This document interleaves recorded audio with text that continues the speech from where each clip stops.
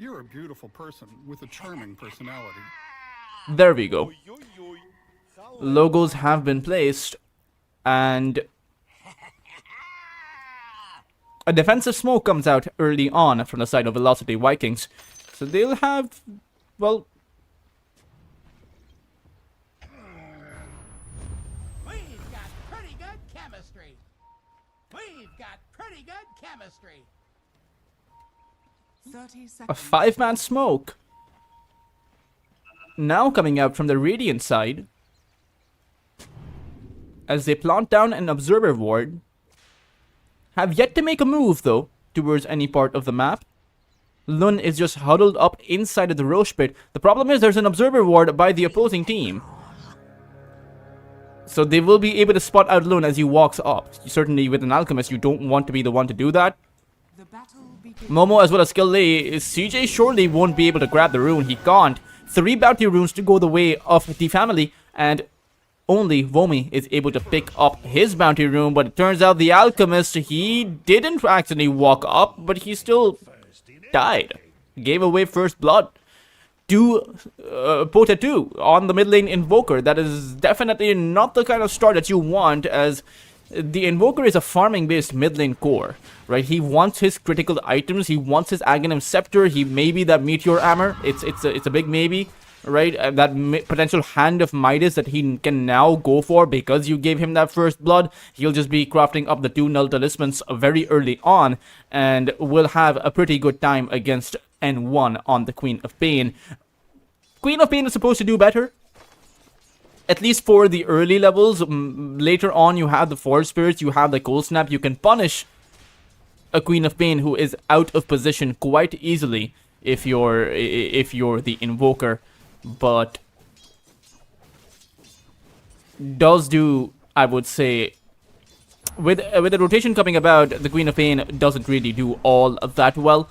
I mean, the same can be said for the Invoker, right? Anyone that comes in, especially the Clockwork, and you should be able to take the Invoker down. Meanwhile, bot lane, Spider-Man has nowhere to go against the Wind Ranger, but actually had that Sakuchi coming off of cooldown, so will be able to escape, and it will actually be the Wind Ranger who gets traded out. Luna able to unleash that concoction on top of the Wind Ranger and able to find the kill. Can't do much against Vomi, but you can actually do quite a bit against the Wind Ranger. Anyone that's out of position, right? The Chemical Concoction is a really good stun. Even at that level 1 mark, it is a 1.7 second stun. 3.2 at that level 4 mark, and it does physical damage. So against this Wind Ranger, who doesn't have that much armor, you do then decent amount of damage. And you can't exactly wind run away, right? If you're out of position, the Weaver can also chase after you with max movement speed. So it's not that easy to actually create a gap.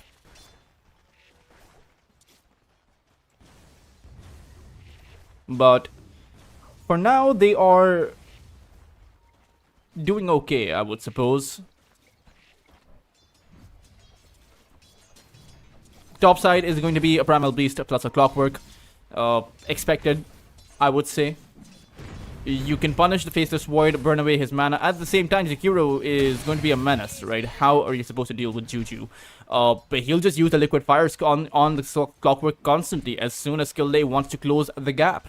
And then Skill Lay has to decide whether he wants to take that 100 burn damage just to be able to get up close and personal. And sure, you have the Primal Beast who can also fly in with his Onslaught. And if you can land a good trample, you can potentially take the Zekiro out. But without the opportunity or without any kind of meaningful disable outside of that battery assault, there's no way you can actually hold CJ in and disable his Time Walk. So all of that initiation just for that Faceless Void to Time Walk away is simply not going to be worth it. You really do need your Alchemist to rotate over through the gate if you want to make a play. As Lun is going to be dropping very low. Shackle doesn't land. It was a decent attempt by the Wind Ranger.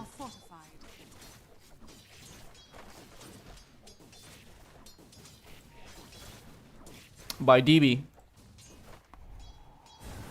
As midside, N1 dropping pretty darn low. But so is Pota. I wonder though, the Rocket Flare is coming in towards that midside. I heard the Rocket Flare. I'm not too sure where it went. It's going to be a kill towards that bot side. Lun falls as both DB and Womi are kind of low. But again, not low enough for it to make a difference.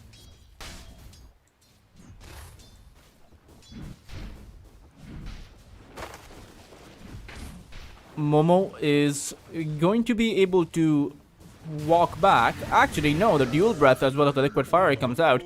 And you can tell how much damage even the Primal Beast actually takes. He has a lot of max HP, but at the end of the day, the liquid fire doesn't really cost much. Only about 20 mana. That too, it came about in this patch, right? They decided that the Zakiro needs some kind of mana punishment for spamming this out. But even then, 20 mana, it means that he can spam out essentially how many of those can he spam out? 22 or 23 times, since you'll restore that third use, right? He can spam this out 23 times with its current mana pool, and that is absurd. As Momo, once again, you can tell how much damage he actually takes once he gets close to that Zakiro. He wants that creep wave, he wants to split it apart, but is simply unable to actually assess the threat potential coming in from Juju. As CJ continues to free farm, at the same time, the same can be said for Haw. He has 36 CS to his name and isn't doing too bad himself. Oh, top lane. Skill lane is trying to go for the cog play, but it really won't matter. It really won't work. If it's the Faceless Void, he'll just time walk away, right? I've gone through this multiple times, and them trying to go through for the Faceless Void kind of feels like headbutting a brick wall, or a wall made of cold rolled steel. You know, that wall ain't breaking, but somehow they managed to break through the Tidehunter. When Ranger was no longer there, TB was playing on that mid side for quite a while, and they took advantage of that fact by taking out the Tidehunter. Certainly want to play careful when you don't have your position, your support nearby, right? That is the one thing to keep in mind, I would say. As N1, or rather Haw, will be able to Sikuchi away. At the same time, the Alchemist is making his way towards that top lane, so perhaps it's going to be a play on CJ or even Juju. We'll say who the play is for, as even the Queen of Pain makes her way here. N1 coming in with that Sonic Wave, and there we go with that onslaught. They make it look super easy. They take out both heroes on that top side. Velocity Vikings did not see that one coming. They couldn't even react to it. A great set of kills coming out from the side of the family. The synergy is certainly family-like, I would say.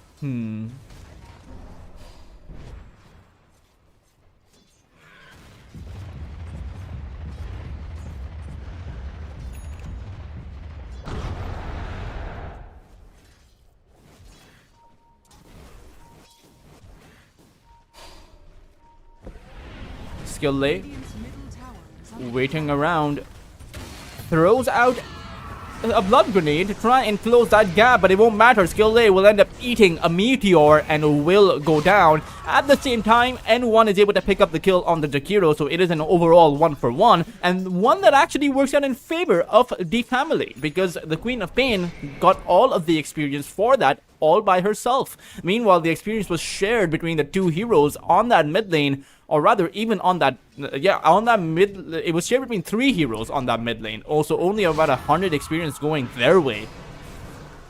N1, ooh, and they find that shackle, but the shield rune on the Queen of Pain is going to keep her alive. A very lucky rune placement, as N1 is going to go in. One last right click alongside a Scream of Pain is going to take out DB, and even Pota 2 is going to be in trouble. He'll use that Ghost Walk at that very last moment, but is he going to break his invisibility? That's what N1 is expecting, able to blink away, but did eat that dual breath and will actually melt to the fire and ice. Skill lay, he's still trying to go for it. They see Pota 2 low, they want to actually make a play on him. And the T family currently possess the net worth advantage in their favor. Not by much, but still somewhat of an advantage.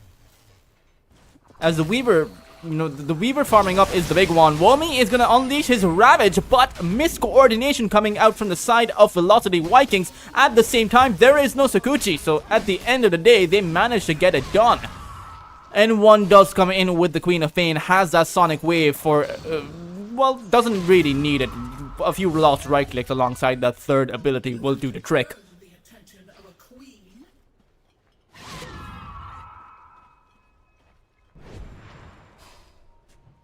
Dire's middle tower is under attack. Topside Chronosphere is going to be used, and there's that combo coming in with the Sunstrike as well as a Chaos Meteor, and Momo, he never stood a chance. And that combo is going to happen again and again. Every single time you have that Chronosphere online, the Void sees you, he is going to drop it down. But the family, they want to fight back. The long-range cogs being sent out. Skillay will use the dust, and Pota has nowhere to go. He'll throw out a tornado to do what little he can, but in the end, the Sakuchi will catch up to him. Radiant's top tower is under attack. And an offlaner traded out for your mid laner. Not that worth it if you ask me. Tower is under attack. At that same time, it was CJ who took out Momo. So the gold that he does receive is quite worth it. You want to infuse as much into the Faceless Void as you can.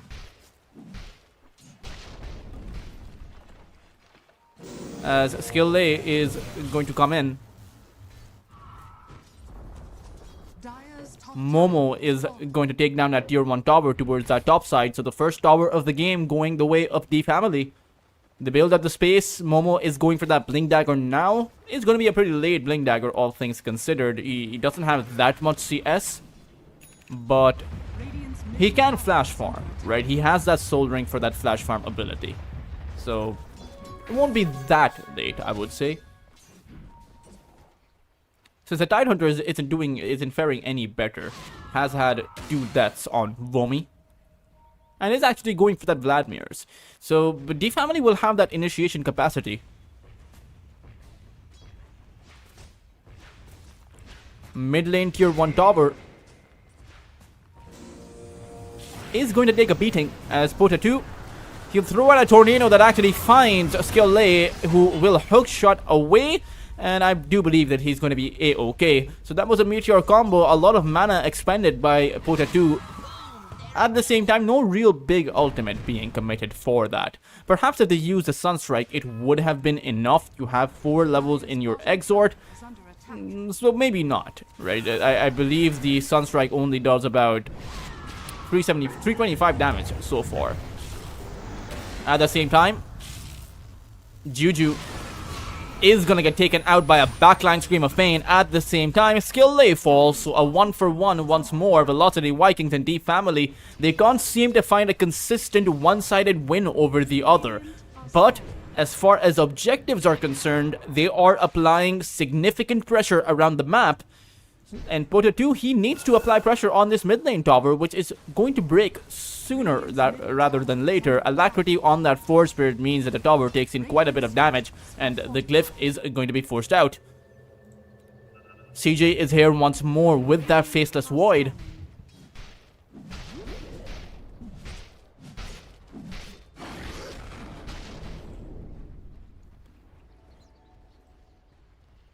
Coming in with, well, the intent to drop it down. At the same time, they don't actually have their Faceless Void nearby. Sunstrike is gonna land, and Lunar will fall as soon as he throws out that concoction. And CJ goes to work on that tier 1 tower. It's, I mean, it takes quite a while for the Faceless Void to be able to do that. Doesn't actually have much in the way of physical damage, or rather any kind of damage, really. But they display the amount of damage they have with that Sonic Wave, able to take out Pota 2 on that mid lane, and with that, they should be able to trade out their bot lane tower. They also manage to keep their tier 1 towards that mid side alive. Are going to abandon that bot lane tower immediately.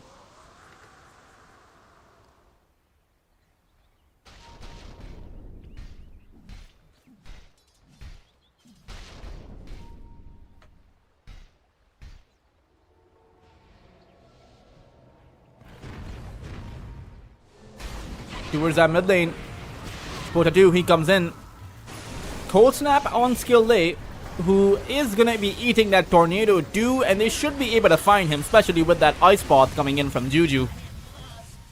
A quick and easy kill, and they managed to hold on their tier 1 topper as well.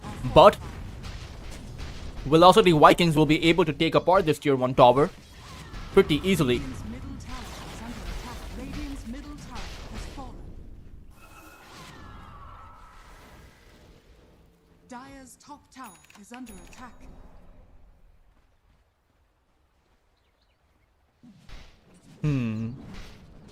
Dire's bottom tower is under attack.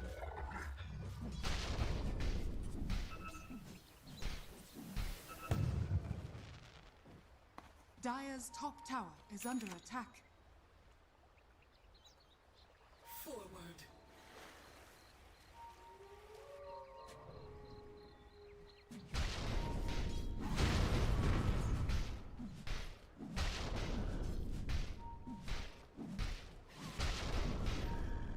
A 2-man smoke comes out by the Queen of Pain as well as Skill A.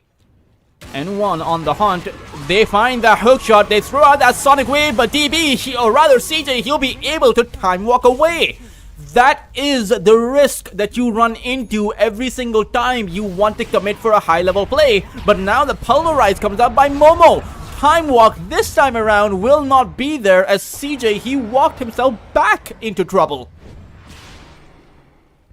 They can't exactly go up that high ground, as they'll realize there's a Ravage waiting for them, as Womi will not hesitate to drop that one down.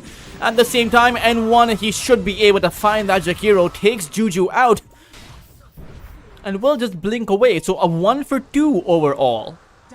Not that bad. However, Womi, I mean, this is going to be 2 heroes very slow, but Skill A has nowhere to go. He is pincered between 3 entire lineups, or rather 3 entire heroes, and will go down. Better he dies to the Wind Ranger or the Tide than him dying to Pota2, to be fair. You know, it's also Pota2 instills quite a bit of fear in his opponents. Highest ranked mid laner in Southeast Asia, as far as the leaderboards go. You can check them up, you know, you can Google the Dota 2 leaderboards, open up Southeast Asia, and you will see Pota2 right up there alongside Jackie, who is a tier 1 player currently competing for Team Glyph as they head into the Blast Slam.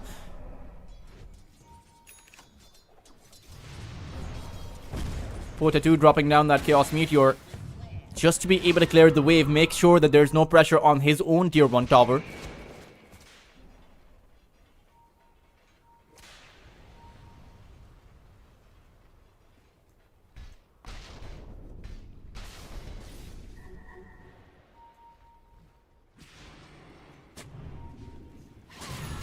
Skill A trying to be sneaky.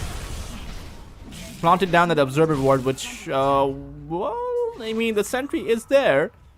Surely Juju realizes, yeah, he does. He realizes that the Clockwork wouldn't be making that play alone unless there was a solid reason, such as wanting to plant down a ward. Now that N1 has that Aghanim Scepter, his net worth has skyrocketed, and this becomes difficult for the side of Velocity Vikings. You know, they were doing very well so far, but now you have to face up against this Queen of Pain, who can just apply those Shadow Strikes constantly in those team fights. The Scream of Pains right now do a lot of damage, especially with that Sanj and Kaya. As the Weaver is going to be getting hit by that Chronosphere. There we go. We see how easy it is for them to do that, but the response comes in. Sonic Wave plus the Scream of Pain sent out. It hasn't been successful. CJ's been able to time walk it away, and now Momo is in trouble too, against the full fury of Velocity Vikings, with the Invoker making his way here. Perfect Shackle Shot found by DB, holding down Momo, and even the Queen of Pain, who is forced to blink away.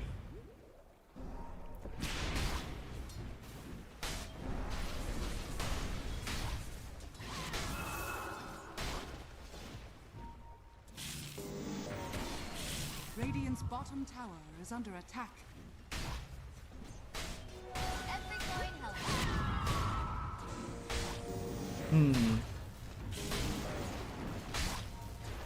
In a slight correction, thanks to RDW, Void is not CJ, he is DB himself, right? And it's not DB on the Wind Ranger, it's Deco. So thank you for letting me know. Vomi is in trouble, trying to run away on the Tidehunter is going to be collected. Skilday will be able to find that kill. Is under attack.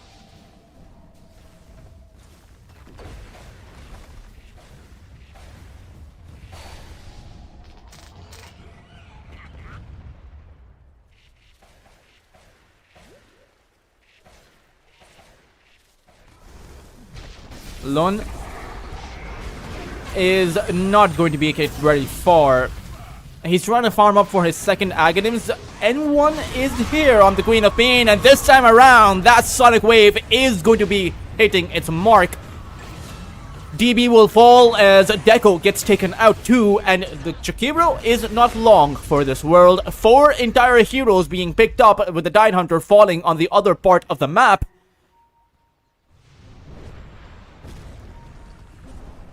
A successful pickup.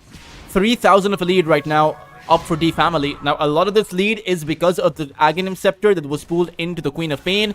So, when you count that, the game is dead even.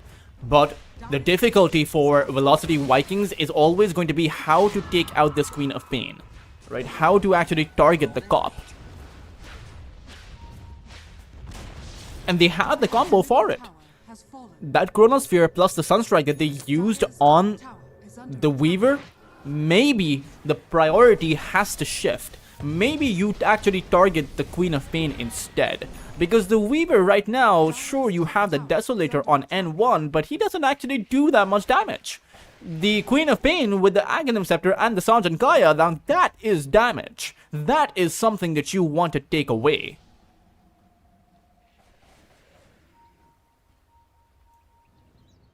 Dire are scanning. Porta 2. Radiant are scanning. Interestingly, having not used his Ghost Walk, he's just using that Smoke of Deceit. Smoke will be broken by the Queen of Pain, who will just blink away.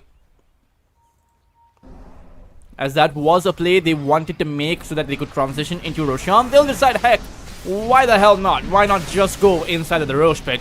They have the Observer Wards planted to spot out anyone who tries to make their way in, and Roshan does fall pretty darn low. Medallion up, Womi's Gush as well as Anchor Smash, the 4 Spirits, plenty of damage coming up, especially with the Alacrity as well.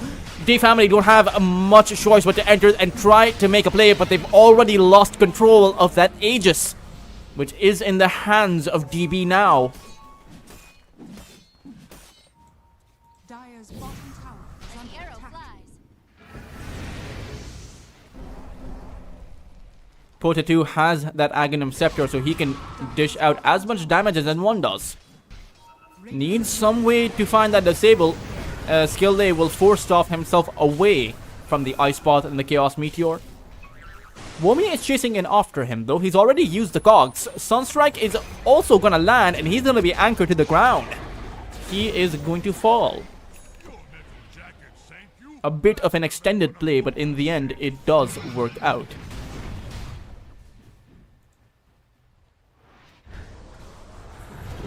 Weaver Is under attack. goes in towards N1. Actually, the swarm is perfect, and N1, all he has to do is dish out that Sonic Wave, catches Deco, takes him out. DB doesn't have that Chronosphere. It seems like he's already used it and hasn't been able to find the kill. Time Dilation is planted down as Vomi throws out the Ravage, but Porta 2, he's the one in big trouble. He'll be trampled to the ground as N1 also falls. Mid laners being traded out, and Momo is going to be able to teleport away from the fight entirely. But still, for D Family, that is a better end result. They force out the Ravage, force out that Chronosphere, take out Porta 2 as well as Deco, and just run away. Sure, you do lose the Queen of Pain, but at the end of the day, your Weaver's still alive. You'll use that Swarm, DB's use his Time Dilation, and now Momo's gonna come in! They take out that Aegis, they have that Pulverize up for Momo to stop that Time Walk! They're gonna try and go for it. Burst down this Faceless Void, but he'll be able to come up with that time walk. They're still trying to chase in after him, though. The Anchor coming in, and a perfect Shackle Shot coming in by Deco. Pota 2 comes in with that Meteor that takes out Momo, and a Tornado that actually catches that Clockwork on his sneaky exit. He will not be able to run very far, but Lun as well as Haw are now back in. They want to take out this Invoker. Haw has also, N1 has also respawned as Womi is in trouble. Has nowhere to really go, unfortunately, and will be taken out shortly. At the end of the day, Velocity Vikings, Deco has been making perfect plays with the Shackle Shot, but quite frankly, these have turned out to be overextensions. They've stayed past their welcome. And this Weaver, he's 5-2-4. He's had a near perfect game. So much farm on this Weaver. Momo also now has that Aghanim Scepter. Is the Alchemist going for another one? No, turns out 2 is more than enough.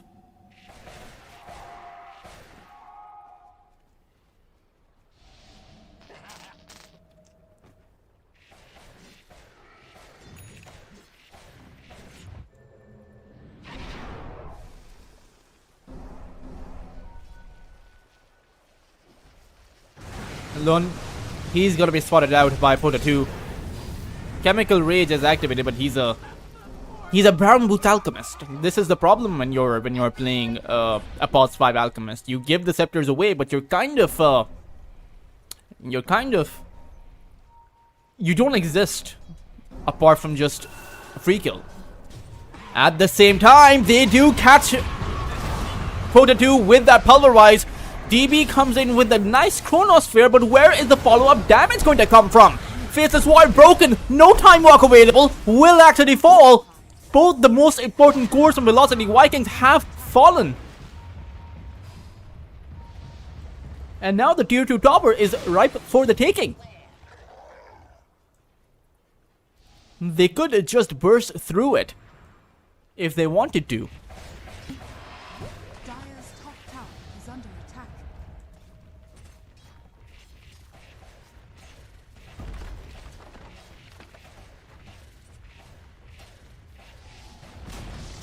Dire's top tower has fallen.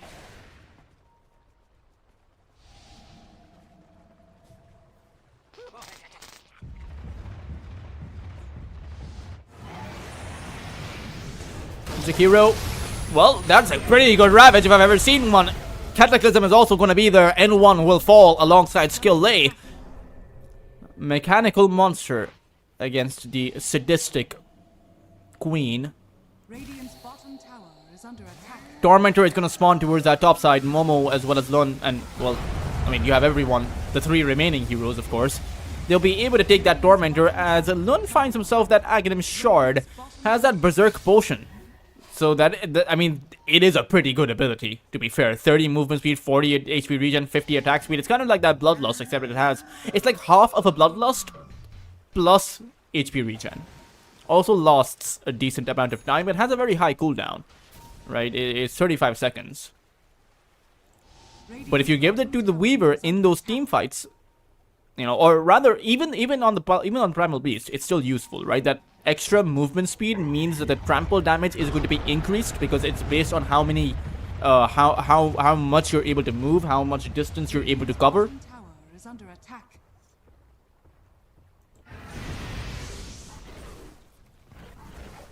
Juju farming up for his Aghanim Scepter. Is going to be a while before he's able to get to that one. And it is an 8,000 net worth advantage in the hands of the family, right? It is significant.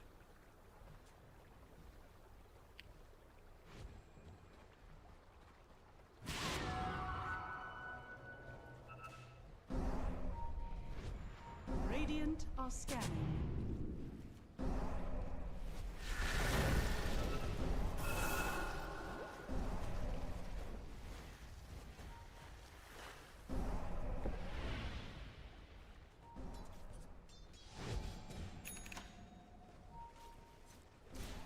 Queen of Pain is going to come in, but won't actually fall prey to this bait. or the heroes lying in wait for her. They'll have the BKB up while DB continues to farm up on that Faceless Void.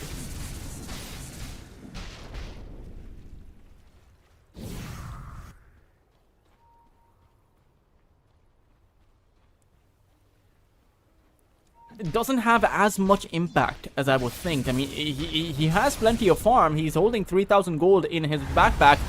But towards that mid side, N1's been able to activate that Bloodstone as well as the BKB, and suddenly it becomes impossible to take her down.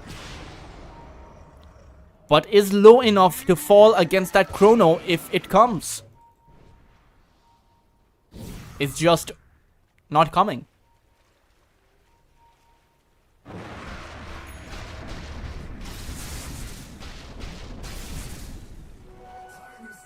They need additional farm on this Faceless Void. They need 10 whole minutes before he's able to dish out serious damage in that Chronosphere. You also want your level 20 talent. You also want to be able to get to the plus 100 attack speed during the Chronosphere. That is the big upgrade. That is the power spike that you need. At the same time, Momo forced off out by skill A is not going to matter. He is still going to pop. You do have Hawk coming in. There goes that that Chronosphere. Where is the Cataclysm? Turns out they don't need it. They'll be able to cut through that Weaver as N1 with that Queen of Pain will be able to take out Deco at the very least. But needs to find a way out now. Blink is going to be disabled, but still will be able to blink away even under the effect of that Cold Snap. Time Dilation was there too. As Deco, he finds another great shackle. Pota 2 is coming in. But gets spotted out. Sonic Wave is going to take him out. There was a sentry ward that was actually there. And I can't believe Velocity Vikings is not back their Invoker up. Another shackle shot found on N1, but it's not going to matter. He'll just blink right back in the midst of 3 entire heroes who are going to run away in fear because they don't have their mid laner. Vomi will be able to take out that Clockwork. Doesn't have a teleport available, so it's going to be a slow burn until he actually falls. You also have Momo, who is making his entry. Shadow strikes constantly alongside that rock throw that catches Vomi on his head. As Momo will just come in for a quick and easy snipe out. I can't believe they let their Invoker fend for himself. Where was the backup? It just never came. Radiant's top tower has fallen.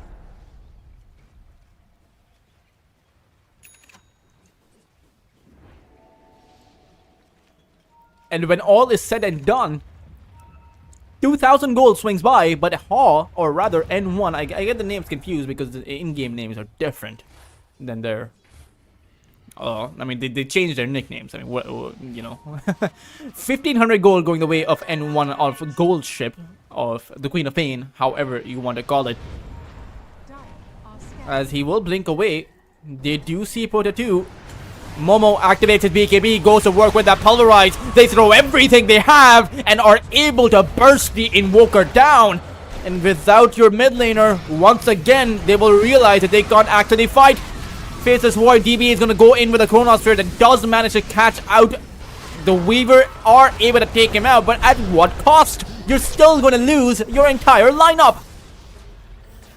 Deco with the win run will be able to make it to safety. Womi will respawn, but at the end of the day, this lead continues to snowball in favor of D family. They'll be able to take apart this tier 2 tower, maybe even have enough time to go for Roshan.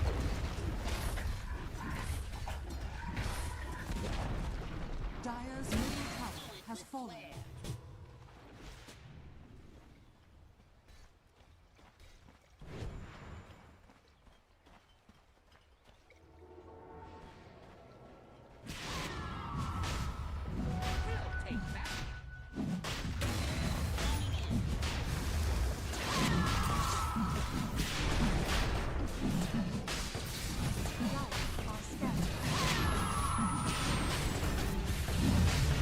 No real way to actually contest this Aegis, even though it is pretty darn slow. No Faceless Void available for about 15 seconds. You will have to start a fight before your Void comes in. Tornado isn't going to enter the pit, and I have to say, D family, they are taking their sweet time with this. The rest of the side of Velocity Vikings. They are going to be able to make their way in. Vomi jumps inside of the pit, sees how low Roshan exactly is, but Momo, he jumps in too. There's a break on Vomi, he will fall. And without your Tide Hunter, without your Ravage, you can't contest. Skillay is going to jump in, force-stops himself towards that low ground, and will be actually able to survive. Deco will go in for a focus fire that actually cleans up Skillay, but ends up with a Pulverize. In response, he is going to go down too. A 3 for 4 if they want to contest, but Momo had already teleported back to his fountain with that Aegis. He grabbed it up, meant for the Weaver surely, but who cares? Right? As long as you get a few kills, as long as you win the Roshan exchange. Sure, it was a panic grab, but you win the exchange, right? That is what matters. That is what counts.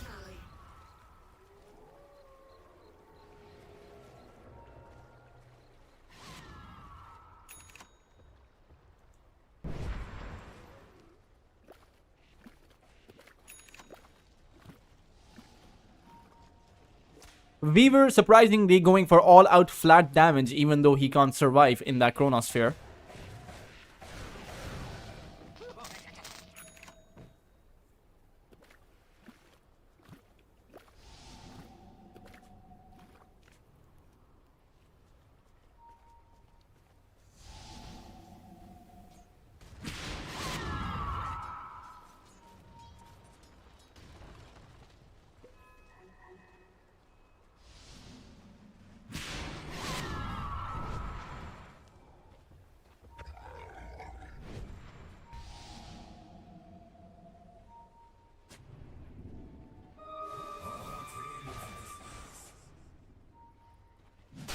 Hmm.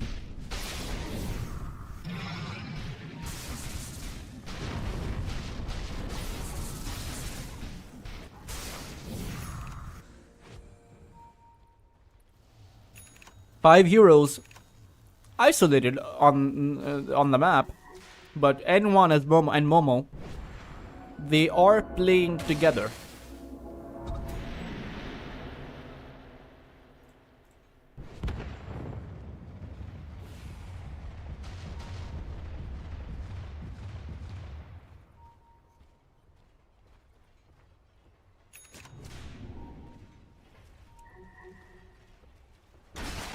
Hookshot on Vomi once again. He is able to yield himself, sustains the damage for long enough. He has that Rabbit. It's a great Chronosphere catching the 3! This time around, it will be N1 who will go down first. Momo activates his Bloodstone to do what he can in this fight. As Velocity Vikings, they may be able to win this fight overall. They take apart the first life of that Primal Beast. Now they have to contend against this Weaver who is forced to time-lapse. And the response comes in alone with a chemical concoction. They charge on Pota 2 and are able to take him out. And now it is up to DB to make sure that he can get to safety. Has that time walk available, will be able to use it, and attempts to teleport away will actually be successful. So even though they get the best circumstance out of that Chronosphere, they are only able to find one kill at the back of it.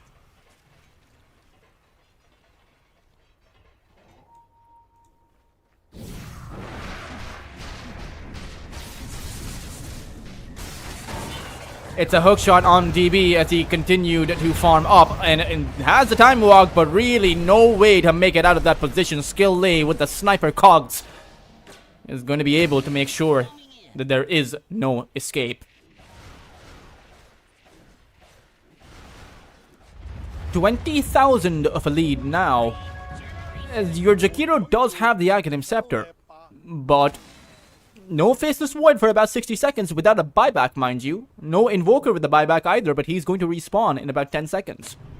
So maybe they can actually get, you know, they can make it work, I suppose.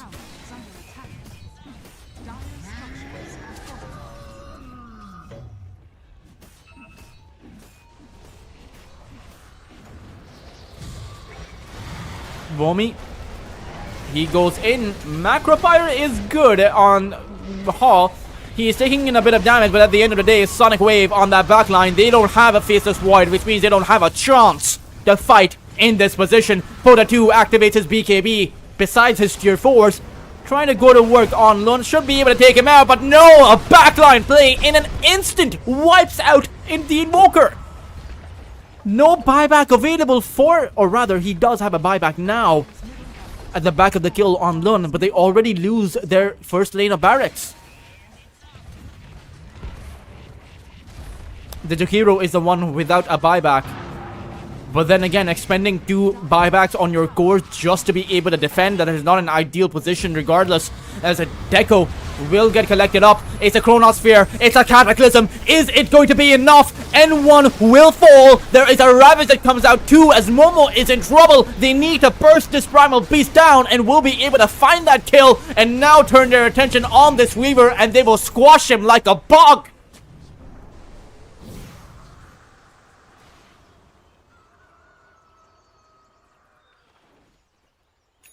It did cost them 3 entire buybacks. 2 of those are going to be very expensive, just to be able to hold on to this game. And that was the first time I've seen their abilities used in unison with each other, with synergy. Chronosphere, Ravage, Cataclysm, everything was on the money.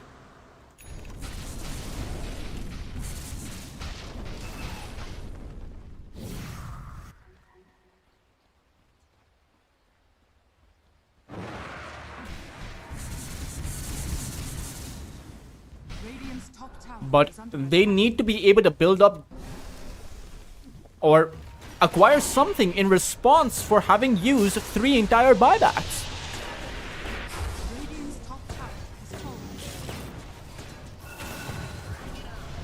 At the end of the day, if you allow these heroes to respawn, then they're just going to be able to take you out and end the game. There needs to be a consolidated effort, at least 1 lane of barracks, but it's too late for that. N1 is going to respawn in about 5 seconds. Haw is going to respawn in about 5 seconds as well now. And they go in towards DB. He does have a BKB available, Chronosphere, in about 20 seconds. But he got silenced down! Sonic Wave is going to take him out! He does still have a buyback, and Pota 2, he cannot fall in this position. Trying to run away with that Ghost Walk will be successful, as everyone will just teleport away. But I think that for the side of D Family, they're just going to force out this buyback, this lost remaining buyback from the core. From the carry.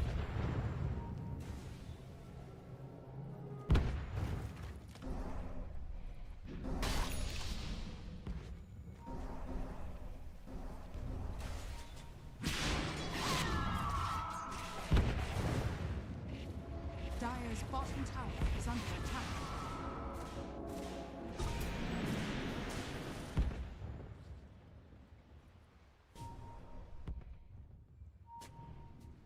Dire's bottom tower is under attack.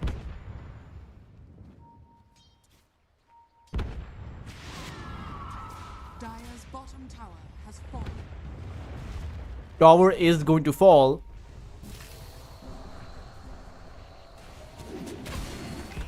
Shackle shot found on the Weaver. Dire's structures are fortified. Dire's bottom tower is under attack.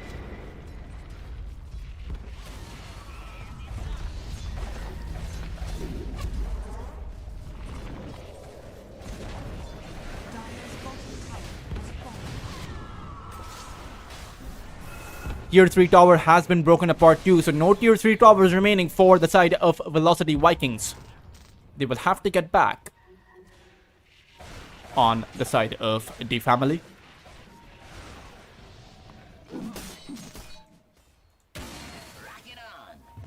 As Roshan has respawned, they will catch it out. It will roar because it was D Family that took it out, so maybe Velocity Vikings, they come in for a contest.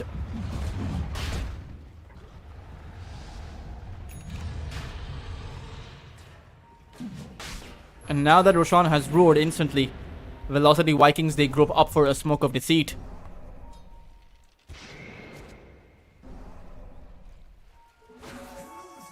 They want to go in for a play, Radiant are scanning. but need the right entry.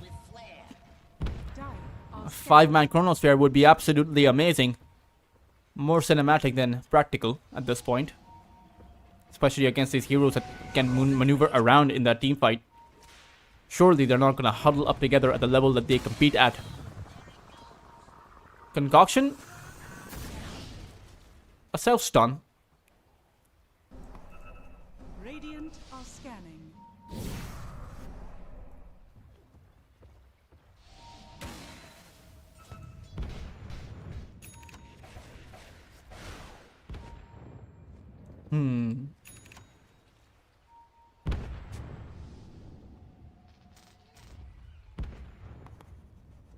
Someone has to die is the thing in that Chronosphere. Radiant's middle tower is under And attack. the ideal way is that you decide it on your own terms. You decide who is going to be the guinea pig.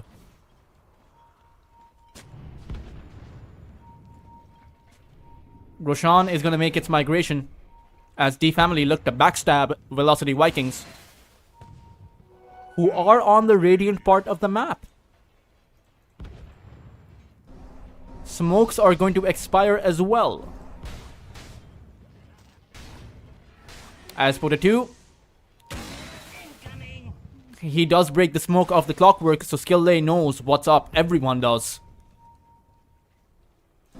DB is going to start poking at Roshan with that alacrity.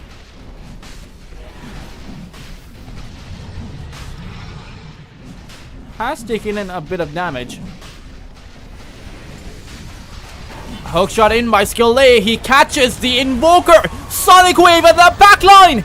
Potadu's dead without a buyback. Faceless Void is gonna fall too. They can't use their Chronosphere. They can't use their Cataclysm. They can't use anything. Roshan has already fallen with Ha being able to pick up the Aegis. And his Aeon Disc is going to activate, and now they go in for the kill. DB uses his Chronosphere but only catches Momo. It's not enough. Ravage is going to be used as well as Momo is going to be able to lifesteal away. And now they go in for the Faceless Void. DB is the last casualty, and I feel like Velocity Vikings, their nightmare has come to reality. They will realize that this game is finally over. DB will tap out of game number 1 as D Family. They execute in a brilliant fashion and are able to rip apart Velocity Vikings one by one in that early game. And when it came to the team fights, they were able to play around that Chronosphere and were able to take out Velocity Vikings mid laner with ease. Oh man, that was a pretty good game number 1. I'm gonna be honest with you guys. That was very hype. But it was just game number 1. Velocity Vikings, they're a team that doesn't actually go down without a fight, right? They will fight you tooth and nail. They will come at you swinging as they're going out. And to be fair, they're not going to go out even if they lose. Neither of these two teams are. It is a round-robin format. But I do expect with the kind of rivalry both of these two teams possess against each other, I would imagine that Velocity Vikings, they come out really hard in that game number 2. Is it going to be enough to take out D Family though? That is the big question, as D Family has finally made that position 5 Alchemist work. I didn't think I'd see the day, but here we are. We will find out if the series is going to go to a game number 3.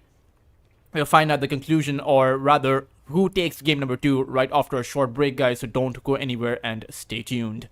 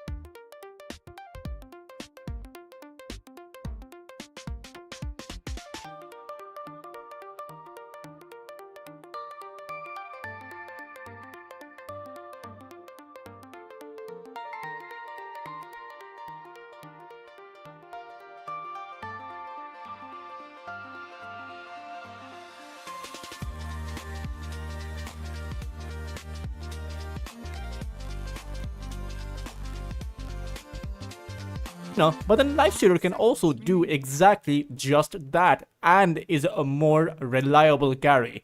The Juggernaut just gives me trauma from the TI Grand Finals back when Ame picked up that Juggernaut against the Magnus Naga Siren. I have had many sleepless nights after that.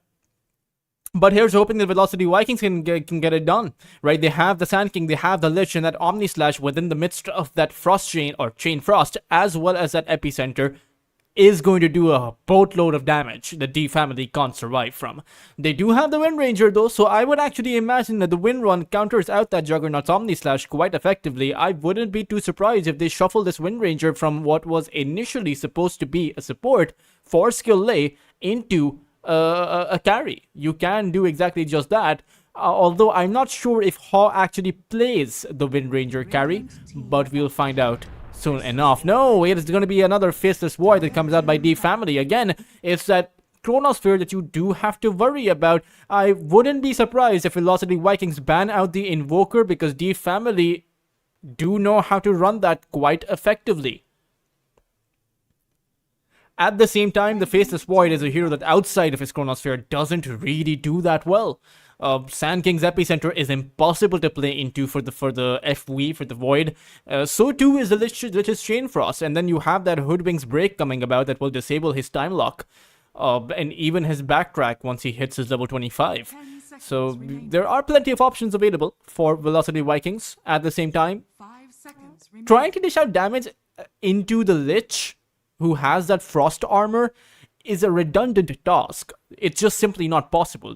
What is it, like 60% damage reduction? Which is super good with the Lich. Dire team ban. But we'll see. D family, they have the Invoker available in the pool, and they aren't going to go for it. They're going to go for a Phoenix. So one of these heroes has to be a core. Is it a Phoenix on that mid lane, or is it a Wind Ranger on that mid lane? It is something that is yet to be seen.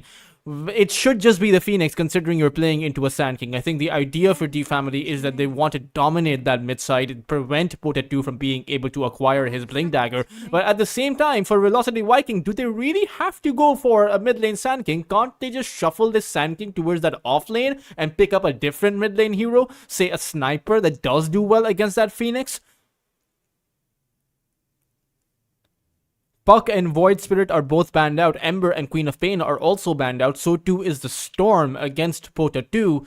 So there aren't exactly too many mid lane heroes remaining. Velocity Vikings, they will stick to the Sand King on that mid side. They will pick up the Axe for their off lane.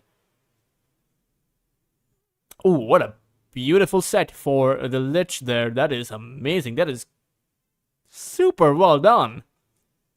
That helm on that Lich is amazing. Sorry, I got distracted there, folks. So it is going to be a mid lane Wind Ranger, though not exactly a mid lane Phoenix. So let's see what the mid lane Wind Ranger is going to be able to do what the carry Wind Ranger cannot. I would imagine that the difference is going to be an early Blink Dagger. Maybe you even go for a Mage Slayer against Velocity Vikings. That wouldn't be too bad against the Sand King. And provided you have the vision with your Clockwork, right, from the Rocket Flares, you should be able to land those shackle shots quite effectively. Even though you do have, you have a Maestro of the Wind Ranger in the form of Skill Day, he's going to be playing the Phoenix. That offlane is pretty good. Mars plus the Phoenix against the Juggernaut. Although it is a bit surprising, right, that you pick a Phoenix into the Jugger, because while you dominate the lane, that Blade Fury removes all debuffs. And the Fire Spirits don't actually slow down the attack speed within the Blade Fury, so it's easy free hits against the Phoenix Egg, right? The Mars can't stun you down. The Chronosphere is really the only ability that can prevent that Juggernaut from actually reaching the Phoenix, or the Phoenix Egg. So it's going to be definitely interesting to see how they actually plan on being able to get that one down.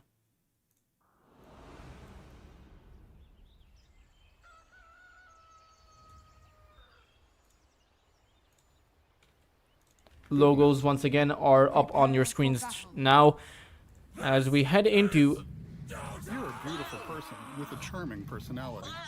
that set, guys. Look at that set. That is amazing. Lich with a beard. Interestingly. I mean, the Lich is an old man, you know. Lich is the supposed to be the Lich King, but not anymore. In our hearts, maybe. For the OGs, for those who remember. Slight pause coming about from You're a beautiful Pota2. person with a charming personality. Apparently a misclick. Sometimes I also press the F9 key as a mistake.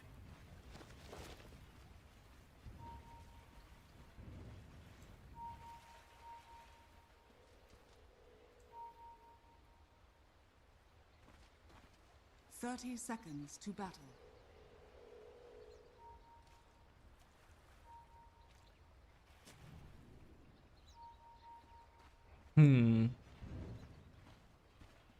Sporterman or Hawk, they're not going to be able, or rather, actually, they're in good position to secure this bounty rune at the very least. But I think the side of the Dire will be able to secure a bounty on their own side.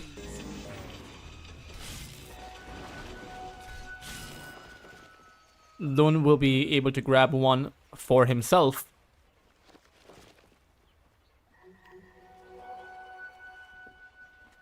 And it will be 2 and 2 bounty runes each instead of the 3 that D Family got in that last game. A few hits of the cogs, actually. 1 cog for Deco, 1 cog for Vomi. And this is a lane that's gonna hurt the Faceless Void. Just doesn't really have too much in the way of farming space. You do still have a Clockwork, which is great against the Axe. You know, just burn away all of his mana, make sure that Vomi can't get that call off, and even if he does, you can just push him back.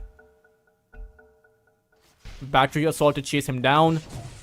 Rocket Flare to slow him down. Plenty in the arsenal of this mechanical monster to just be a constant menace. The same kind of menace that Deco wants to be with the Hoodwink. Dire's courier has been killed. Nothing to really break for from the Sharpshooter. Apart from that time lock passive.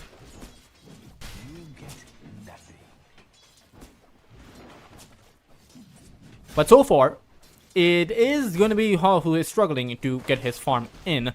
Juggernaut isn't really struggling in that same regard. But I wonder where the kill potential is going to be. Sure, you have some kill potential on Lun, and maybe even the Faceless Void, particularly if the Lich comes in. But I would imagine that without the Lich, it will take a few mistakes being made by the family if you want to take down this Void. And the idea is that you want to take down this Void, right? He is a hero that you want to disable early on. Topside actually has a lot of kill potential, in fact, especially on Juju.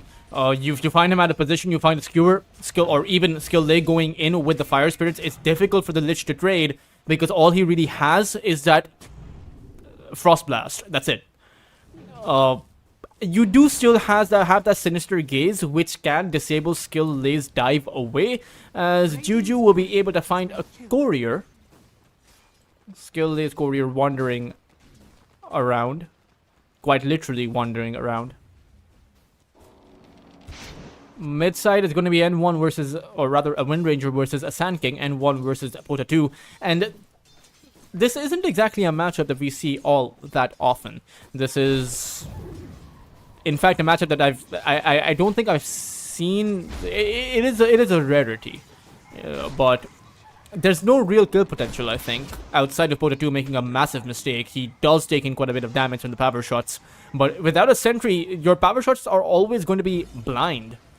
Right, you're always going to be in a guessing game of where Pota2 is. Now, great mid laners like N1 will be able to predict the Sand King's movement and will still be able to dish out that power shot, but it's still going to be a difficult task, right? It's still going to be hard.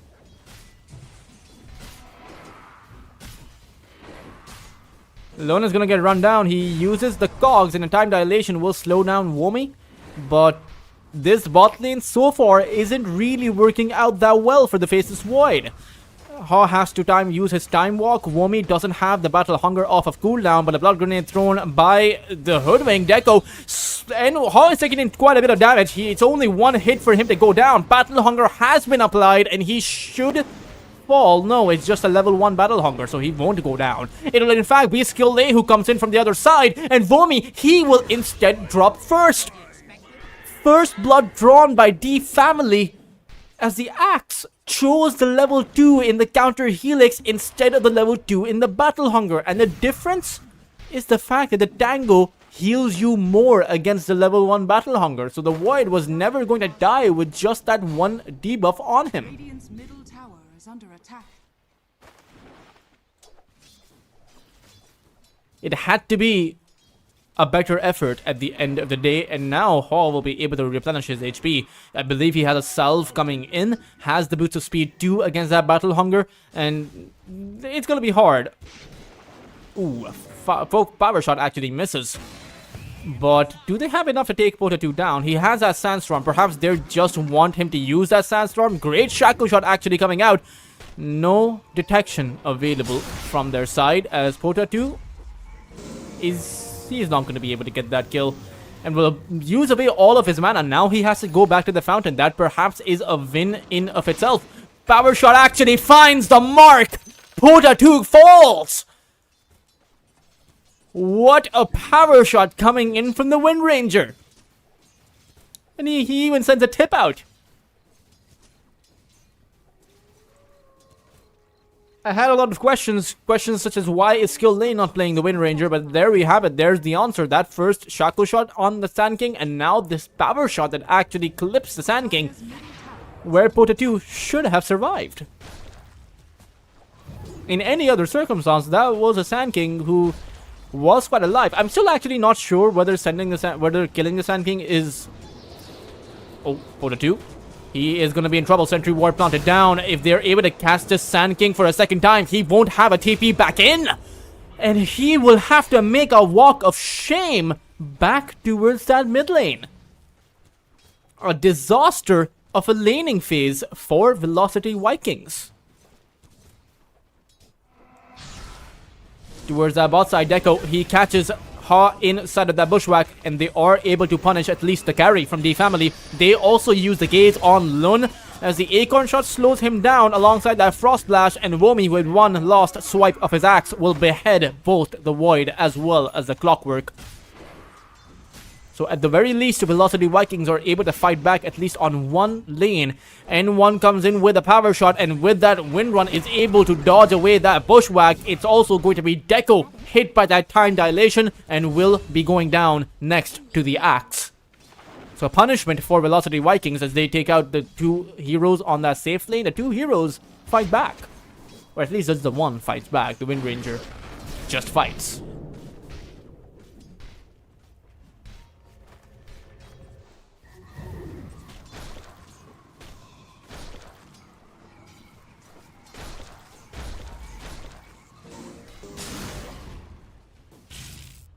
Pota 2 Radiant structures are fortified. will walk away.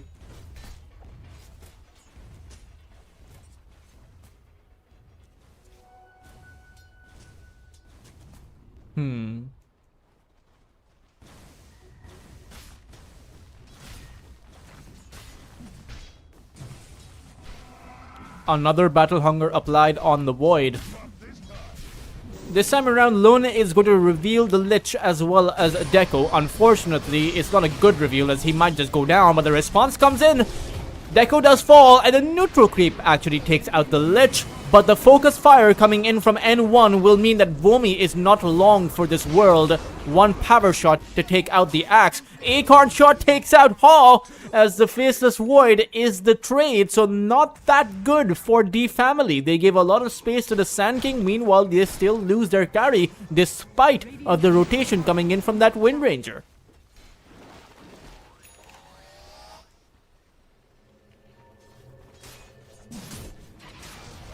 Radiant's bottom tower is under attack.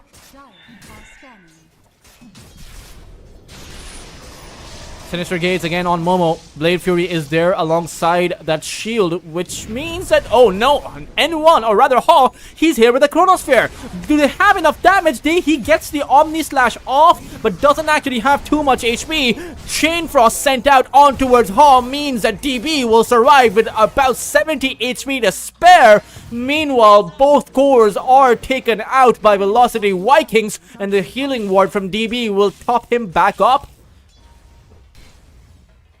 A 2,000 net worth advantage in favor of Velocity Vikings, and they have the last hits in their favor. Han doesn't have too much CS on his Faceless Void. Tower is under attack. Radiant's bottom tower has fallen. Nightmares for the dead.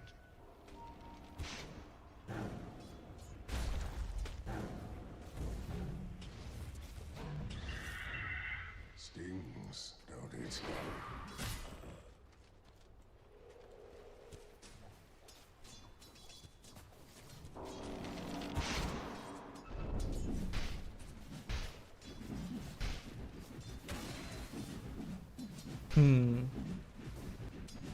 Dire's middle tower is under attack. Juju falls towards that top side, but not exactly a big kill. At the same time, the Wind Ranger is doing very well for herself. He is actually going for that Maelstrom. I would imagine a Blink Dagger after that Maelstrom is necessary for them. They also need a Blink Dagger on this Mars. But so far, when we take a look at the net worth, it is Vomi at the very top of the net worth chart. He is playing that Axe, so he's playing the ideal hero against the Void. That Berserker's Call, a 3-second taunt, a 3-second debuff, or disable. Plenty of time for them to come in with the Epicenter, the Chain Frost, the Sharpshooter. Plenty of time for them to take the Void out with.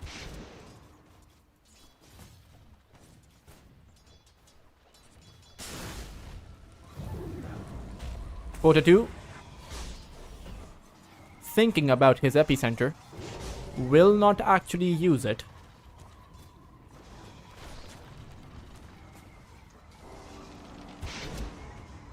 Power shot on that catapult, as Pota 2 will deny it away, but Momo, did DB just take out a Mars all by himself? He did. That is awkward. That is very awkward for the Mars to go down like that. And N1, he may be able to find Pota. No, he Dire's middle tower walks is under away. attack. Vomi is going to fall, as the egg is simply too much. 3 heroes surrounding him. So they do find an offlaner for an offlaner, but the difference is that the Juggernaut took down the Mars by himself, despite of the arena coming out against him.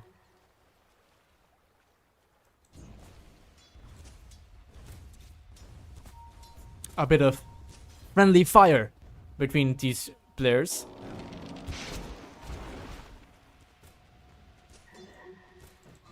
As the Juggernaut, DB has to go back to the fountain. I would imagine that he can use his healing ward to farm up these jungle camps, but he'll just decide to go the long way back. Interestingly, Dire's top tower is he under could have actually used the healing ward, farmed up for his Battle Fury, and then gone back. Or, well, after you get the Battle Fury, there's no reason to go back. So it is a surprising decision to me, considering there was no egg, there was no chrono, there was no arena. So very little in the way of them being able to dive in deep to find DB. As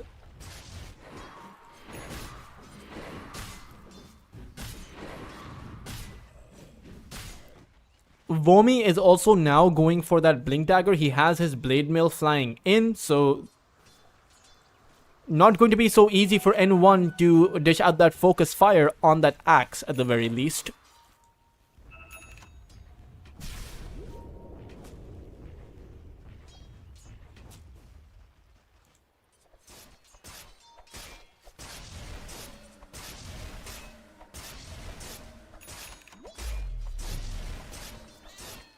Dire's top tower is under attack. There's that focus fire. Blade Mail has been activated, which just pushed back the Wind Ranger, and Pota 2, he comes in with that Epicenter. It's only good enough to take out Lun, though it's just a position 5. Is that really good enough for Velocity Vikings, who came in with full force? Under attack. I'm not too sure. But maybe if they can take out Pota 2, he gets stuck in the bushwhack. He will go down, and now Deco and the Lich, they can't take out the egg. They'll realize that, and they try to go back. Momo comes in with the Mars, uses the arena, catching the Lich, who will be the trade. 9 for 9, completely dead even as far as the kill feed goes, but they want to craft up an advantage. Momi inside of that Sunbeam, but Pota 2, he goes back with that Burrow Strike. Berserker Call comes out, but Momo has that Rebuke as well as a Spear. Takes out both Womi as well as Pota 2. And now Deco, the squirrel lost in the forest, will be able to take out the bird. But in the end, he gets sniped by an arrow from N1. Dire's middle tower is under attack.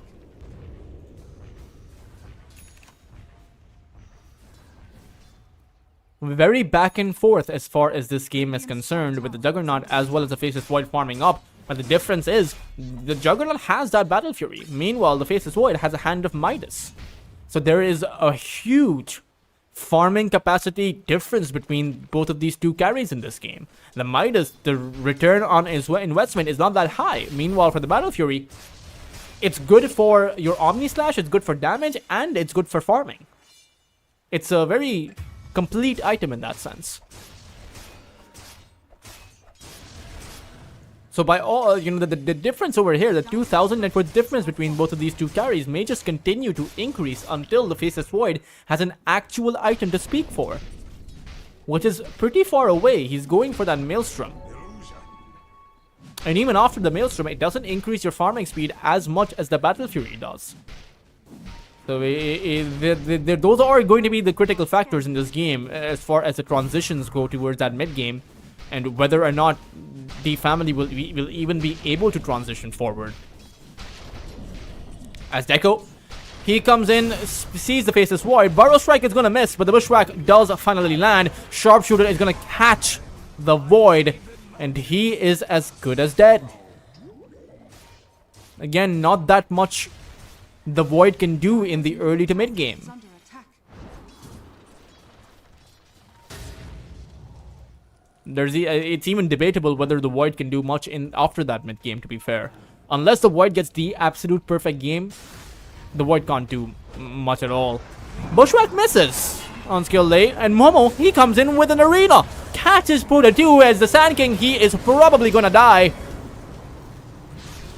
Omni Slash is available for DB as N1 continues his streak, finds a double kill on that mid side with a off position Lich.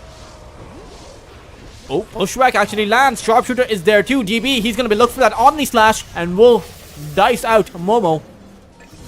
But Deco will be the trade. A 3-for-1 overall, and the Stobber is going to be the factor that crafts up a one-sided advantage for the side of D family.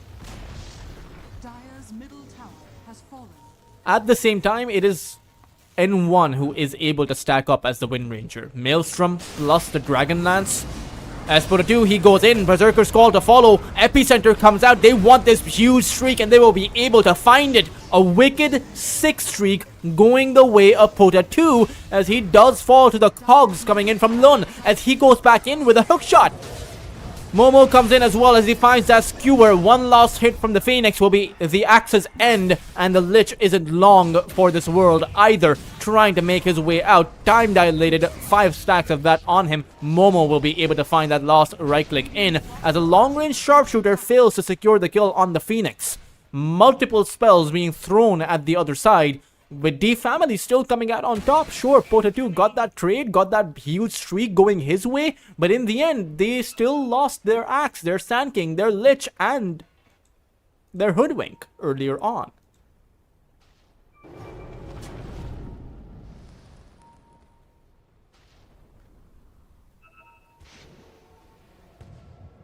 Clear a path!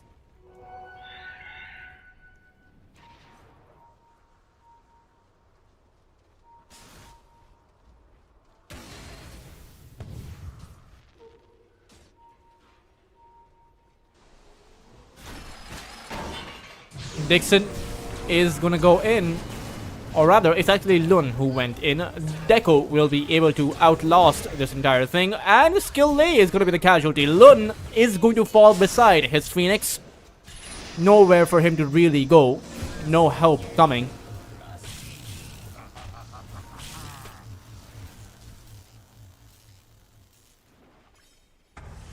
Quick and easy does it. Quick and easy goes. Radiant's middle tower is under attack. DB wants to take out that tower, is very close to his Manta style. Scanning.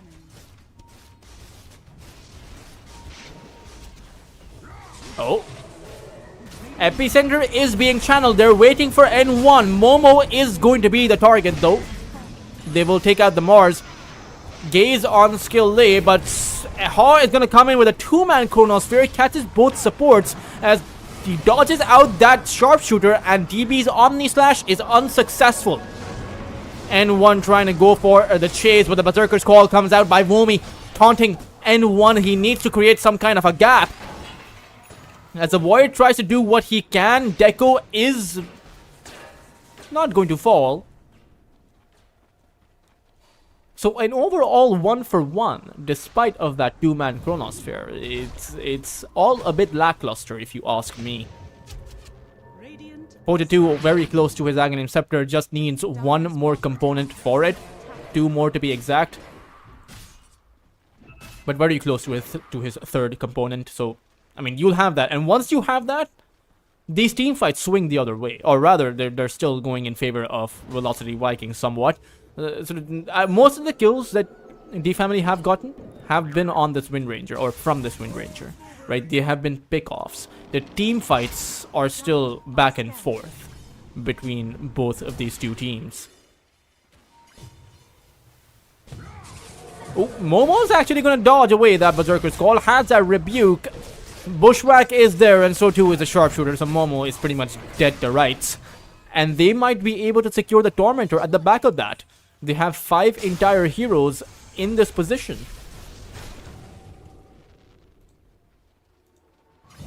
Dire's middle tower is under attack.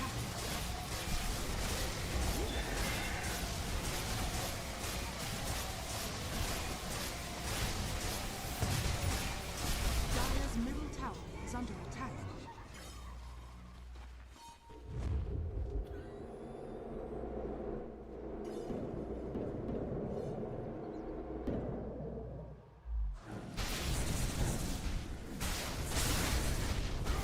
Quota 2. There's a Bushwhack on Skill Lay. He will be dunked. You and cry some more. Radiant's bottom tower is under attack. Dire's top tower is under attack.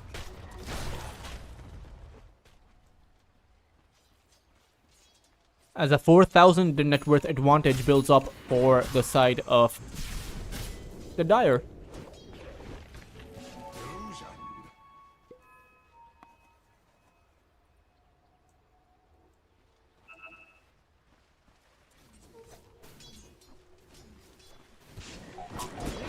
Are scanning.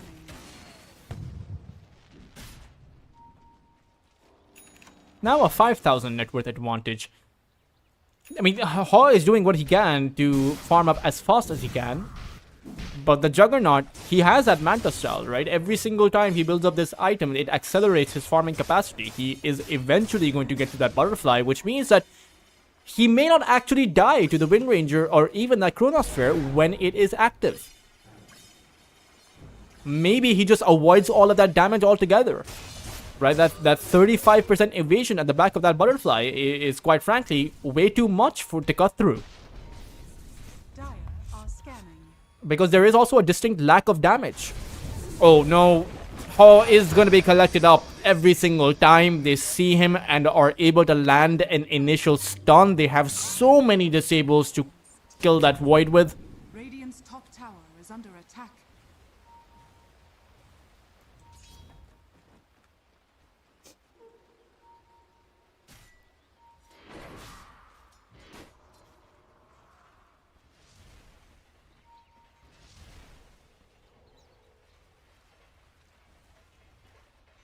Radiant's top tower is under attack.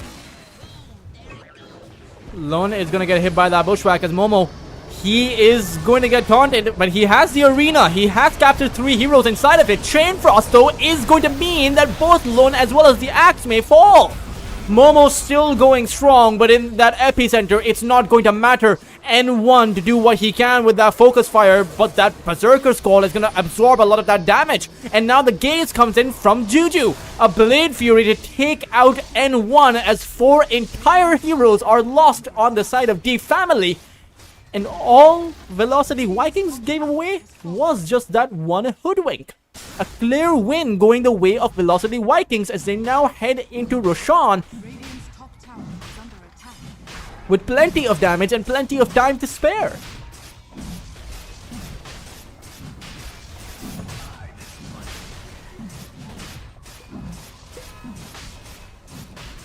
An 8,000 lead up for Velocity Vikings.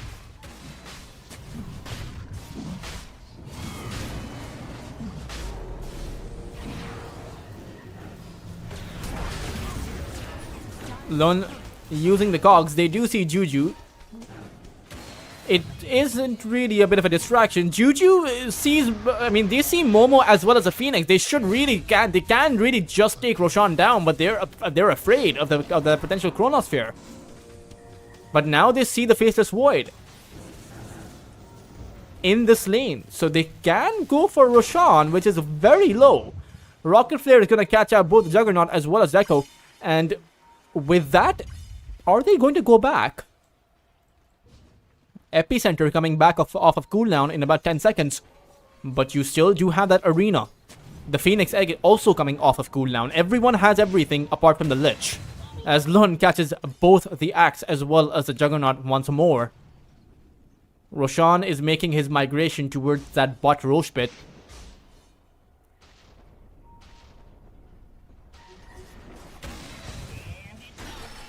Hook shot misses by Lun.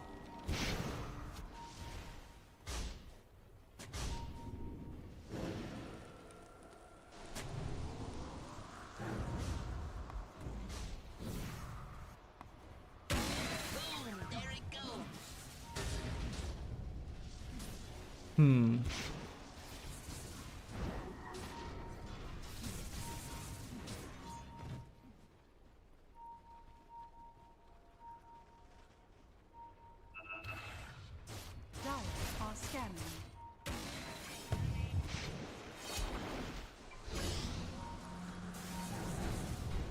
Momo, he goes in, catches the Lich, who is able to get that Frost Shield off and throws out that Chain Frost. Momo's dead! And now Velocity Vikings, they go in with the Epicenter. Skill Lay is able to activate the egg. It is in a pretty good position, able to push back at Velocity Vikings, and they have to be careful of that Chronosphere. Vomi's gonna get caught inside of it. Alongside that Hoodwink, they'll be able to focus the Axe down. A great Shackle Shot coming out on towards Boda 2, but DB, he is the Juggernaut. You have to be afraid of him. Skill Lay will get caught by that Bushwhack, and in the end, it is still going to be a 3 for 2, despite of that Chronosphere, despite of throwing everything they have in that fight and finding the first target. They're unable to come up with a team fight win. Dyer's top Haw has to get back. There's no way he can take out the Sand King. Bushwhack doesn't actually land, and DB will realize it's a folly attempt. They can just go for Roshan, secure that Aegis on their Juggernaut. Oh, Deco? He died. Axe is coming off. Axe is respawning, so he can just teleport towards the outpost. It is a relatively safe Roche play. The only real thing they have to be afraid of is that Chronosphere. And maybe that arena, because Momo, he wants to go in with that arena, but DB, he snatches that Aegis.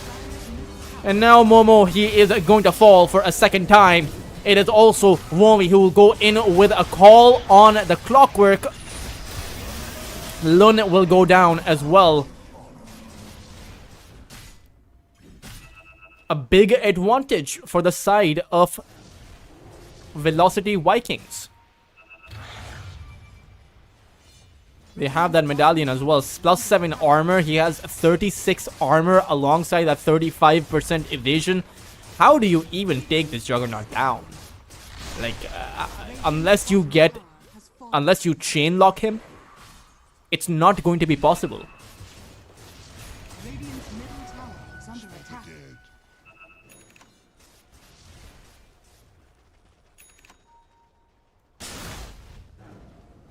Radiant's bottom tower is under attack.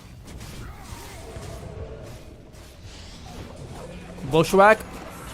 Catches skill late. He is just gonna get dunked. A dunk on the bird. As the tier 2 topper is going to fall as well.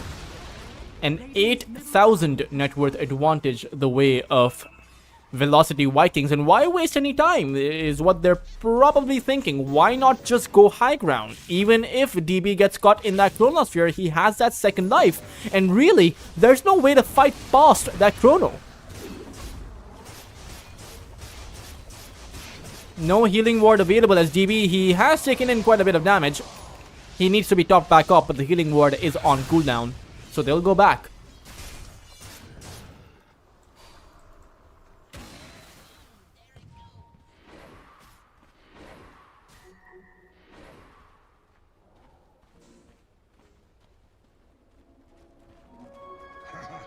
Regeneration.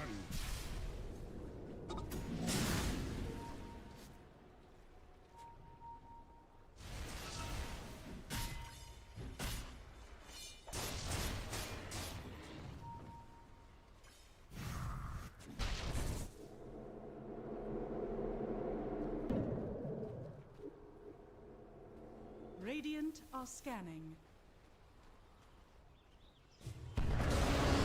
Momo. He comes in with a good arena, catching both supports. Lich is gonna fall. Chain Cross is probably not gonna really do anything, as you do have a BKB. Chronosphere is gonna be used. That is surprising to say the least, because it will give the opportunity for this Juggernaut DB to come in with an Omni Slash. And now that Epicenter catching that Clockwork, Lundo is gonna teleport away, but the Faceless Void is not gonna be so lucky. Very surprising they dropped that Chrono. And he doesn't have a BKB. Even when he does respawn, he doesn't even have a buyback. Neither does the Mars. So is this just one lane of barracks? As soon as the backdoor protection kicks away, Womi uses that Blade Mail, but that Sunray deals quite a bit of damage. Healing Ward is going to top him back up though. A Burrow Strike coming in by Pota2. Egg also being planted down, so it will push back at DB. N1 doing a pretty good job at making sure the Juggernaut is focused down.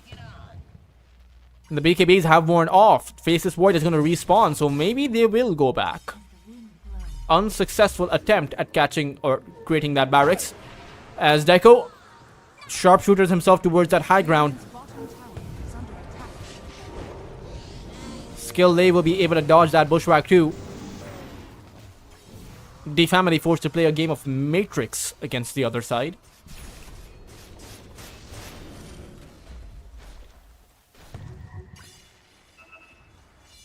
Radiant's top tower is under attack.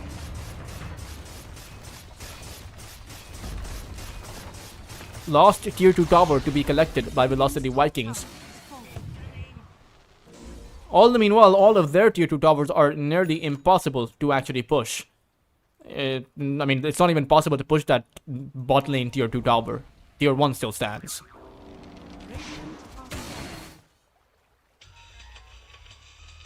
Missing top.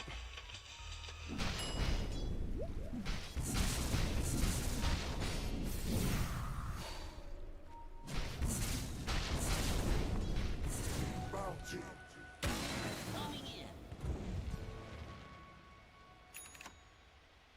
Dire are scanning.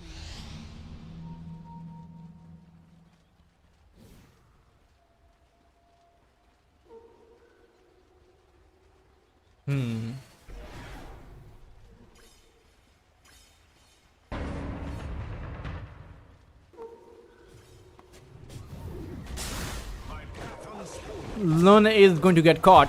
First casualty, but Momo, he blinks in. This time around, it is a good Chronosphere catching out Pota 2. Do they have enough damage to take him down? He will be able to Burrow Strike away, but the Faceless Void is hot on his tail. Needs to get the hits in and will be able to find it. Juggernaut DB on Momo wants to take out the Mars. Will be successful. Both offlaners being traded out. But overall, the family, they've lost N1. They've lost their Clockwork. Skill Lay will come in with a buyback to do what little he can. In the end, Womi is going to be able to catch that Void, as that is probably going to be the end of the road for the family, at least in this game. Maybe they'll still continue their run, but it is looking impossible to actually take a fight against Velocity Vikings. Not a single buyback available from the side of the family. Person with a charming personality. Radiant's top tower is under attack. Radiant's top tower is falling. Radiant's top barracks are under attack. Radiant structures are fortified.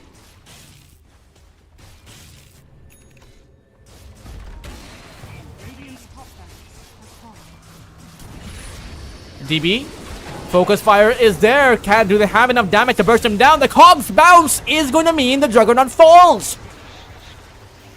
The family get a new lease on life, at least in this game. Great Shackle Shot found by N1, but the epicenter from Pota, it catches Momo and takes out N1. The Faceless Void has come back, but no Chronosphere for about 30 seconds. Lun, an awkward backline attempt catched caught out by Juju. But N1, he wants a brawl. He will go for the Lich. Will probably be successful to take the Lich out, but will have used his entire BKB duration for it. Vomi has no mana to actually make his way out. Will just fall as he stands. As Pota goes back in. It's very surprising for Velocity Vikings to do that. As the Save Your Buddy syndrome is going to mean the end for the Sand King's life as well. A lot of gold being given to that Faceless Void and that Clockwork. But Lun did buy back. Both supports actually bought back in that fight. And with 4 heroes down, is that a turnaround? Or is that just delaying the inevitable? At the end of the day, they don't have a mid lane barracks. They don't have a top lane barracks either. The range barracks has about 140 HP and is not going to heal. You don't have a Treant Protector. You don't have a Winter Wyvern that can actually heal those kinds of structures. You do have a farmed up Void, but the question is, what does a farmed up Void do? Dire's top tower is Right, that is the ultimate question. That is the question that... And, I mean, to be fair, right, I will back this up with statistics. 20% win rate at Dream League Season 29. 15% win rate at the past Essence tournament. So, across a Tier 2 and a Tier 1 tournament, sure, the Tier 1 is still going on, but I doubt that 20% is going to increase by much if the Tier 2 tournament didn't have as much success either.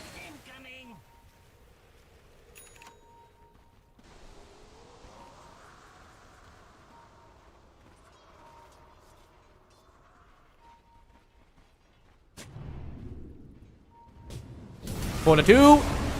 There's a great arena coming in by Vomi. Or rather, sorry, by Momo. And Vomi actually went in. There's a Chronosphere available from the Faceless Void, but an Omni Slash comes in from out of nowhere. Is enough to take out the Clockwork, but that might have been a mistake. However, the rest of Velocity Vikings still want to fight. Egg comes out in a great position. It will be a full duration Egg as Momo stands guard on that front line. DB is now stuck in between of the three. Will go down as Vomi is now isolated away from his base, away from his Lich, and will fall too. Berserker's call. No, he gets the dunk. He gets the dunk. And what was supposed to be a kill on the Axe turns around with a successful teamfight win. Perhaps a successful hold for Velocity Vikings. Vomi is coming back in, so Momo will realize that he really does not want to stick around. This Observer Ward doing quite a bit of work for the family. Double damage. And again, they know that there aren't too many buybacks available. In fact, there might not be a single buyback on the family side, but Skill Lay has an entire refresher orb. So he has that double egg, has the mana to use it. Every single time, guys, you see a refresher being made by a pro player, ask yourself, do they have the mana? And in this case, he does. You know, so that's good. 250 plus 250, 500, 325, 825 mana, and then you have mana for your Sunray. You have the shard, so Sunray times 2 as well. Maybe the dive, Fire Spirits times 2. Icarus dive doesn't cost any mana, it just costs his life. Quite literally in some cases if you dive to an awkward spot.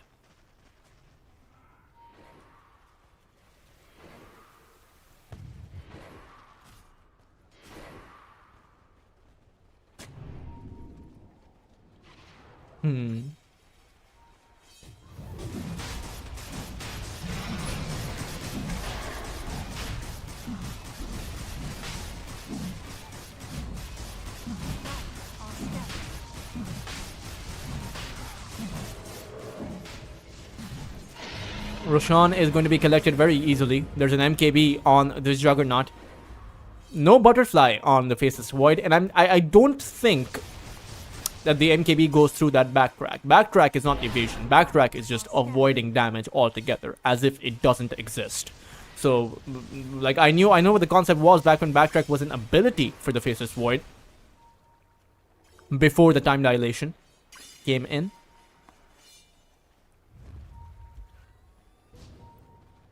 But Velocity Vikings, they have 6 lives to use. And D family, they only have 1 chrono. And not a whole lot of buybacks. In fact, only the Mars has a buyback. Vomi is gonna go in. Epicenter Hall just melts! They want to take down this egg, but the Chronosphere actually keeps it together at that very last moment. The Hall will be able to dish out that damage, takes out Pota 2. Another egg comes out, which takes out the Lich.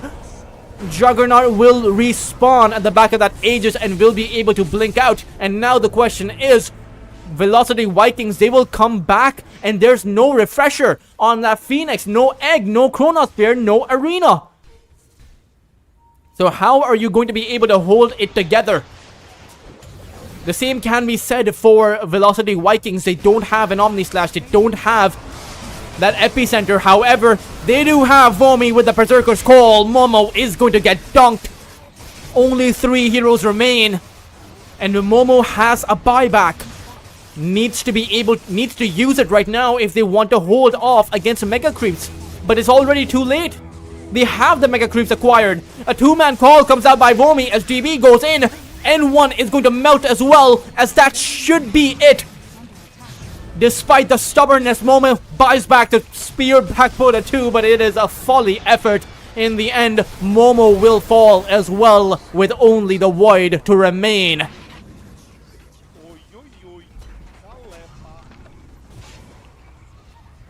They'll drop the mantles. Pota 2 will drop Mantles of Intelligence. GG will be called by Skill Lay as Momo drops the 5 Mantles of Intelligence, or actually more. Okay. GG will be called by Skill Lay. D family lose game number 2, and Velocity Vikings even out this series.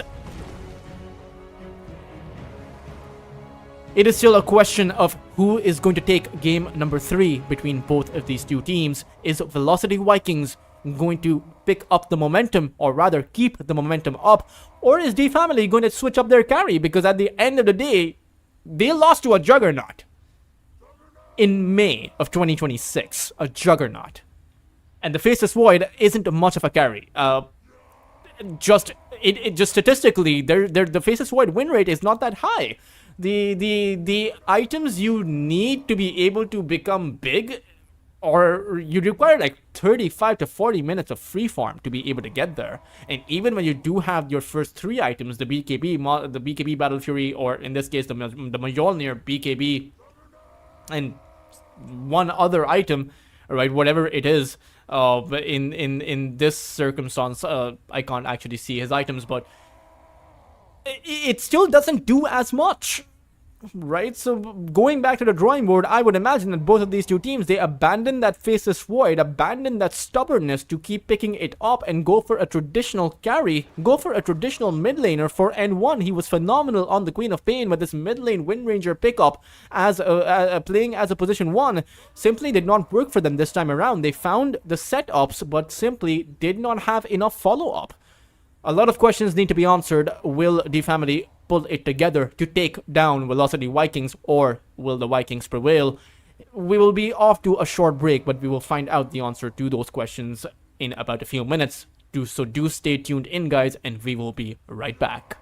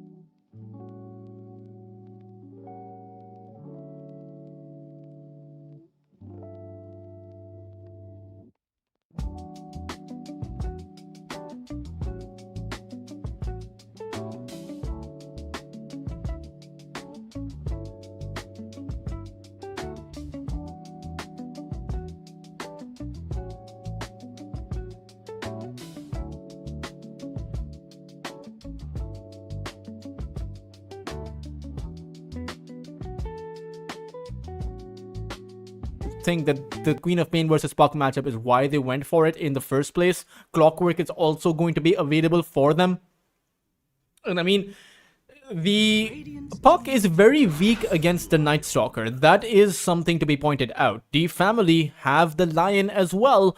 And again, it is a good set of heroes that they have to punish the Puck with. Just Night Stalker blinks on top with the crippling fear, Finger of Death, Sonic Wave. The Puck is just good as dead. Now, to mention the Skywrath Mage is very squishy as a hero too. Sure, some teams do pick it up fairly frequently, but it's not as good as you would think.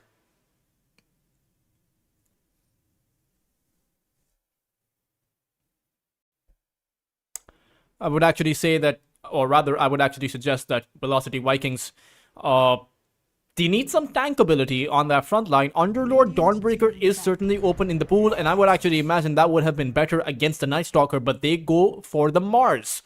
As the family, I would say that they are currently winning the draft. I think they have a much stronger and easier draft. Even the Winter Wyvern's Winter's Curse is going to be difficult to play around. You drop that Winter's Curse on the Mars as he comes in, or even on the Puck as he comes in, and suddenly the team fight, it has already gone very wrong for you. So we'll see what the case will be, or rather how they actually plan on initiating. Velocity Vikings, they ban out that Lifestealer because they already have the Mars. Don't want someone to escape that arena. As the family, thinking about what they want to go as far as their pick is concerned.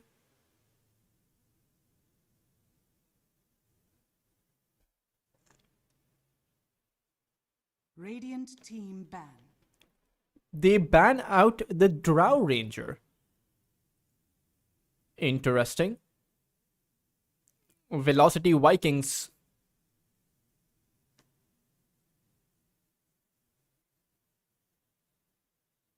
have to ban out the last remaining hero. Are they going to go for a Juggernaut ban? Because it's probably not a hero that we will see come out. But plenty of carry heroes available for the family. The Mortha is still available too. Velocity Vikings are actually going to ban out that Faceless Void, as that means neither side is actually going to have it. The family just depends on what they're thinking. I'm not sure if Velocity Vikings do play the Kez, but the Kez into the Night Stalker. Night Stalker kind of feels like the ultimate silence hero, right? A mobile AoE silence that is difficult to play against. The family will ban out the Naga Siren, as Velocity Vikings will pick up the Spectre. Interesting pickup against the Winter Wyvern, as when you do haunt in, you can just get hit by a Winter's Curse, and suddenly you don't have a way to haunt back. But the family, they see the Spectre, they see all 5 heroes, so what exactly are they going to be going for? No Drow Ranger available against that Spectre, but you could go for something like the Kez yourself. The Mortha is great in this scenario if you can keep the Mortha alive. The only real silence, the only real worry is that Skywrath Mage, or rather even the Puck actually, so that you do have 2 ways to silence you down, maybe even the Orchid pickup for the Spectre, so that means the Mortha may not be as good of a pick. Terrorblade is also, all of these heroes that get hit by that silence are quite frankly not that worth it. But the Lunar Gyrocopter heroes that build up to that Manta style are definitely worth it, such as the Phantom Lancer. It is a hero since time memorial has been going against the Spectre, certainly a rival carry to that Spectre, and pretty good against that Skywrath Mage as well as a Clockwork. Not to mention, you can doppelganger out of the Mars arena with your PL.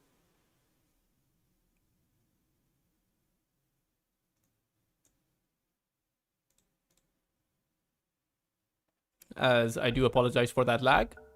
It was a pause, actually.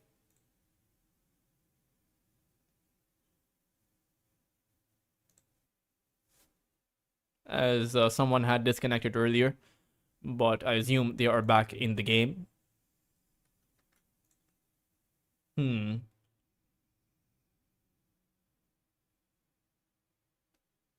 This is actually the second time that the family have gone to game number 3. First time Velocity Vikings have gone to game number 3, but it's actually the second time that they're actually playing. They played against Carstens yesterday. They destroyed Carstens, honestly. So we'll see how they actually do against the family.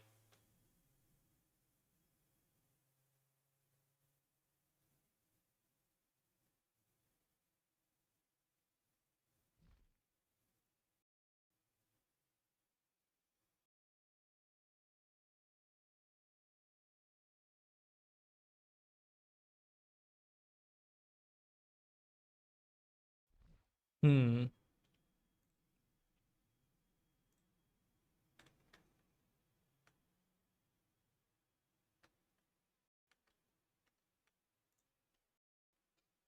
Velocity Vikings are...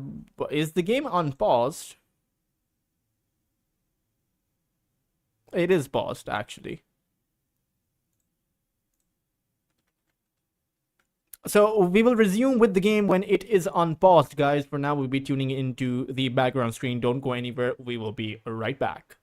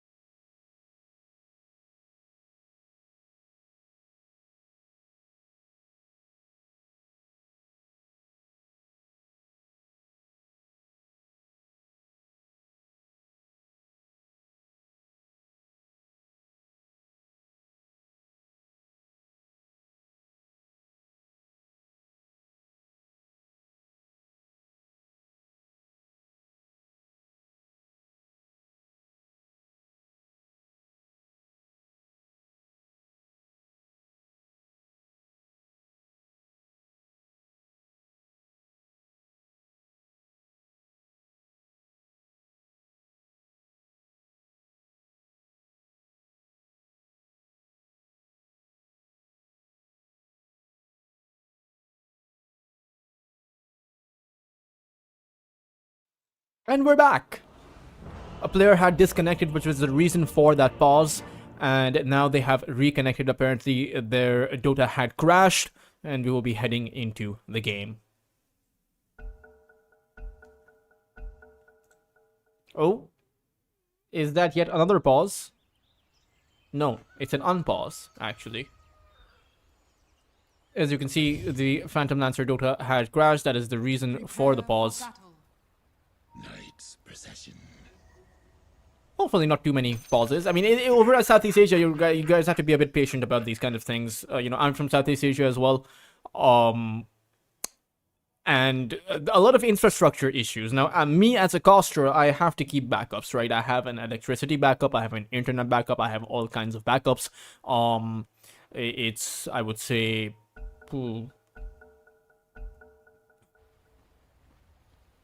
I would say it requires a lot of patience, to be fair. And when you have those kinds of issues, it is very frustrating for the players as well. So that is something to also keep in mind. Everyone is human at the end of the day, and everyone should, around the world, just have a lot more tolerance for one another. That will be my message for anyone that bothers to care about that message.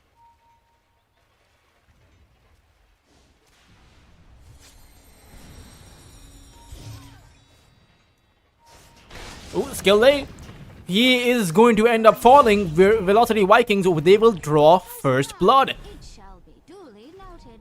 They'll even take apart their own observer ward, which enabled them to actually get that kill. Deco is in a bit of a bind. I will adjust the logos in for you guys.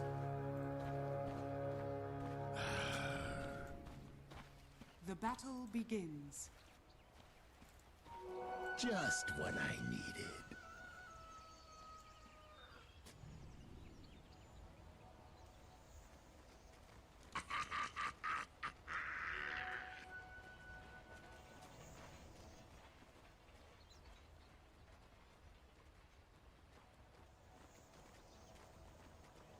There we go, the logos are in.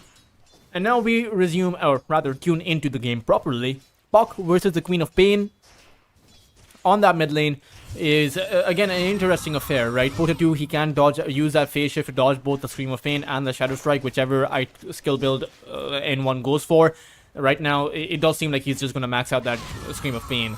And they are trading out on that mid side. N1 has taken a fair bit of damage, still 130 gold away from his bottle, and with the lane momentum not really favoring him, it's going to be difficult for him to get those last hits in, but should be able to secure the bottle gold within this creep wave. But it's still going to be hard. He can't get to his range creep. As Pota 2, he is going to jump in. A very short range blink coming in by N1. Under attack. The illusory orb is going to come off of cooldown. N1 won't have the gold for his bottle, but does have the tangles on that mid lane, so will still be able to, you know, come up with that bottle without too much trouble, I would say. Top side is going to be a Winter Wyvern plus a Phantom Lancer, which means that this Clockwork's life is going to be a bit difficult. I don't know if Deco can actually do what he wants against the Wyvern. The slows coming up from that Arctic burn, about 15% of a movement speed slow. You want to max this out as well, so Deco is going to have a rough time. Maybe he can make plays towards that bot lane, as we do see Momo dropping very low on his HP. Skill Lay might be able to find the kill here. Throws out his Impale as well as a Hex. Blood Grenade gets sent out, and Juju uses the Fairy Fire and will find the Self-Deny. So a good, good amount of space created for their Spectre, as they really don't have the lane equilibrium going in their advantage. I feel like that term has withered away a bit. Nowadays, you don't really play with that much lane equilibrium all that much, I would say, compared to the kind of advantage that you know, just because offlaners usually are able to find their farm, right? It's not that hard these days.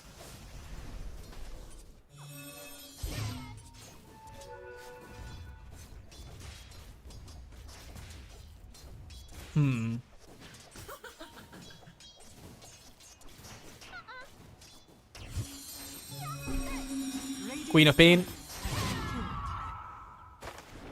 Level 2 Scream of Pain, but Pota 2 really does not care. And when you take a look at the lost hits, it's actually Momo as well as Hawk who are struggling in terms of lost hits. They only have about 9. And for the Night Stalker in daytime, that's okay, but for the Phantom Lancer, that's not too good. As Deco will be going in with the Battery Assault, has Lun inside of his cogs, as the Winter Wyvern is going to be pushed outside of them, and a Spirit Lance slowing Deco down. The Battery Assault to be absorbed by the illusions as Lun finds himself towards the low ground. Is going to be making his way back up to the high ground, but Deco, he has more movement speed, a lot more compared to the Winter Wyvern, and another Battery Assault will secure the kill for Deco. N1 is going to come in, but the Queen of Pain has to actually blink away from the Clockwork towards the Bounty Rune, is able to pick that up, but Velocity Vikings continue their onslaught, take out Momo, who was already struggling on the Night Stalker. Dire's middle tower is under attack. Not too good for the side of the family. They are giving up quite a bit around the map. Sure, at that 5-minute mark, that is when the Night Stalker is his effects are truly going to kick in. And maybe you're going to be able to punish the Spectre. As Skill Lay is going to eat that Spectral Dagger. Might actually fall here. One more lost hit would have been enough. Juju is looking for it and will be able to find it. The 4th kill to go the way of Velocity Vikings.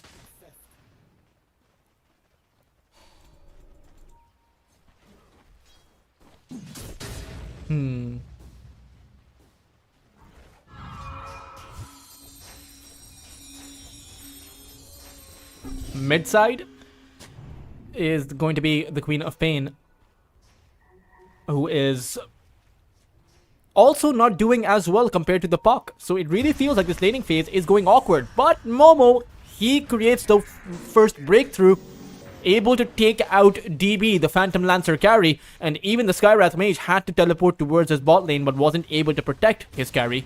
So the first, I mean, as soon as nighttime comes out, right, they play with their timing really well.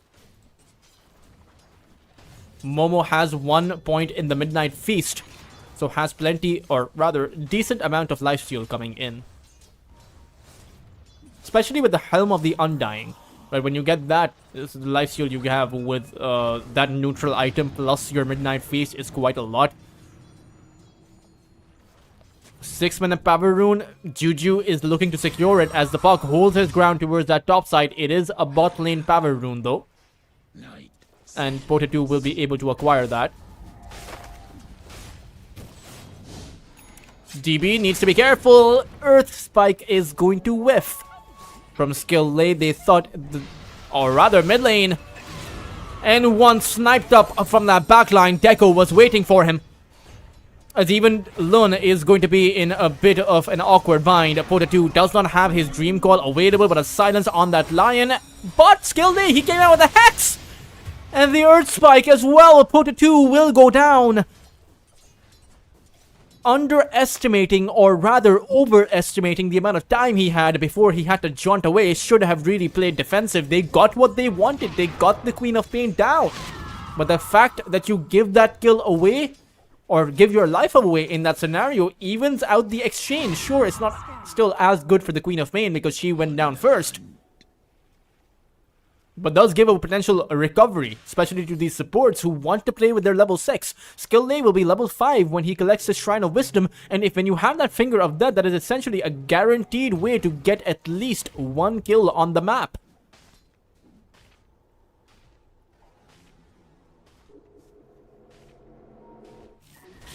Spectre is going towards that top side.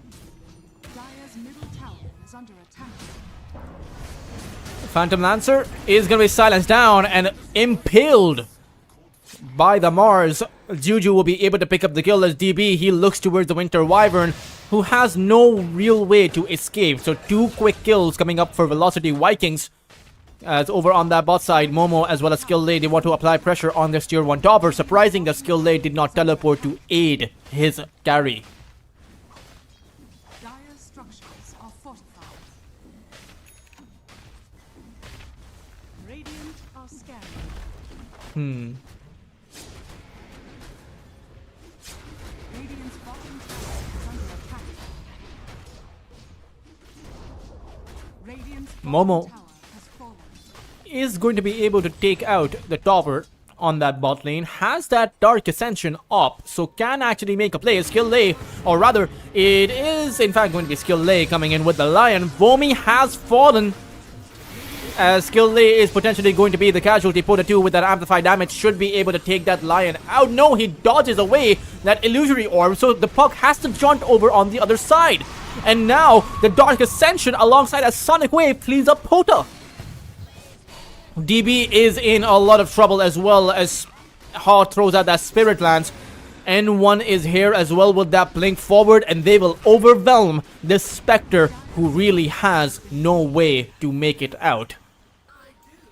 So for the side of D Family, they make a comeback at the back of just a few quick kills. They only really lost both of their supports in that entire exchange. And the Queen of Pain, N1, got about 551 gold at the back of that. So a lot of experience, a lot of gold going their way for... And they found all 3 cores, right? They killed Womi, they took down Pota, and they destroyed the Spectre. So the support duo for all 3 cores, which one would you guys opt for? Right? It's a clear advantage to go the way of D Family.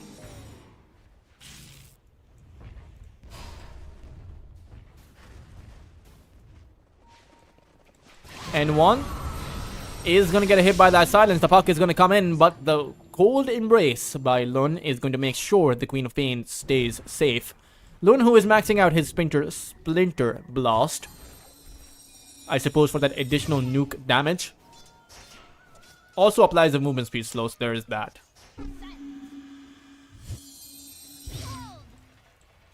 Regeneration rune for Pota 2 as towards that top side, the Phantom Lancer gets cleaned up once more.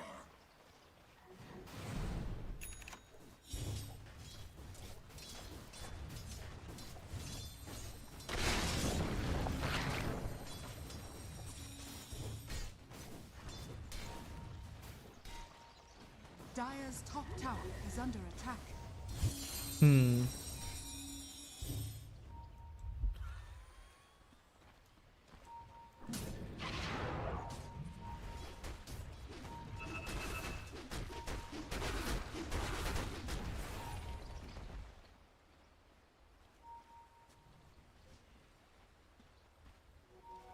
Dire are scanning. Skill lay. Will plant down an observer ward, sees Juju, but has no real way to make a play there. Deco is going to come in with that hook shot, and the Lion is going to be bounced around. Skill lay will fall. Surprising they expended the arena for that, because they also got the hook shot in. Maybe they wanted to prevent the Winter Wyvern's entry, but he doesn't have the cold. He doesn't have the Winter's Curse.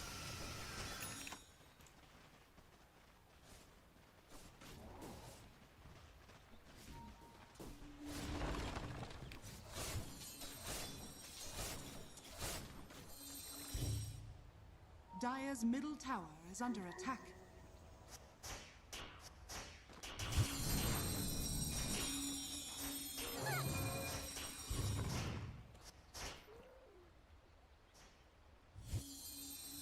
A 1,000 net worth advantage, and when we take a look at the net worth, it is mostly concentrated towards Womi, who has that Blink Dagger.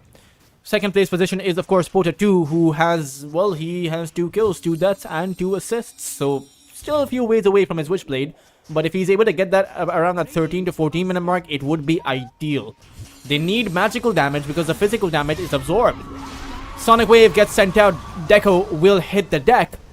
As Momo comes in for that Dark Ascension, but immediately just gets silenced, and the Skywrath Mage will teleport away. Lion Skill Lay had no mana, or perhaps his spells were on cooldown. DB is farming up for that Radiance on that Spectre.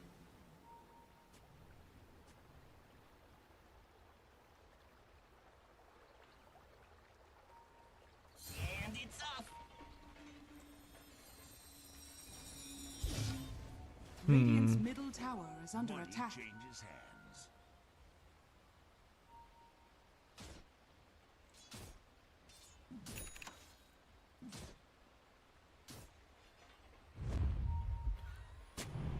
A 3-man smoke comes out by the side of the family, or rather, no, the opposing side by Velocity Vikings. They want to create an entry. Vomi has that Blink Dagger, but you have to be afraid of the Winter's Curse. Turns out it's the Phantom Lancer who will just teleport away. Lun is the only one alive here, and unfortunately, he had his teleport on cooldown. He will be the casualty, and with this, maybe Velocity Vikings actually look for this tier 1 tower, even out the objective advantage that the family currently possess.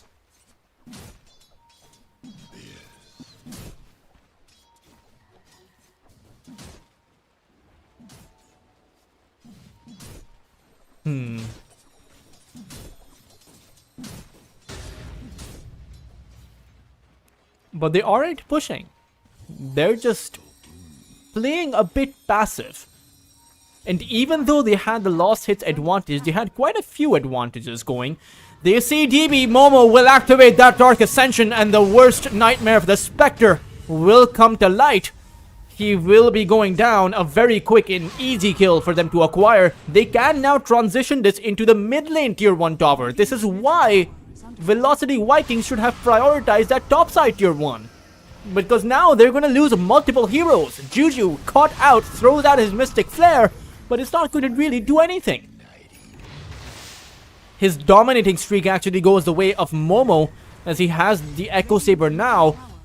That means they have the damage to take this tower out, but teleports coming in from Velocity Vikings. They want to hold this position. It is nighttime again, and the Spectre, he's still farming up in the same spot. Skill Lay will disconnect from the game, so the game will be paused.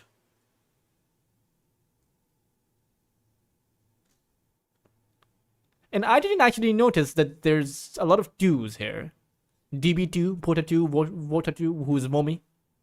So Deco and Juju need to, they need to pull it together.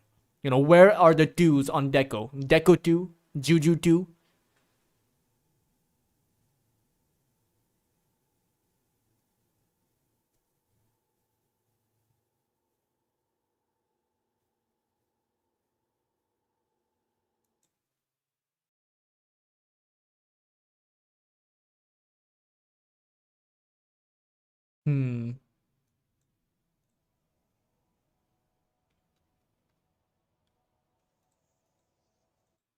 Skill Lay has reconnected into the game, so we should be resuming into it shortly. Go call will be sounded out as Deco. He'll resume the game. And again, they see the Spectre. Exactly where they saw him last time around. Skill Lay unfortunately does not have his little finger. He wants to pinky the Spectre down, but it's on cooldown for about 60 seconds. Meanwhile, Hawk continues to farm up for his Manta style. I believe it's flying, or rather, no, it's just a diadem flying out towards him. Momo is gonna catch up to that Skywrath Mage. They will find him and take him down. Ideally, they were looking for Womi, I believe, but Skill Lay is also gonna fall. DB got him underneath the Observer, I believe. Interestingly, diadems are not the same things as tiaras. And I wonder how many of you know what the difference between a tiara and a diadem is. Dire's middle tower is under attack. Tier 1 tower will fall on that mid side, so Velocity Vikings, they're able to even out the tower disadvantage. They still have their own mid lane tier 1. Or actually, no, they have the tower advantage now. They have found that topside tower as well as the mid lane tower.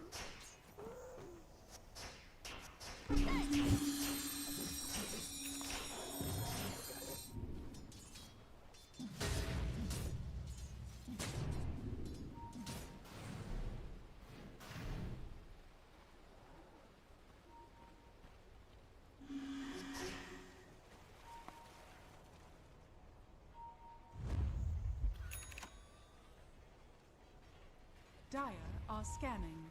A 4-man smoke comes out by the Radiant side as they are on the hunt in nighttime, so they're clearly not afraid. Pota 2 has that forced off, so even if he does get hit by that silence, he can just force off away. Which is why I found it surprising that Momo went for the Echo Saber instead of the Blink Dagger. He has that Blink now, but how do they make sure he can keep that silence up? Maybe he just goes for the backline. Maybe he just attempts to go for Juju, take out the Skywrath Mage.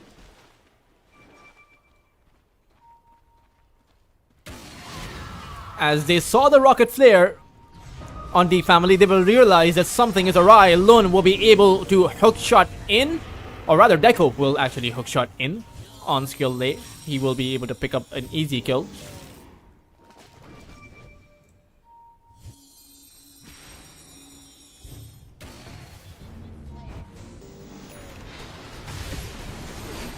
Deco in trouble, but so too is Vomi. He comes out with the arena though, capturing both the Queen of Pain as well as a Night Stalker.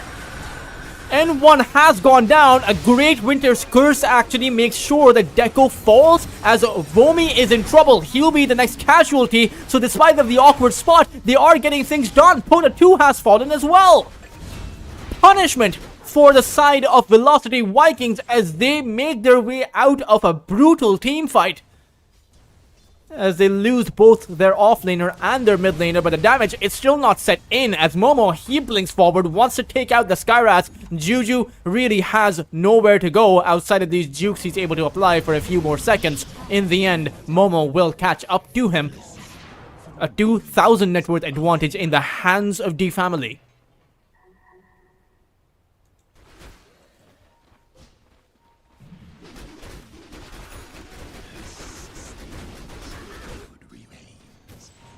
Radiant are scanning.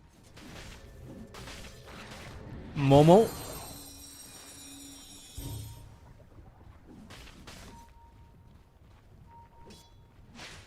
Now going for that BKB. N1 going for that Aghanim Scepter, which he'll have shortly. Deco missed his hookshot on skill lay.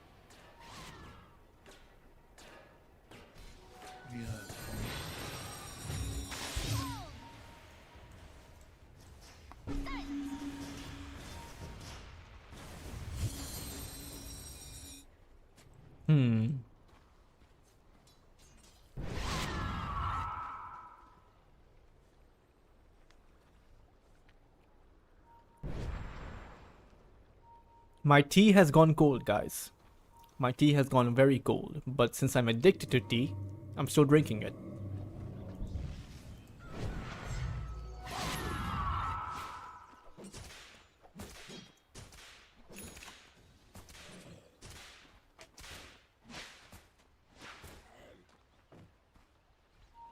Dire are scanning.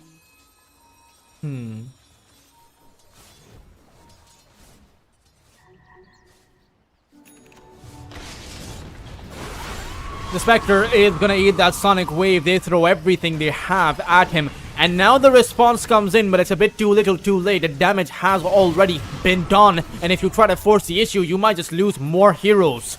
So they'll take out Skill Lay, and they will call it a day.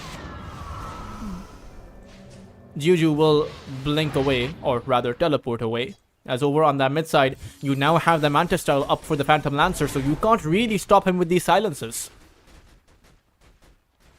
He'll just Manta and instantly use his Doppelganger, and then you don't know who you want to go with the silence. So the ideal way is to use the Skywrath Mage's silence first, and then when he uses a Doppelganger, you go in with the Puck silence because that one is an AoE. So that way, at least you apply the silence on all the on the Phantom Lancer and his two illusions. But for now, it is a Tormentor. This will mean that it's a 4,000 net worth advantage, and it's a pretty good shard game, at least for the Winter Wyvern. Dire's middle tower is under attack. 60% bonus damage at the back of your Golden Race. Are scanning. That is pretty good, if I'm being honest. That is amazing. Holy moly, wow. This is actually a really good shard. Especially for your Night Stalker or your Phantom Lancer, who is in a bit of trouble. They will rebuke him down. He eats a shield to his face.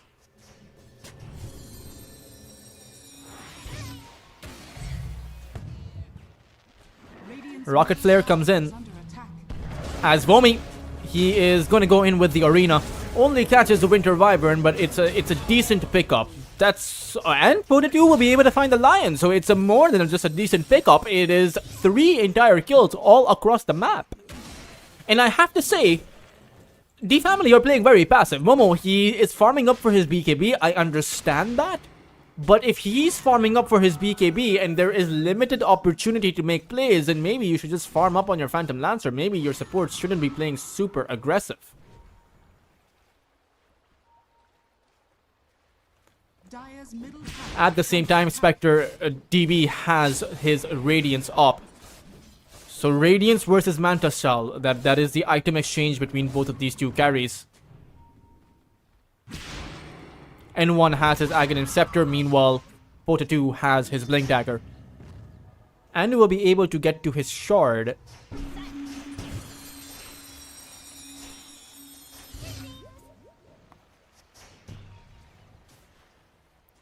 I don't believe the Shard applies all, it doesn't apply the Witchblade debuff on everyone. I suppose only the first target it hits.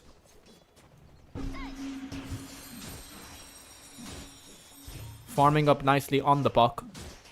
Radiant's middle tower is under attack. Dire's bottom tower is under attack.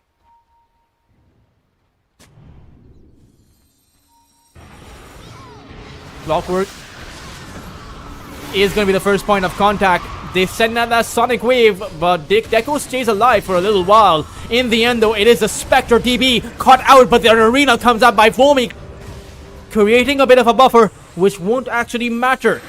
It is one casualty on each side. A good Winter's Curse comes about. They have the puck hexed up, and Porter 2 is going to fall.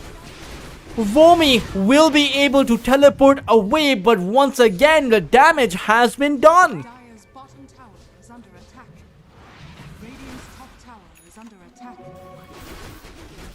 Very important cores actually falling, and with the Phantom Lancer alive at the end of that team fight, he is the big winner of that exchange. So too is the Queen of Pain. At the end of the day, Cop has probably her Sanjin Kaya flying in. Yeah, it's a full Sanjin Kaya now, so that additional lifesteal coming in at the back of the Shadow Strikes. Money changes hands. Even more difficult to take her down.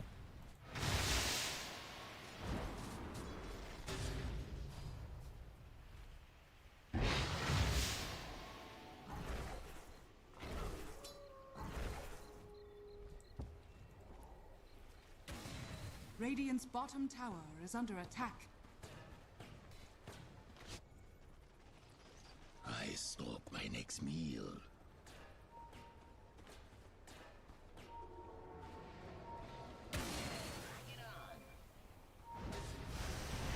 Skill late. It is nighttime, but Momo is on that low ground. He will spot out the Skywrath Mage. Will be able to take him down. They find a Hex on Deco 2, as he really has nowhere to go. Hookshot will not actually be successful. I'm not really sure where he was hookshotting in the first place. 6,000 of a lead right now for the family. As it turns out, there's really no way for the side of the Radiant to fight back, outside of hoping that DB can carry them once he gets farmed up on the Spectre. But when is that going to happen? Porter 2, he uses that Dream Call. Skill Lay is going to be rebuked down, and Vomi has to use his BKB, but held back by the Winter's Curse. He'll be able to make his way back to that high ground, but at the same time, he used his BKB for just a lion kill. That's not worth it. It was a trade at the end of the day. Now it's down to the 8 seconds.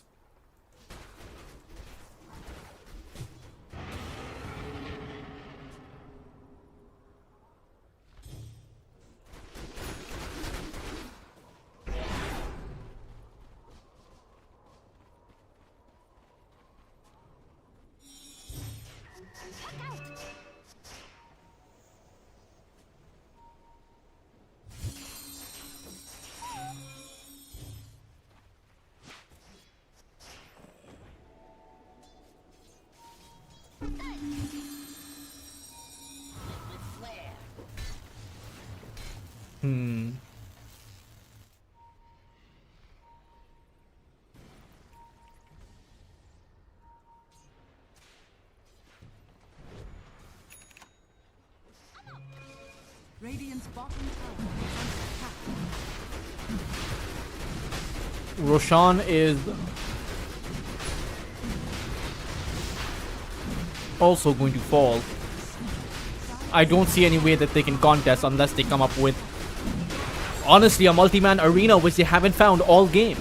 Right, that lost arena towards this triangle was the big one, but they will group up now. It's unfortunately just a bit too late.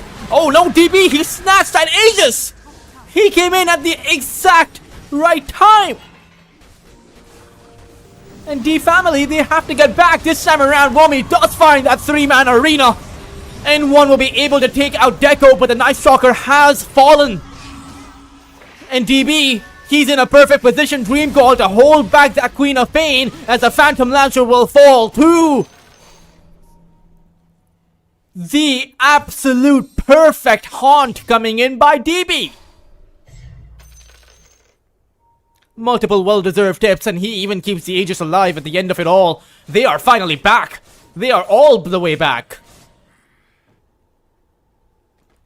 And for the side of D Family, that has to be a wake-up call.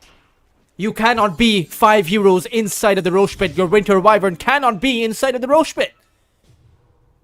That positioning was just way too overconfident. Dire's middle tower is under attack. Did you see DB? The puck is making his way here. DB is gonna farm up this creep wave. Night Stalker also teleporting in.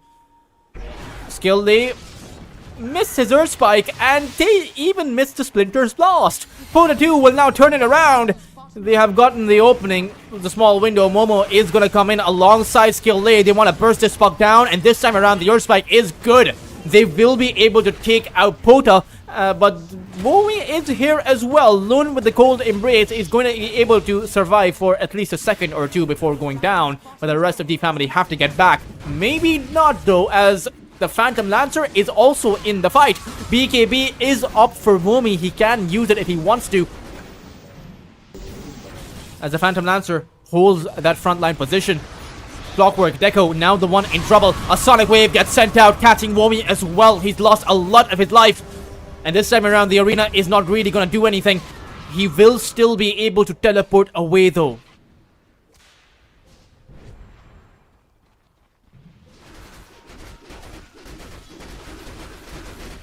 Radiant's bottom tower is under attack.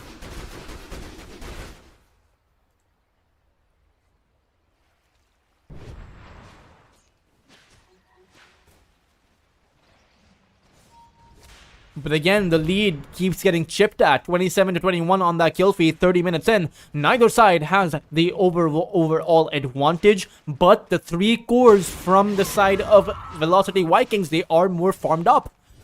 And eventually, the Spectre is going to get too big to deal with. You know, eventually you're going to have to hinge all of your hopes on your Phantom Lancer. And I'm not exactly sure of who wins that one-to-one exchange. Both of these are just illusion-based heroes. It's DB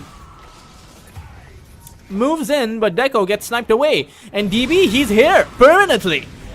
Has to try and stick around. BKB activated by Momo. DB is very low on his HP, but will be able to simply walk away. Turns it around for a team fight. Goes in once skill lay spells have been used. Sonic Wave is not gonna wait. It's not gonna matter. The synergy being a bit lackluster from the family. Momo goes in, takes out that Aegis, as the Phantom Lancer is in the fight. Womi trying to sustain himself will not be possible. The family have taken out 2 entire heroes, including a wicked 6 streak on that Mars, but they did have to use a buyback. So the Lion only gets his gold back at the you know, with that kill. 900 gold going the way of that Lion, but it costs his buyback costs around 800, so he doesn't actually get an advantage with that. But at the end of the day, he has that blink and that force stop. This is a fully functional Lion. At this point of the game, it only really matters of who is able to get the initiation in, who gets the jump first. Juju, oh, the Queen of Pain is going to blink on top of the high ground. Sonic Wave gets sent out as the Phantom Lancer makes quick work of the Skywrath. Juju has fallen. And they're doing this while Womi is down, so they know that there's not really going to be any big punishment. The only real disable, even more so than the Dream Call, the only real big threat to the family is that arena holding everyone in. Outside of that, the Dream Call isn't enough.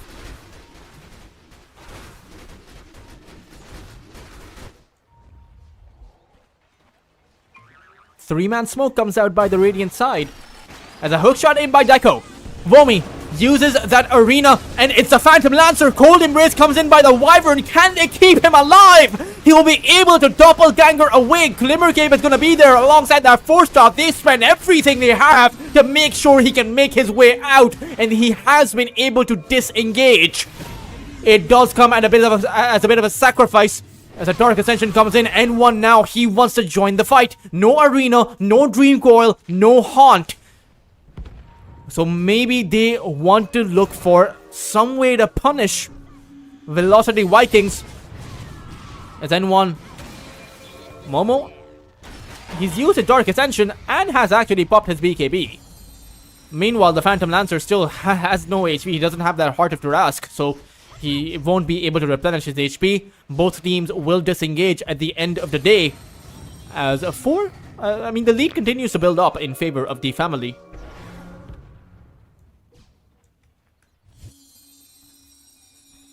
Radiant are scanning. Haunt? Oh, they catch the Phantom Lancer farming away on the side camp. That is a big, big loss. That is a huge blunder. As that means this tier 2 tower is guaranteed to fall. There's not too much they can do about this. Dire's structures are fortified. Radiant's top tower is under attack. Dire's bottom tower is under attack.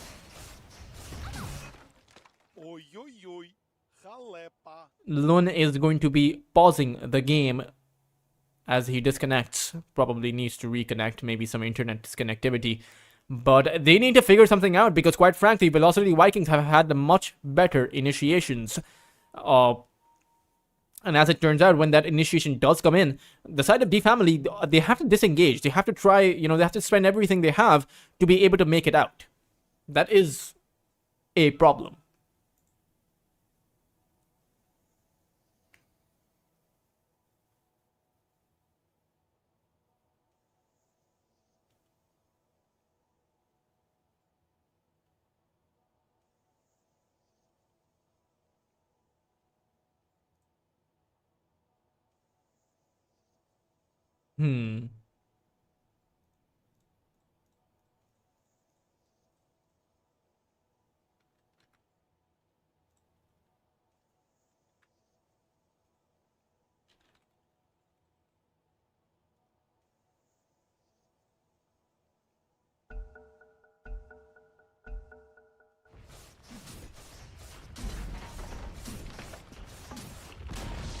Dire's bottom tower. Game will be resumed. As the Mars has an entire Satanic. Rebuke plus the Satanic heals him back up.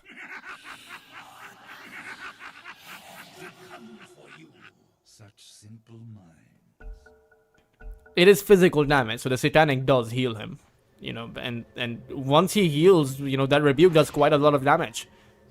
It's 300% critical strike. He has around 300 damage, so then how much life steal is it? 175.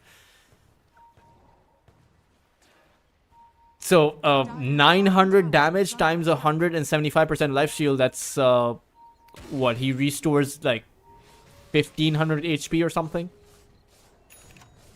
Assuming that's on one single target, right? DB is going to be able to teleport away. Momo had a faint idea of where the Spectre was, but DB calculated that and just went on that low ground. Juju going for that Academ Scepter. This is the point where the Skywrath Mage fails to scale.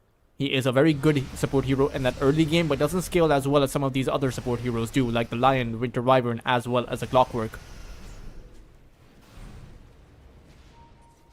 Momo is here, is gonna go in, has that Nullifier, so we'll be able to take out that Skywrath very early on in the fight. Pota 2 though is gonna come in with that Dream Call. Momo activates that Dark Ascension as Skill Lay will be the casualty in response.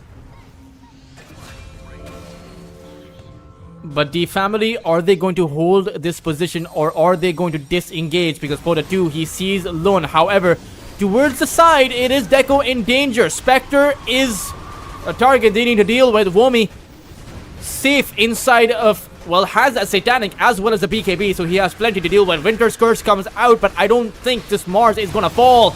He heals back up at the back of those, just taking out the illusions, and now the arena is gonna make sure the Winter Wyvern is dead. Neither side has any supports remaining in this team fight, as N1, he needs to do something. Momo is falling very low, chased down by that Spectre. At least N1 is holding back the Mars, and Momo has plenty of movement speed. Maybe he can outrun this Radiance Burn, but DB saw him moving inside of the jungle. Momo will go down. Are scanning.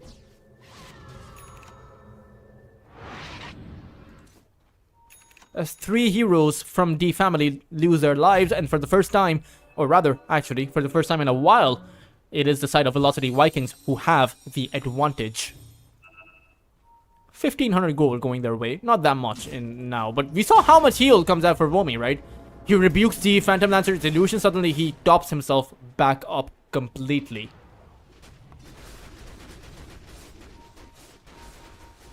Dire's bottom tower is under attack. Dire's structures are fortified. Dire's middle tower is under attack.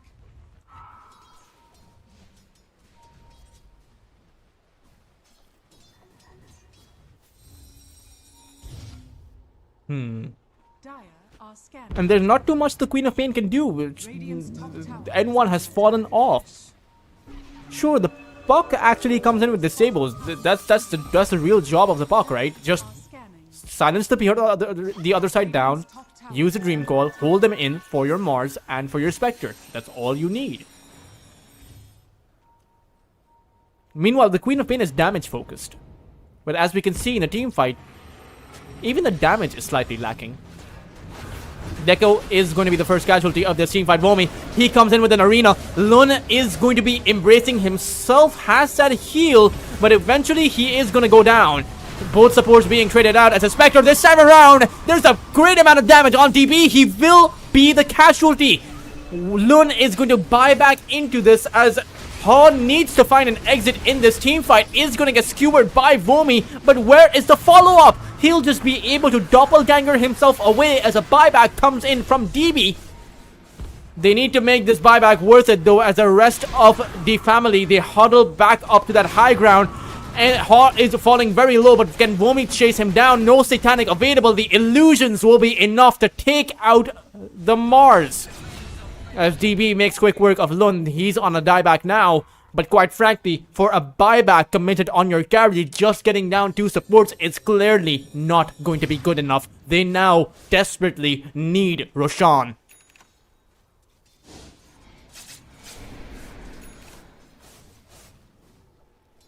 They need to be able to take this Aegis down, and in the hands of the Spectre, at least for the next 5 minutes, create yourself up a buffer. Dire's turret has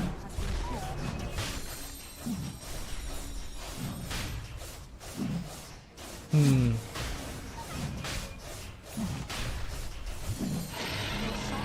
And they'll be able to find the Aegis. Surprising that they do in nighttime. The Momo did made no effort of actually going in that position. Neither did N1.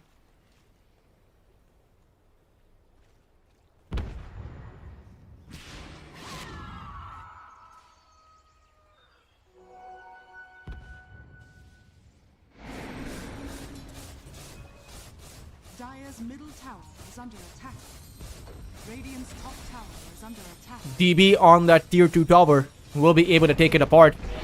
And sure, he doesn't have a buyback, but as long as he has that Aegis, he is relatively safe. It takes quite a lot to actually bring the Spectre down. They have to commit their Finger, their Sonic Wave, all of their disables, and then they take the Spectre out. But with a second life, he can potentially close out those team fights. Vomi is being eyed upon. At the same time, Deco as well as the Puck are coming in from that back line. It is N1 in a bit of trouble. Dream Call also comes in, but he has that Sonic Wave as well as the BKB. He'll just be able to blink away. It's going to be the Skywrath who is potentially the casualty. No, the Skywrath stays alive. Momo, he can't get that kill. Has to teleport away. Will be able to make it out to safety. Alongside the Queen of Pain, the family do a good job at disengaging away from the team fight without a single loss. But the same can be said for the side of Velocity Vikings.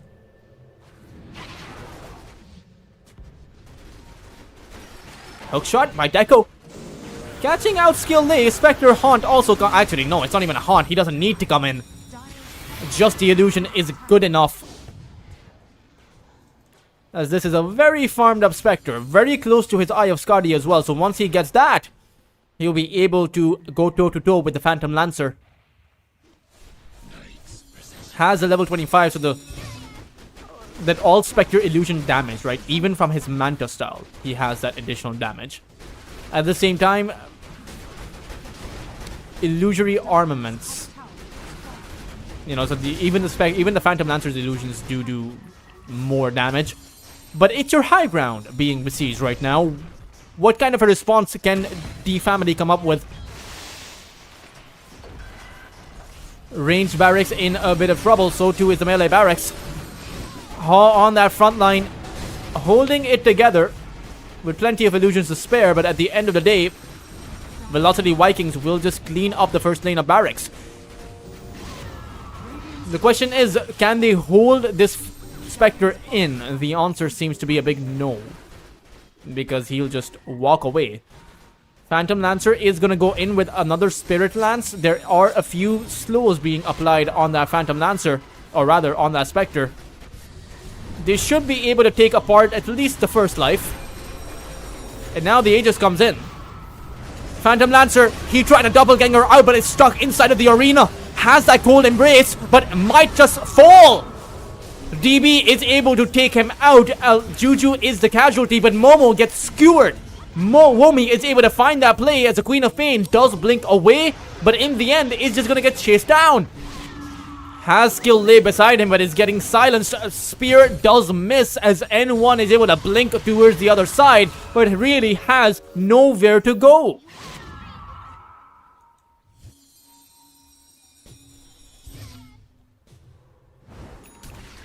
Another spear comes in. Womi is the playmaker for this game. He is the MVP of this overall game. Luna able to use the Glimmer Cape, make it at the safety, but no, Pota 2 comes in with that Dream Call, takes him out. No buyback available for the Queen of Pain. No buyback available for Momo or the Winter Wyvern. He's on a dieback counter. And that is a full team wipe. DB is able to take out Skill Lay as a mid difference gets called by Womi. But I would actually imagine that Womi is the star of this game.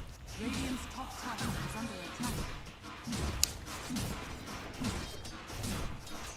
Tier 4 towers are being besieged. As over on that bot lane, Tier 3 towers gets taken out. Melee barracks is also going to fall. Dire's middle tower has fallen. Dire's top tower is under attack. And only one lane of barracks remain for mega creeps. Phantom Lancer, I believe, has bought out for that Eye of Scott, or rather for that butterfly. I'm actually not sure how he lost his buyback. Maybe just from him respawning and the buyback goal increasing. Wants to try and take a fight, but they only have one ranged barracks that is holding this entire game together.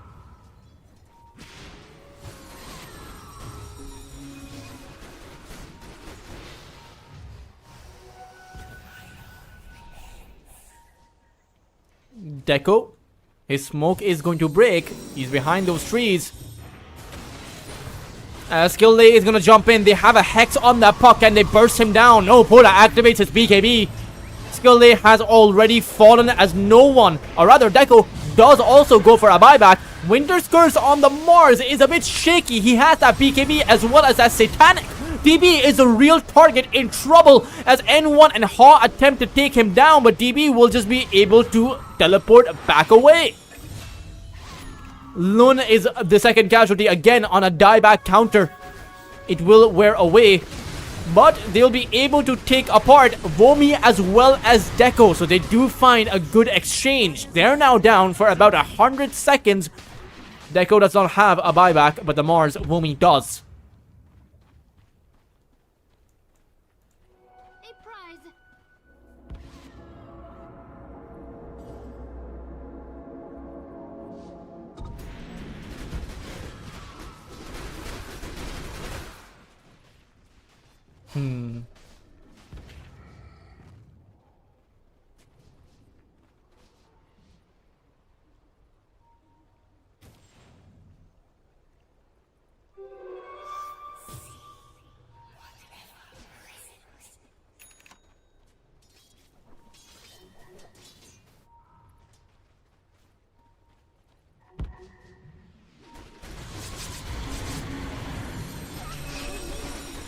Phantom Lancer is going to be coiled up as Pota 2 he will be able to force stop himself away. And one goes in with a blink, and a sonic wave gets sent out. DB has lost most of his life and might actually fall. He has a buyback available, so if they force the fight here, he should be buying back. Radiant's middle tower is under attack. The puck jaunts away. In fact, the puck is in trouble. Good Mystic Flare coming up by the Skywrath Mage. It does push back at the family. But this is their time. They need to force out these buybacks and potentially even take the Spectre out a second time. However, top lane has 2 catapults. A Skillay will use his finger, turn to melee form, and take the catapult down, preventing Mega Creeps from being acquired.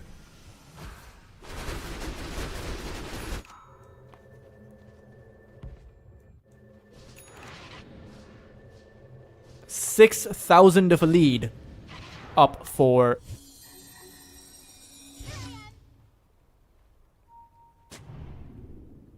Well, I mean, 6,000 lead doesn't really matter, right? It's barely a lead.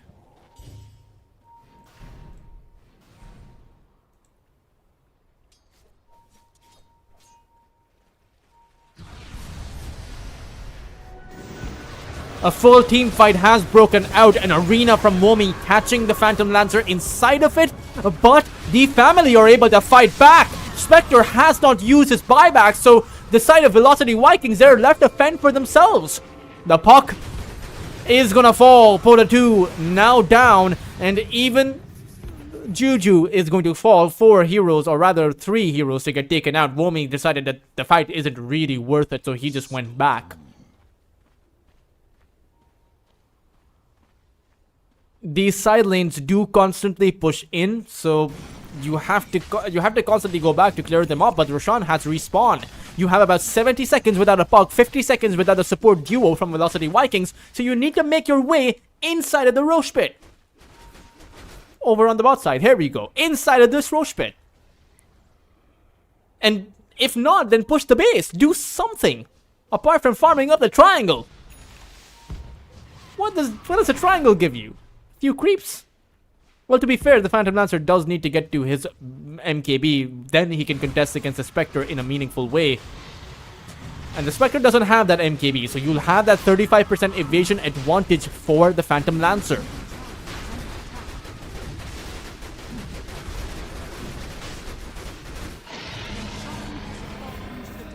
And one picks up that Aegis, as he doesn't have a buyback. Phantom Lancer doesn't have one either, so for the family, this is a very risky position to be in.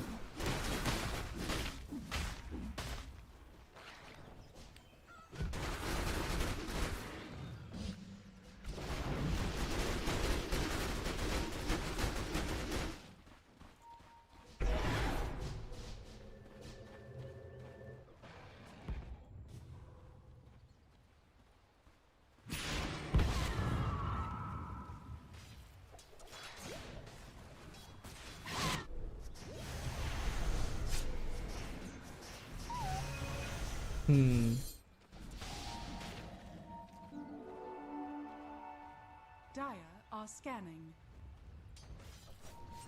Radiant's bottom tower is under attack.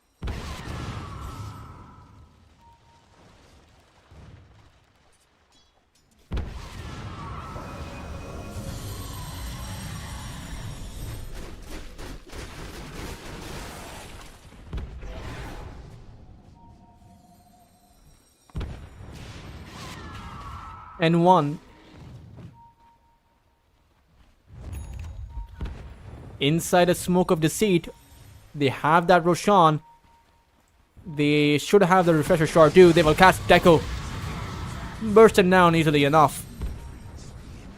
He doesn't have a buyback. And it's now a 4v5. Radiant's top tower is under attack. Over on the side, Vomi has used his arena.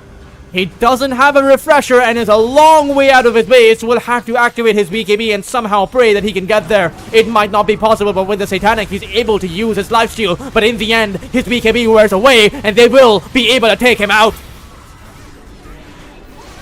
DB is even going to get hit by another Sonic Wave.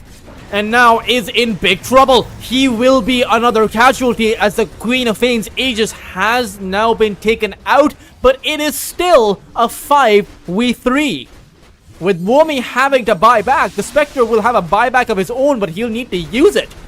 Suddenly, D-Family, they're the ones in control of this game. They may be able to even out the barracks advantage. Has fallen. Radiant's middle barracks. There are still the tier 2s available for Velocity Vikings, and the base on the side of D-Family is getting pushed in. They cast a Phantom Lancer, and the Spectre is going to buy back. DB is back in the fight. Phantom Lancer is holding on strong even after that Mystic Flare. Vomi doesn't have his arena for about 18 seconds. Spectre might actually go down. He's on a buyback, and if he falls, he's going to be down for about 120 seconds. The family could end this here and now. Phantom Lancer still sticking around at the Winter's Curse. Holds everyone back. Vomi has gone down too without a buyback. And D-Family, they're all alive.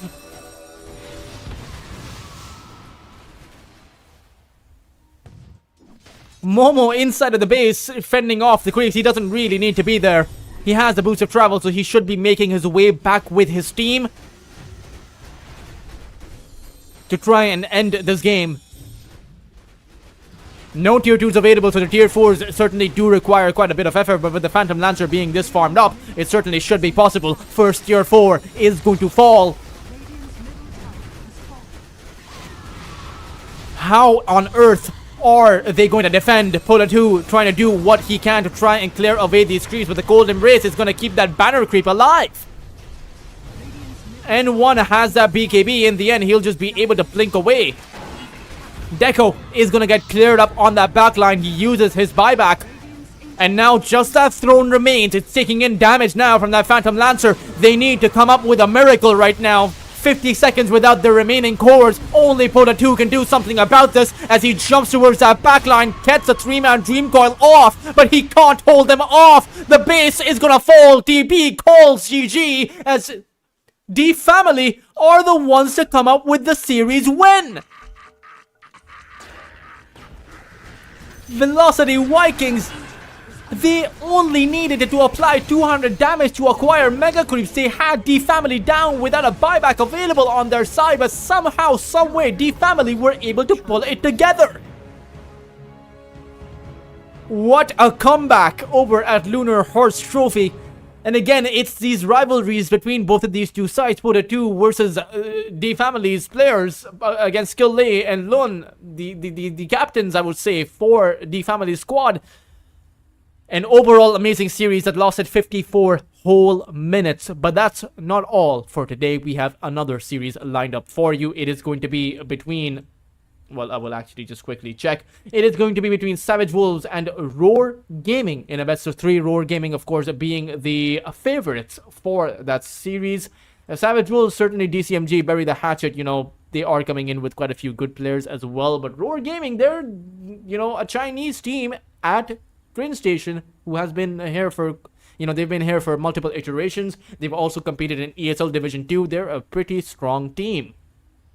Will they be able to clean sweep Savage Wolves? That is something that I don't know the answer to. That is only going to be displayed on the server as those two teams battle it out. We will be back with the Crin Station Lunar Horse Trophy right after a short break, guys. So don't go anywhere and stay tuned.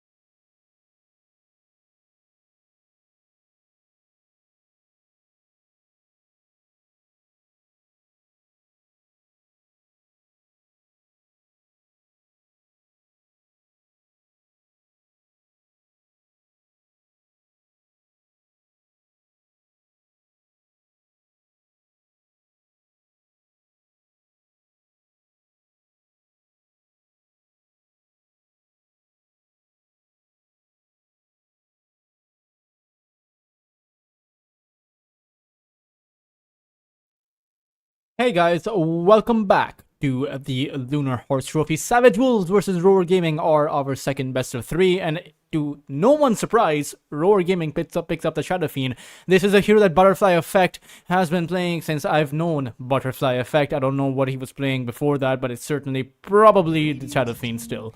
Savage Wolves, they pick up the Mars. We saw the Mars and what he can do in the hands of Womi last game. Can bury the hatchet do the same thing on the Mars here? Or rather, actually, DCMG, can he do the same thing on the Mars?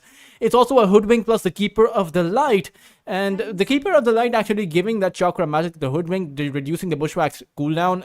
You just spam out those Bushwhacks constantly. It's a pretty good ability. But at the same time, I do wonder if this is going to be a Keeper of the Light on the mid lane, or is this going to be a support? Because if this Shadow Fiend is to be on that mid lane, like how Roar and how Butterfly Effect do play it, then you can play the SF, or rather the Keeper of the Light on the mid position.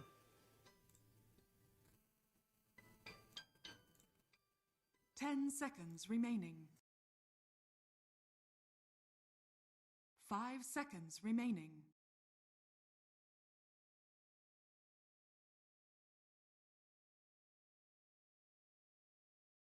Dire team ban. Imba spirit.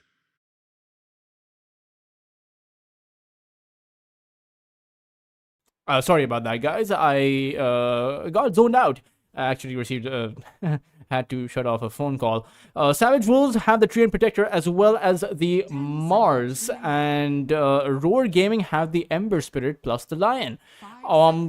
Again, this means that for Roar Gaming, they won't actually be playing the SF mid. They will have the Ember Spirit on that mid lane and a carry Shadow Fiend. Treant Protector coming up for the lineup for Savage Wolves, and the Mars, well, that was there. That does mean this will be a Keeper of the Light on that mid side, and against that Ember Spirit, the Keeper of the Light does do pretty well. It just depends on what kind of a follow-up you'll have once the king transitions into the mid game, because the Ember Spirit can reach that backline. The Lion is one of the better supports against the Keeper of the Light, because once that chakra magic hits, once you get slowed down by that solar bind, running is not an option, right? So the way to play against the Keeper of the Light is to be able to jump at him, is to be able to disable him down. That is what, that is how Savage Wolves actually plays, or rather, that is how Roar Gaming should play against the Keeper of the Light. We'll see if they're going to be able to do that, as Roar Gaming ban out the Terrorblade as well as the Mortha. The question then becomes, Savage Wolves, does anyone play the Kez? That is, of course, going to be the question for Ronda Boy, as he is their carry. Certainly my first time actually seeing him in a tournament. I don't know if he's played before. Probably an up-and-comer from the Philippine region. A powerhouse for Southeast Asia as far as Dota 2 is concerned. Probably less so these days compared to the rise of mobile gaming. But who cares about mobile gaming? This is the real game. Dawnbreaker is banned out by Savage Wolves, as the offlane pick for Roar will be that Kunkka that they played last time they went at it. It was their series against, I believe, against D Family. Roar Gaming actually clean swept D Family. So if D Family couldn't muster up a game win, what chance does Savage Wolves have? I don't really know. But Savage Wolves will pick up a Wind Ranger carry. And at the end of the day, Savage Wolves, there is a lot to learn from games being lost. In fact, you learn more by losing, both in Dota 2 and in life, than you learn by winning. Winning doesn't actually teach you anything. Savage Wolves, they have their draft picked up, and Roar Gaming have, okay, so it will be, okay, I'm a bit confused by their lineup. Butterfly, okay, so Yukio is on the carry Shadow Fiend, and Double S is playing the Kunkka. There we go. For a second there, I almost thought that it might have just been an offlane Shadow Fiend, and then I thought that I might be losing my mind. Taking a look at the overall draft between both of these two teams, I would imagine that Roar's draft is a little bit stronger, simply because you do have that Keeper of the Light. I mean, if you catch the Keeper of the Light, your lineup is stronger, right? That's what it really comes down to. The constant spammability of the Spear, as well as the Bushwhack, and the Shackle Shot from the Keeper of the Light, giving that Chakra magic to his allies, that is going to be the one to avoid. So you need to take this Kotl down at the very get-go, at the very start of those fights. Otherwise, the fights are going to go completely wrong. That is the question they'll have to solve. Let's see if Roar Gaming will actually be able to do that. The experience that they have over the other side is certainly going to help them.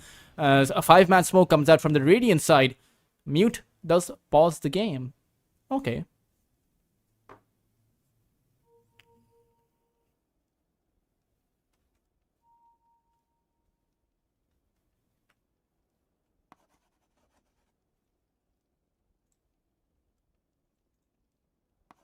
Should be resuming into the game shortly, as the go call does get sounded out, reciprocated from the other team. And I almost forgot about the logos. I will just put them up for you guys now.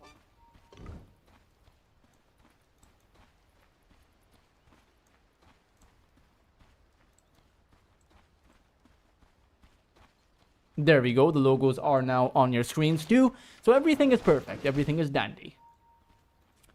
An aggressive smoke coming out by Roar over on that bot lane. As Emre, he's in that nature's guise. He is as good as he can be. So the smoke play won't really work against the Treant Protector. 30 seconds to battle.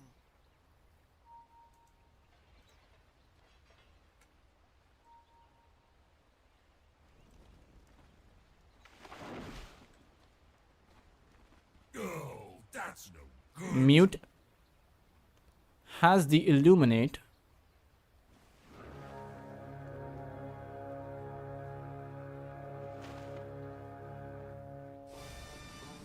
The battle begins. Illuminate is going to be sent out, but that Earth Spike from Clove will mean that there's not going to be a kill attempt.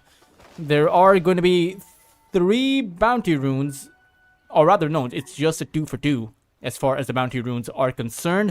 That top lane is going to be deadly. Hoodwink plus that Mars, if you close that gap on either the Shadow Fiend or even the Clockwork, you can take them down. You have multiple disables. The raises against the Mars is going to be difficult to actually take this Mars out unless you find the 3 raises on DCMG. It's not going to be possible. As Lloyd, I mean, he is playing a really good hero to catch out that Hoodwink, but it more so his power spike against the Hoodwink comes later on in the game, when with his Rocket Flare he's able to spot out where the Hoodwink actually is in those trees, and then you can take out Bury the Hatchet with your hook shots, create that kind of a setup for yourself. Ooh, Clove actually falls towards that bot lane. A very surprising kill on that Lion, as I didn't really expect him to go down like that. You do have the Kunkka nearby, but even the Kunkka is going to take in a fair bit of damage. Top lane is going to be the Shadow Fiend as well as the Clockwork, who are going to be in a bit of a bind, but it's alright, I would imagine. First Blood going their way does do quite well for their side, but it was Emre who picked that one up. Right, the Wind Ranger ideally needs to snowball, but that is of course an ideal position. Clove unfortunately will not be level 2 for a while, and that means that with the fact that the Radiant side with Savage Wolves being level 2, they have the Leech Seed, they have the Power Shot. Right, there we go. Power Shot deals on so much damage on Clove, especially at that level 1 mark. Top side is going to be a raise by Kismet. Yukio is able to pick up the kill on and Bury the Hatchet, evening out that kill feed. And again, first blood for the Treant Protector is good, but the Wind Ranger didn't get the kill. Over here, Yukio got the kill on that Hoodwink, on Hatchet. So that means that the Shadow Fiend actually gets way more gold than the opposing carry did.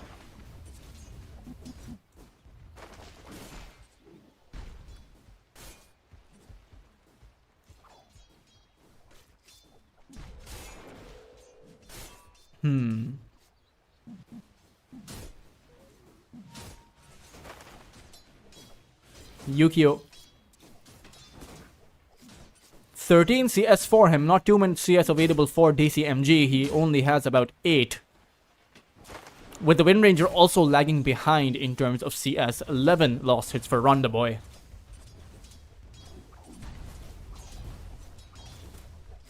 Not that bad of a start, I would say, but the Ember Spirit is actually getting way too much done on that mid lane. Butterfly effect, 22 CS. His Flame Guard also absorbs that Illuminate damage. So Ember Spirit is one of those few melee heroes that can actually stack up against the Keeper of the Light on that mid lane. The second one being, I would say, the Puck, because you can phase shift the Illuminate away.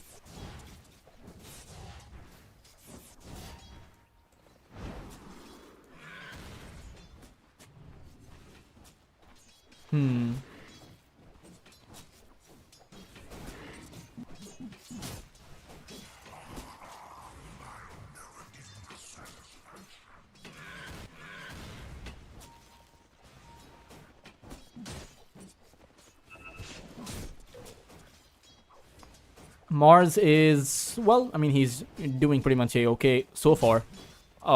Needs to start improving his CS, but how do you do that against a Shadow Fiend? They find the Bushwhack on Lloyd, but he is a Clockwork. 870 HP available for him, which means it's very difficult to burst him down. You'd have to use each and every single one of your spells, and even then, it may not be enough.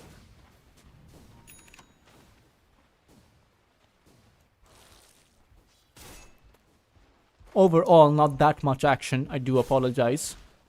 Even though there is no reason for me to apologize. Action, where action is possible, is up to these teams. So we do have a relatively passive early game. As the Mars is broken, not really going to matter all that much. Can Yukio land the additional raises? He's used his mid-range raise and he will be speared back before he can launch any further raise. Smoke of the Seed being used by their mid laner, Mute. He's here, but Lloyd breaks away his smoke. He'll still use that bind, slow Lloyd down. Illuminate is going to wipe out most of Lloyd's HP, as that should be a kill going the way of DCMG with that rebuke. They managed to get it done. And I would actually say a pretty good pickup. I will increase the volume for both the in-game and as well as my mic ever so slightly. Do let me know if it is too loud for you guys, but it should be pretty much okay. I think the volume was slightly less in the previous series. 1,000 net worth advantage in the way of Savage Wolves, as they are doing a pretty good job. The question is, can they keep it up? The Wind Ranger is going to be going for that Maelstrom, and Ronda Boy's timing with that Radiance is going to be critical. You need it at a decent time.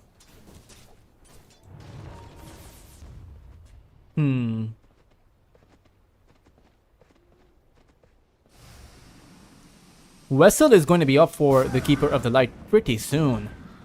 Once that Vessel is up, you do deal a fairly high amount of damage, especially on a hero like a Shadow Fiend, who is very squishy early on. Well, I mean, to be fair, the Shadow Fiend is squishy later on too, but has more mostly creates those stat-based items, right? That Hurricane Pike Manta style, Eye of Skadi later on, BKB. Butterfly effect has that regeneration rune, and only one earn charge available for the Keeper of the Light. But so far so good for both sides, I would say.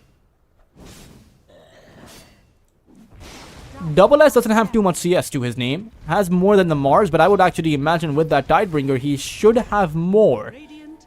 7-minute Shrine of Wisdom is going to be secured by both teams in their own parts of the map, respectively.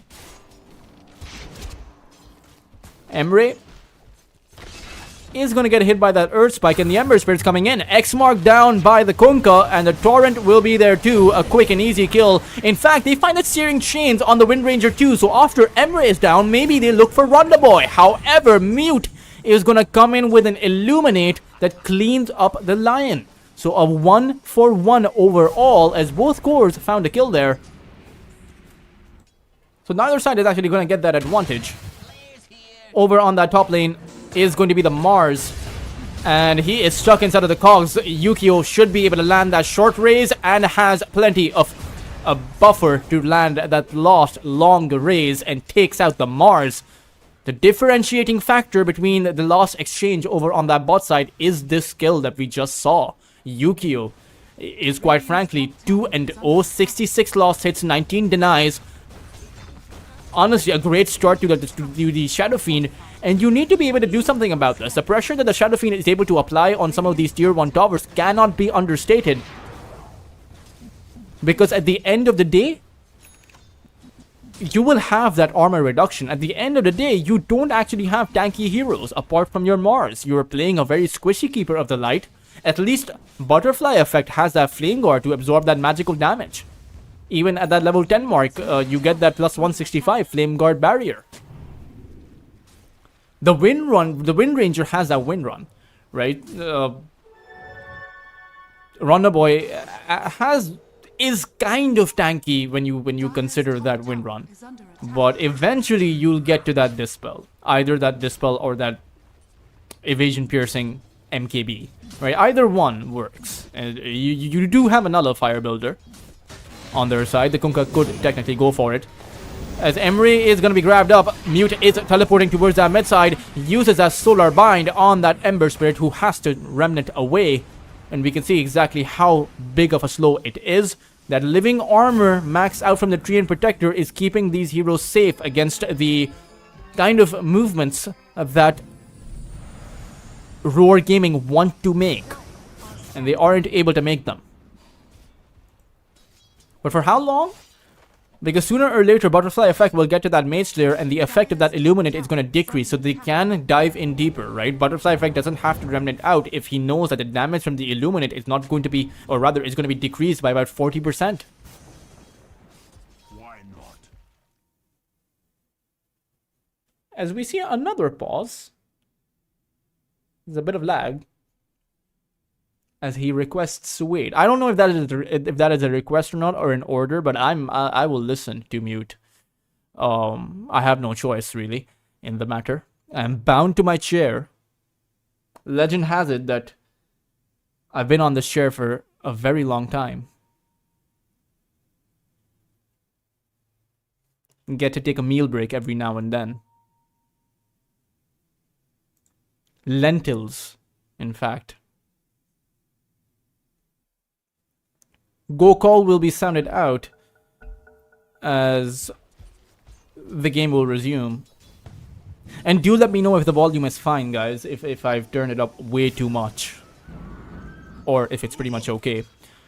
Ronda Boy has that Javelin flying out towards him, so that increases your farming capacity, that increases your trading ability in the lane. Lion being hit by that additional 70 damage, or rather 60 bonus magical damage. It's quite a bit.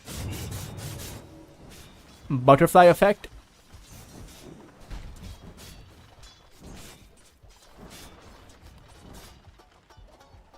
Mage Slayer still not up. He's still quite a few ways away from it, but if he can get it at that 12 or 13 minute mark, that would be ideal. Now, the question is, when are they going to make a play towards Yukio?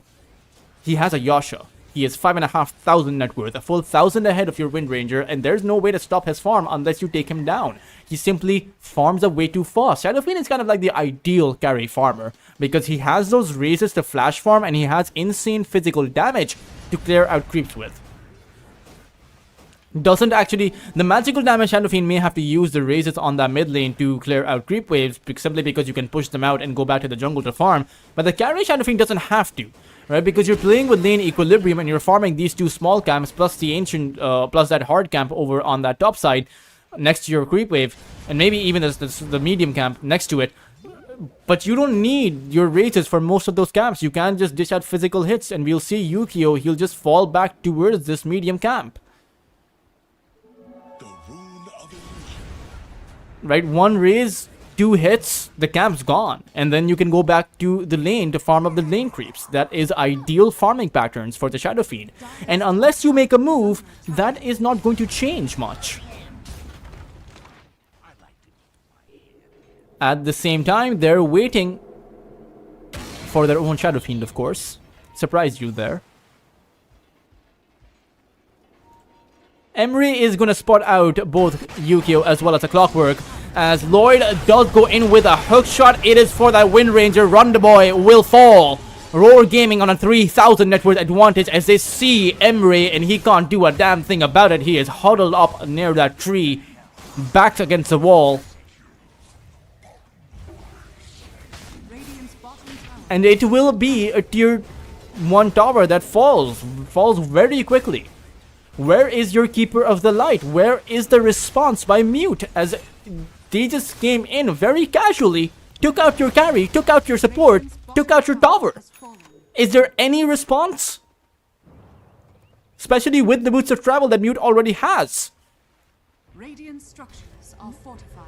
Glyph as well as the boots of travel on Mute, but the hogs from the Clockwork are just gonna push them back. Lloyd will just be attempting to go through the gate, but a nice bushwhack coming in by Hatchet actually catches Lloyd, and they'll be able to find the Clockwork. I don't think that's good enough, personally. But if you're able to push through this tier 1 tower, that will be very well worth it. This is what you need on your side. Dire structures are fortified.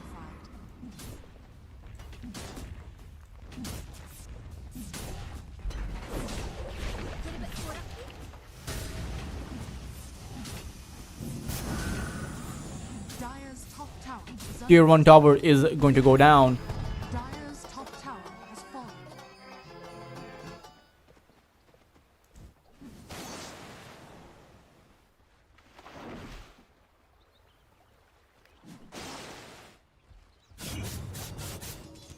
Dire's top tower is under attack. Mine is truly a blessed life. Butterfly Effect is not going to get hit by the bushwhack. That was the easiest remnant escape of his life. Is under attack. And he'll just go away with the Ember Spirit. I do see a distinct lack of pressure buildup, of tempo from the Radiant side. Roar Gaming, though, they have plenty of tempo coming in, especially with Butterfly Effect and the Arcane Rune. DCMG is dead to rights on the Mars. Wandered off a bit too far forward, as even Double S will find that X mark and that torrent. Hatchet is slowed down, and with the Searing Chains applied on him, he will be able to heal with Mute's Illuminate, and the Wind Ranger Rondaboy comes in finally. Finally, they decide to fight back, but Double S, he still has that vessel, will just burn away to it. Throws out an X mark and a torrent as he goes down, and Rondaboy is going to get caught. Might actually fall, but has that Wind Run to actually escape out of this position. Mute is the one who fell, and Rondaboy, they will finally catch up to him. Roar Gaming take him apart and find themselves with a 4,000 net worth advantage at the back of 2 core deaths on Savage Wolves. They even find a tier 1 tower. So quite frankly, Savage Wolves are unable to mount up any kind of counter pressure against Roar, Radiant's middle tower is under attack. who are coming in with no holds barred, no mercy for any of these heroes on the other team. And the Keeper of the Light's impact, or should I say lack of impact, is affecting Savage Wolves quite a bit. They aren't really able to get much done. There it goes.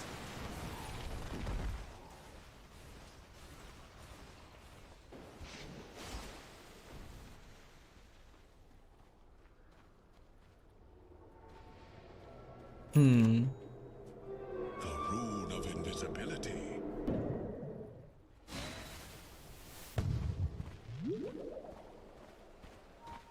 Mars is gonna get hookshotted. Butterfly Effect as well as Clove, they are nearby. No Finger of Death available. Living Armor does provide him a certain amount of protection. Mute is teleporting in, but Double S, he does have that X mark. Torrent also lands, and as well as the Earth Spike, but it turns out the Mars is surprisingly tanky. DCMG having the Blink Dagger. Dire's top tower is under attack. Perhaps they make a play, or is that too much to ask? Because they really frankly need it. How long has Yukio just been free farming for? But turns out they have the right target. Dire are scanning. DCMG wants to go in or wants to go back. Turns out he wants to go back. Only had his one, I mean, did have a Maelstrom Wind Ranger. That focus fire can melt that Shadow Fiend. Can melt nearly anyone. Because the same thing that I said about Savage Wolves with their lineup not being that tanky can be applied to the dire side. Only the Kunkka actually is a strength-based hero. The Clockwork is too, to be fair. Yukio. He'll actually tumbler toy, but a great arena comes out from DCMG. Kismet is in trouble. He is attempting to go for the Requiem, is able to find it, and Illuminate doesn't land. It's now going to be Mute in trouble. Will fall. DCMG trying to huddle up together alongside Run the Boy, who used that focus fire on Double S. Not the right target. Ronda Boy is going to be sent up into the air with that torrent, has no more wind run to use, and Butterfly Effect will end this team fight with a double kill to boot, and that Shadow Fiend stayed alive. The only real kill they were able to find was Kachu, was this one lion.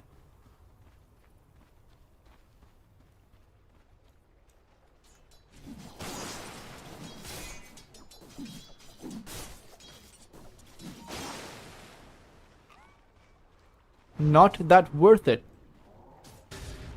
for the side of Savage Wolves. Now it is a 6,000 net worth disadvantage, 7,000 in fact. All three cores from the side of Roar Gaming, they are at the very top of the net worth chart.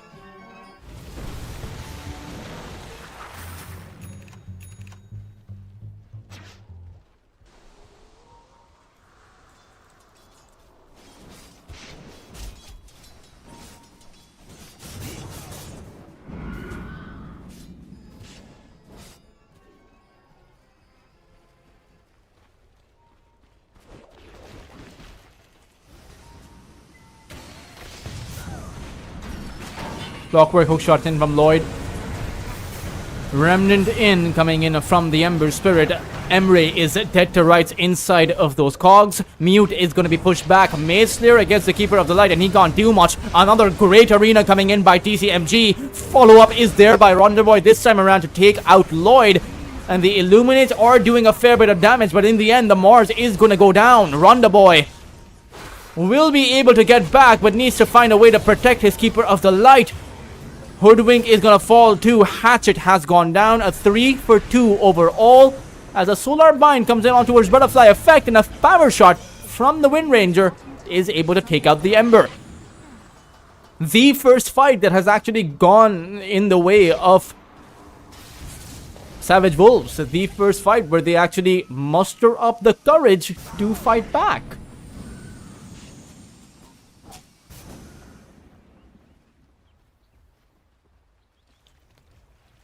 A lot of gold going the way of Ronda Boy and the Keeper of the Light as Mute makes his way back into the top 3 position of the net worth chart.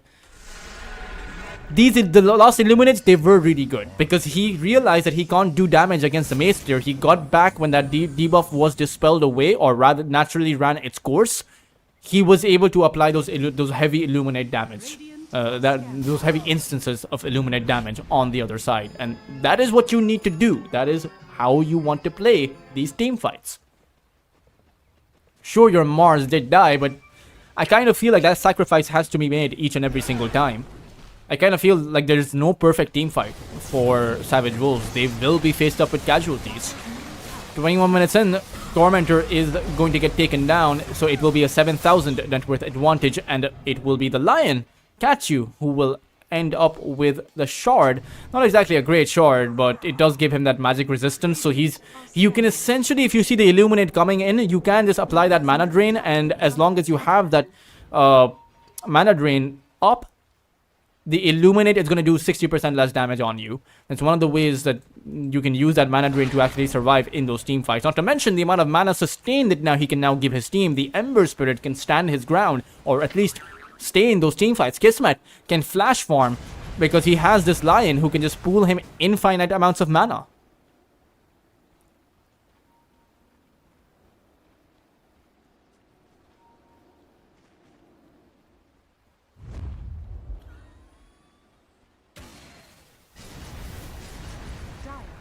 Scanning. Radiant's top tower is under attack.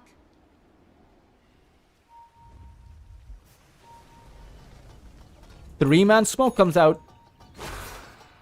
As the Hoodwink is gonna get caught, Earth Spike comes in, and a few lost hits are going to be enough.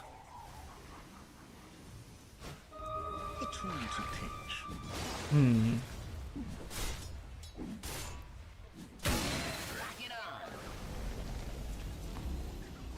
Radiant's top tower is under attack. Tier 1 tower is going to go down Radiant's top tower has fallen. without too much of a contest, so I feel like Savage Wolves are backtracking. They came up with a good team fight, they came up with some tempo, but they let it go towards the other way. And Roshan is being collected right now. Are you telling me the Savage Wolves with the Keeper of the Light are really not going to defend? They have an Arena, they have an Overgrowth, they have the Illuminate. They are finally going to decide to group up, but it's too late. Or is it? It'll be really close with the Mars going in. Aegis though has already been collected by Yukio. He'll go in for a Requiem, sending the Mars back, fearing everyone on the Radiant side. But in the end, it is going to be Kachu stuck inside of the Roche Pit. The Mars going to go in once more. However, Butterfly Effect is holding back Mute. And in the end, both sides do have to disengage, with the one casualty being that Clockwork. But you still have that Aegis on Yukio, so I feel like they got what they wanted. If that fight started just a second or two earlier, then Savage Wolves would have had the opportunity to actually take away that Aegis. Maybe they would have won that fight, because quite frankly, the amount of AoE damage in that very narrow chamber inside of that Roche Pit, suddenly your team fight becomes a whole lot stronger. Especially with Mute's Scepter coming about, the Will-O-Wisp. Holding everyone in, apart from Yukio, who has that BKB. Radiant's bottom tower is under attack. Radiant's Glyph will come out from Savage Wolves as they make quick work of the wave. But Yukio, he still wants to dish out that damage. Double S has that pipe and has that Lotus Orb as well to apply that Dispel against probably that Solar Bind. Where is the Solar Bind? I mean, it comes in when you're in Spirit form. Looks like they want to fight. No Hurricane Pike available, but so Yukio will just use the BKB. Has no teleport though. I wonder if they realize that they are attempting to chase in after him, but the hookshot comes in by Lloyd. He will sacrifice his life to make sure his Shadow Fiend doesn't lose the Aegis. A worth it sacrifice, if you ask me. But ain't no one asking me.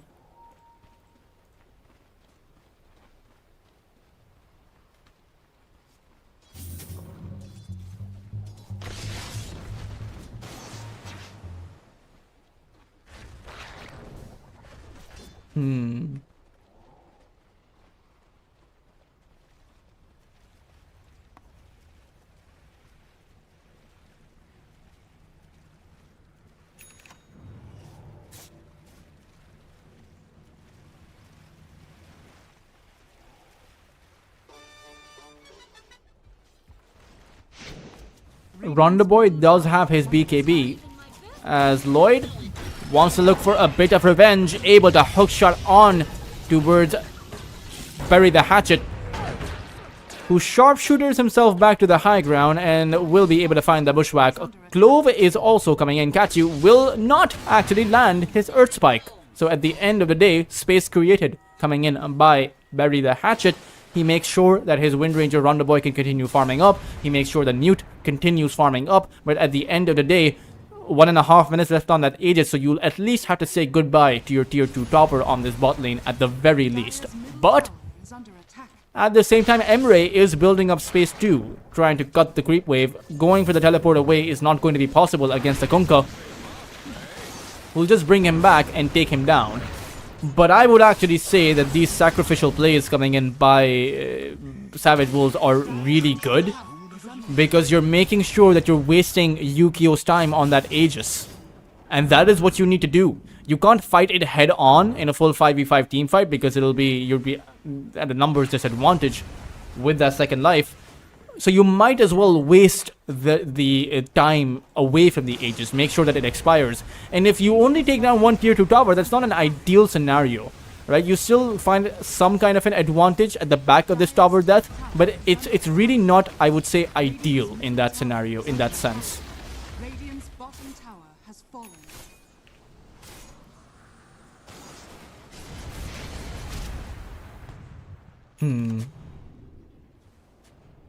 Radiant's bottom tower is under attack.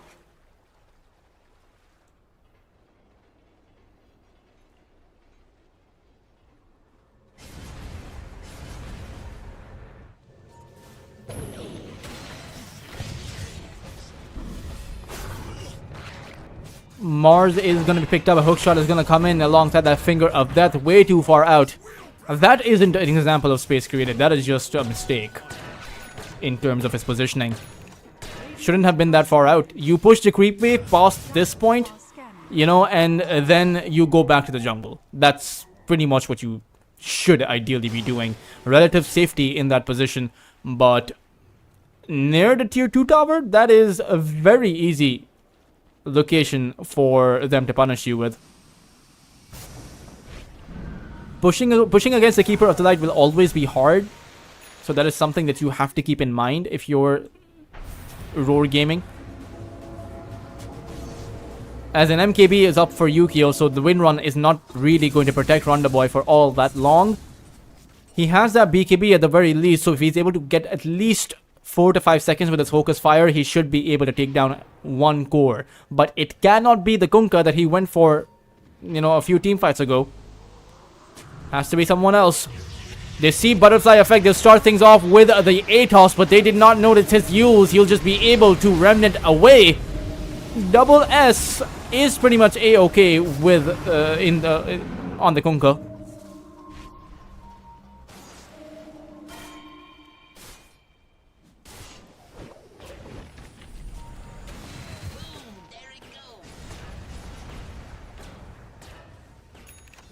Lloyd is also going to be coming in with the Clockwork. Didn't really hookshot in because at the end of the day, you just want all tier 2 towers. You want to take all tier 2 towers and then you want to wait for Roshan. Get that second Aegis, go high ground. Very calculated, very basic of a maneuver. Pretty basic of a maneuver. And the plan for Savage Wolves has to be to hold their high ground. With the Keeper of the Light, with the Treant Protector, you have an indefinite hold as long as you don't die. Right, the living armor will just heal back your structure. So, in a way, you have to be able to push in one go if you're Roar. And if you're unable to successfully push or take down an objective, they'll just heal it back up.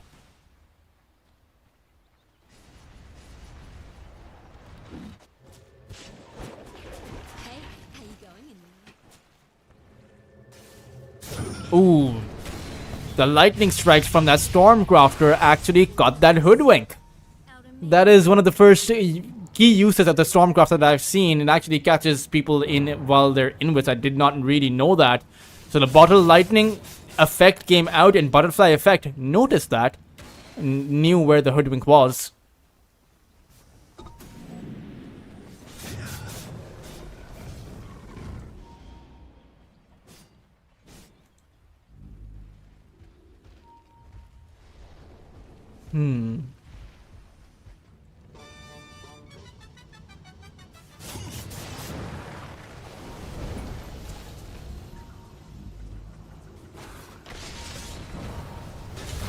Searing Chains are gonna come in on towards Mute. He doesn't have a BKB. Kismet. Yukio trying to take him out. Trying to dish out the hits, but against the focus fire, he has to get back. He doesn't have that Aegis. He throws out a Requiem, but a Sharpshooter coming in from Hatchet takes him out. They've lost their carry, and now maybe they might even lose the entire team fight. Another spear comes in from DCMG. Butterfly Effect has that Bloodstone trying to replenish his HP. Remnants towards that high ground, but has a Hoodwink waiting for him.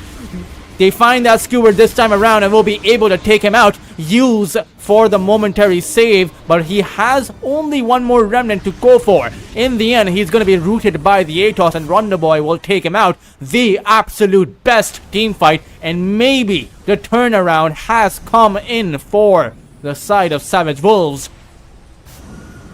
3,500 gold going their way, while Roar Gaming lose about 1,200 gold.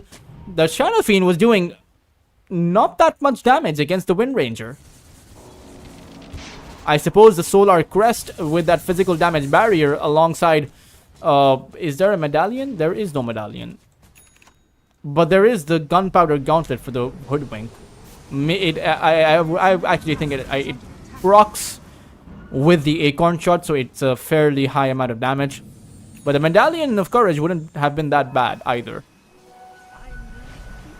Overall, I would actually say that they are completely back in this game. 3,000 of elite doesn't mean much, but if you can take out the Wind Ranger, that is a plenty good start. Hookshot as well to disable his Windrun, but he gets it off at that very last moment. And now we'll just turn it around with a focus fire on towards Lloyd. Didn't really seem like they would have had enough damage regardless if they even disabled his Windrun. At the end of the day, he has a BKB to use. And dare I say it, maybe Roar Gaming are actually losing now.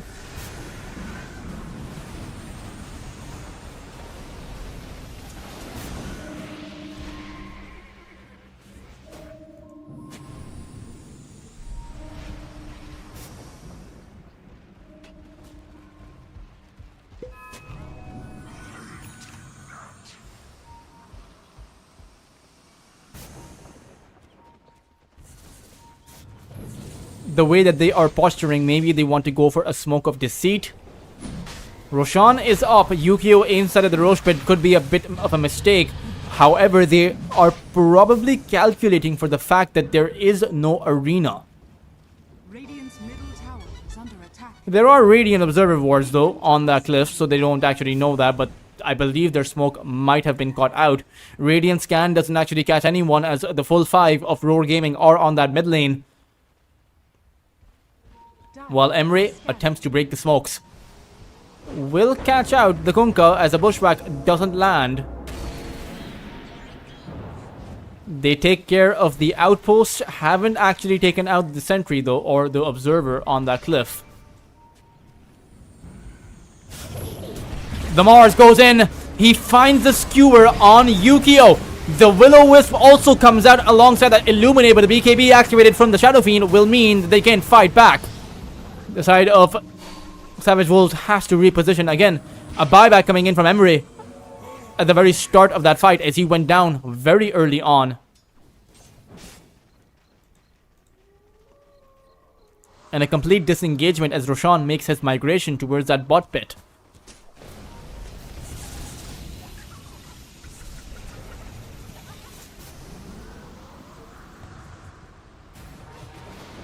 Mars goes in, but the use from Butterfly Effect will keep him safe. He'll even be able to remnant away. However, taking Ronda Boy out is going to be difficult. He has 3,000 HP as well as a Focus Fire. Will activate it on that Lion and should be able to take him out. Hex is not going to be there. He will get hexed after his BKB, and they might be able to take him out. He's being forced off the round as Yukio will be able to right-click down the Wind Ranger. And without your Wind Ranger, you can't actually take a team fight, so it will be a chaotic disengagement by the side of Savage Wolves, but they'll be able to get it done in the end. Have they given up Roshan, though? That is the big question.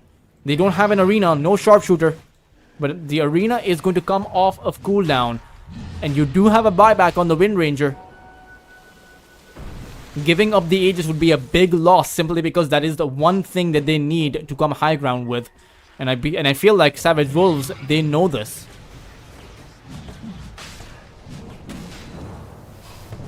Ember Spirit is gonna remnant forward, trying to catch out Hatchet, but he won't be able to. Searing Chains, or rather, the Sleight of Fist, narrowly going to miss. And Yukio, he's going to work. Will-O-Wisp used on Double S, but he's just a distraction. Surely they know this, but the problem is they don't have a solid point of entry. And if they force the issue too much, there's that X mark on mute. He's going to be brought back. Has no BKB available. He will be able to force off himself out of the arena coming in from the Mars. But then again, he's still going to get caught. Torrent Wave is going to bring him back. Searing Chains is there, and now Yukio comes in with the hits, able to take out the Keeper of the Light. Hoodwink's buyback is not going to make a difference either, as the Aegis has already been collected by Yukio. Middle tower is under attack. And every time the Keeper of the Light gets caught out, he is going to fall. Dire's top tower is under attack. There's going to be another pause coming in from the Keeper of the Light. Freaking out. Careful. Trees can be ferocious if provoked.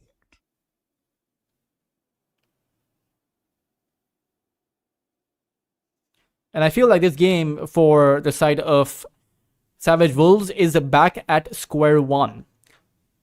And quite frankly, the last fight, it demonstrated that they have no chance of actually taking a team fight without their Wind Ranger. That is the biggest source of damage they have. That is perhaps the only source of damage, or only source of meaningful damage they have. At this point, the Keeper of the Light is more utility than anything else. Needs his Shard, and he needs his Scythe of Weiss. You need a Hex for Yukio, whose BKB is now just down to the 7 seconds. Has that level 20 talent as well. Radiant's middle tower is under attack. So he has additional 9 armor reduction on the Shadow Fiend. Radiant's middle tower has fallen. Or is it 9? Because the patch says it's 7. Oh no, you do have the level 15 talent as well. Are fortified. Radiant's middle tower is under attack. Shackle Shot is not going to catch the Shadow Fiend. And their high ground is being besieged. Mute is down for about 15 seconds. Plenty of time to at least take a tower down.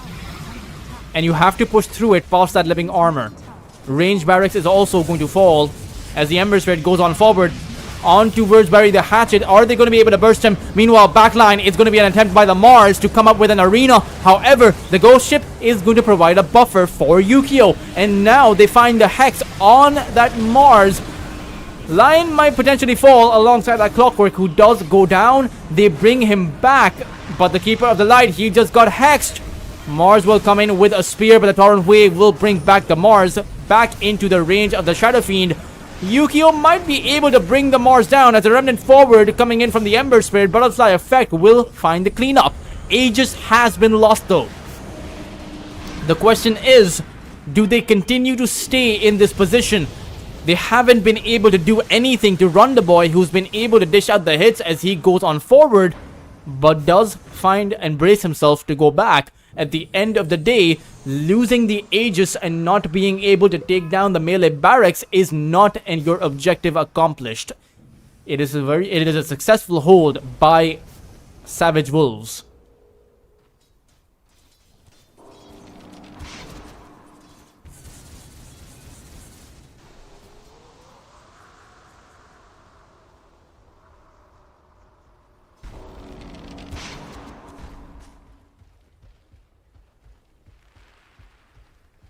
Onward.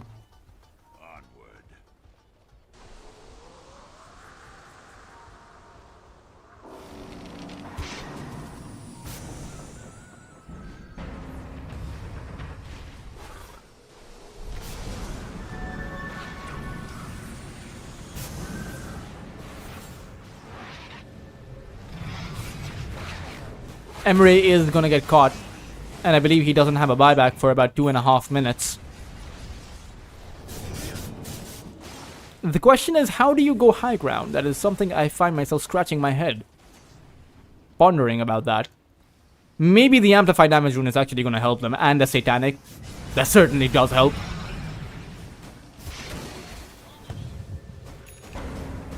DCMG is going to go in, misses the spear. The Will-O-Wisp is also going to be taken out, so you don't have those two big abilities. Will-O-Wisp is going to be on cooldown for about 30 whole seconds. As the tower is going to fall, despite the fact that the Shadow Fiend is on the low ground, Yukio still has an MKB, so he doesn't miss too many of those hits. will go towards that mid lane. As the Mars still has the arena. X mark back on the Shadow Fiend to bring him down towards that low ground. But again, unless you take this barracks out, the living armor is just going to heal it back up. Even though it is a slow heal. But alongside the natural regeneration, it's not that bad.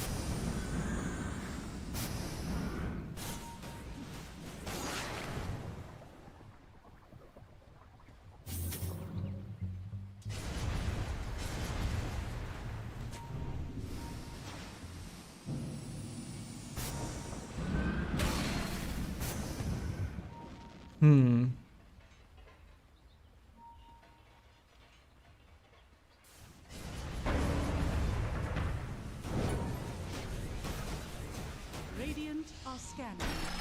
Hook shot misses. And the Hoodwink will secure the Shrine of Wisdom.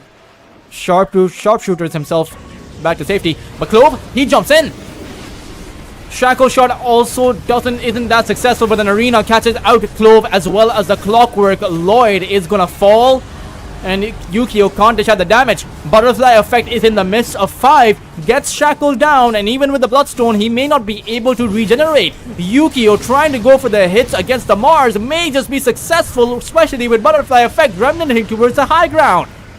Will-O-Wisp is going to get cleaned up as Mute is on the other side of his base, and this is a disaster for the side of Savage Wolves. They will lose their mid laner. However, Roar Gaming have also lost Butterfly effect on their high ground. And maybe Mute may just be able to escape. He has the boots of travel and that forced off.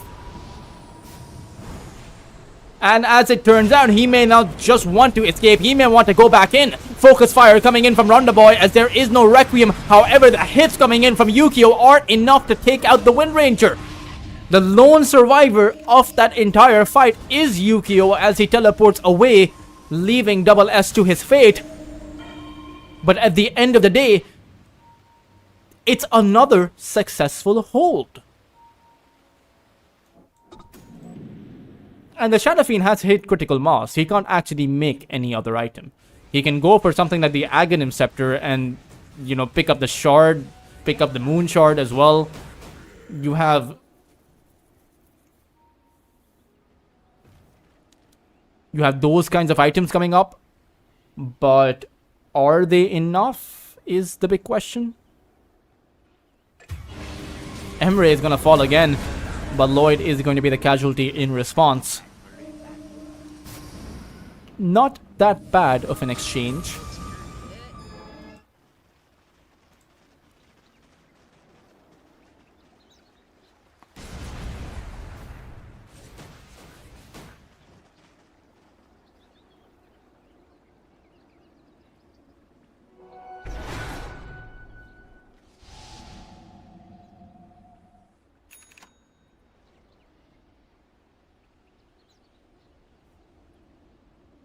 Dire's top tower is under attack.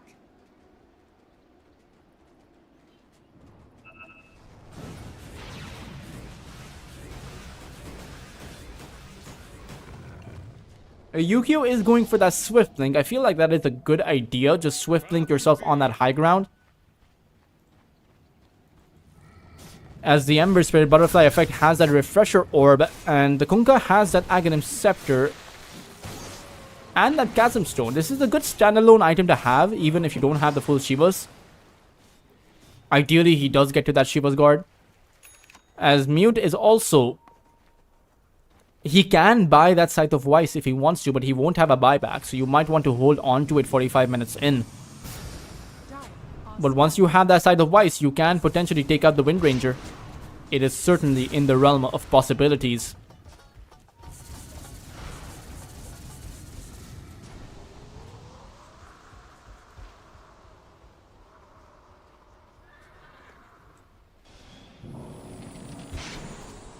Radiant are scanning.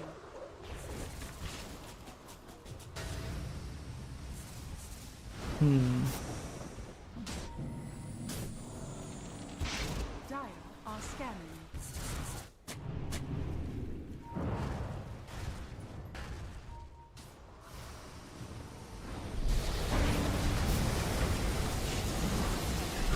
Tormentor is going to be taken out by the Hoodwink. Dire's top tower is under attack. As Roshan, once again, it's a third Roshan. It comes with that refresher shard, so it will most likely go towards double S for that double ghost ship. Cheese as well as the banner, the upgraded banner, in fact. Or actually, no, it's a second banner. 8 hits to take down. Not that hard, to be fair. This long into the game. But this might just turn out to be a very long game. Maybe even past that 60-minute mark.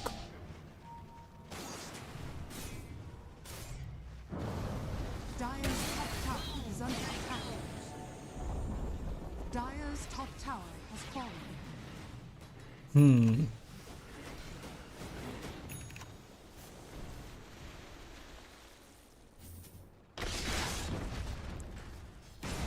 Katsu also has the Earth Spike level 20 talent and has that A on this, so he ain't going down that easily. Lloyd has that, well, Lotus Orb. Yeah, they have multiple Lotus Orbs actually, 2 of them. Yukio with that X mark is just going to be brought back every single time he's in danger. So they have this rinse and repeat combo they can target the barracks with, but it's still hard. It's still the fact that the tower just heals back. How long can you actually stay on that high ground with this kind of a niche tactic?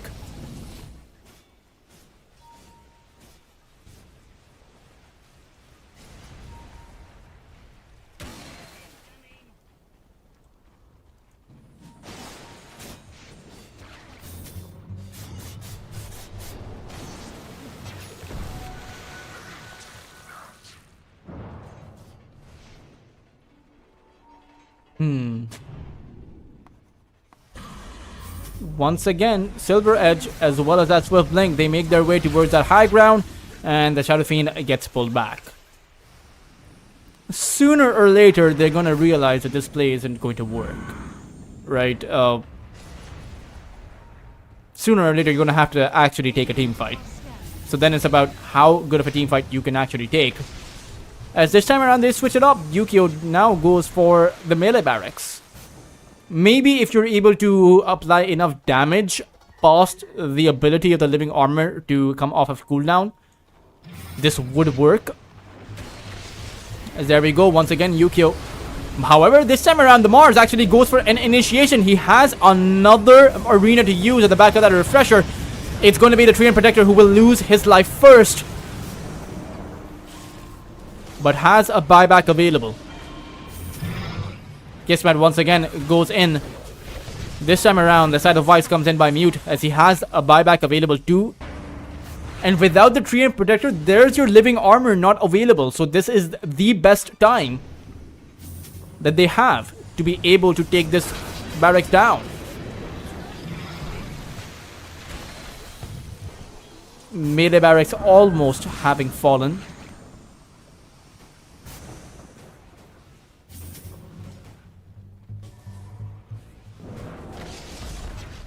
Radiant's middle barracks As the Shadow Fiend will go back.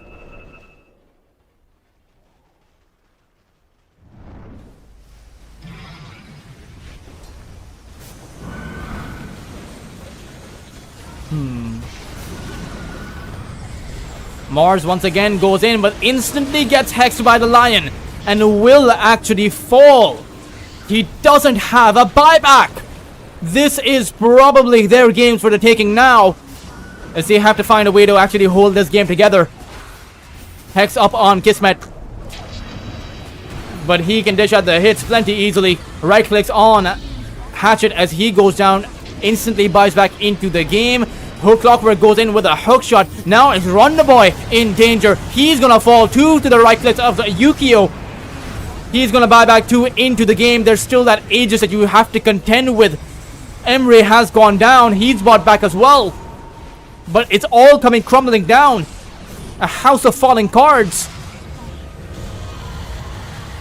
Emre, that's his dieback if he goes down over here. So suddenly they don't have many heroes to defend their high ground with. And at the end of the day, the Will-O-Wisp is not going to be enough because they're getting pushed back to their fountain. focus fire is simply not going to be good enough. As there comes the Mega Creeps. No Treant Protector means no living armor, and maybe Yukio even ends the game here and now, especially if Rondaboy falls. Roar Gaming will be able to acquire the first game win after smashing their heads against the wall and able to break through it. Savage Wolves do not call GG quite just yet, but they will surely have to. I mean, it doesn't even matter if they don't call GG, to be fair. The throne will eventually go down as Mute will realize GG will be the call as Savage Wolves tap out of game number 1. Roar Gaming will take the first game in this best of 3. And again, no kind of control coming in for the Shadow Fiend early on when it actually mattered. They found a breakthrough teamfight at that top side at a miraculous high ground defense, and that brought them back into the game. But it did come down to chance, right? It did come down to that lucky defense. At the end of the day, Savage Wolves, they need to pull it together and pressure the carry from Roar a lot better. Are they going to be able to do that? We will find out as we head to a break before we resume with game number 2. Don't go anywhere, stay tuned, and we will be right back.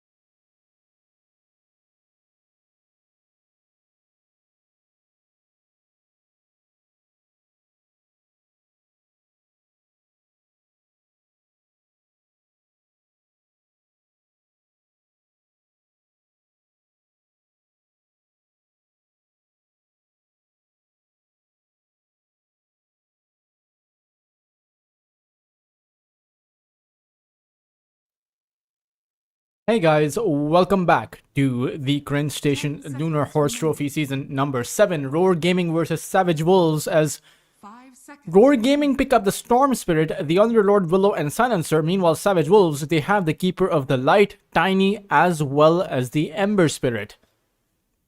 Certainly, you know, the other heroes coming up for them. Timbersaw also coming up for Savage Wolves. So it's a pretty good hero against the Underlord. Not to mention, you can just wipe out the Silencer and the Willow. The Shadow Realm doesn't really help you against the Timber. Not to mention, the Tiny also has that same capacity, right? That's just that Avalanche Toss. I would have actually imagined that Savage Wolves lineup this time around is a lot stronger, and I do think that this Keeper of the Light is going to be a support rather than the mid lane, because Timber and Ember are both cores. Tiny can be flexed here and there, but I imagine, given the current meta, the Tiny would be a carry hero in this game. 10 seconds. Or just overall, you know, for the future games as well. But we'll see what tricks Savage Wolves have up their sleeves, and whether or not Roar can actually find the clean sweep. That is something that they found against D Family, against Skillay and Lun, and Momo too, right? Let's see, the 5th ban actually coming up, or rather 6th ban, it's going to be the Disruptor. Don't want that against your Storm, as they do predict this to be all 3 cores up for Savage Wolves, right? Just one support is missing. Hoodwink is already banned out. And what other supports do well against the Storm? I would actually imagine a Ringmaster is great for Savage Wolves. The Ringmaster just disables the Storm Spirit and most Spirit heroes from being able to do what they want. 5 seconds remaining. Radiant team ban. Medusa also banned up by Savage Wolves, as Roar Gaming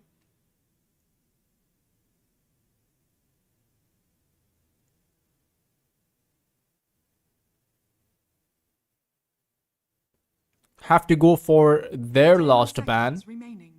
and I do wonder who that's going to be. 5 seconds remaining.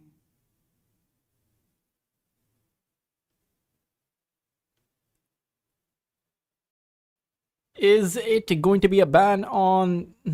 I mean, it should just be the Ringmaster ban. Just make sure that kind of magic resistance is not available. But no, Roar Gaming ban out the Venomancer. And Savage Wolves, who are they going to go for as far as their pick is concerned?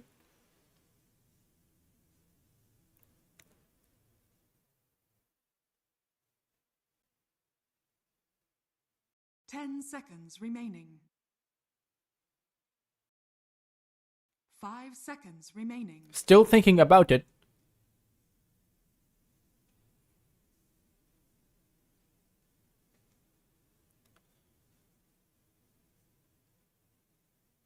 You even, I mean, honestly, the Ringmaster is the best hero in this scenario. You can think about picking up an aggressive support, but you don't really need that.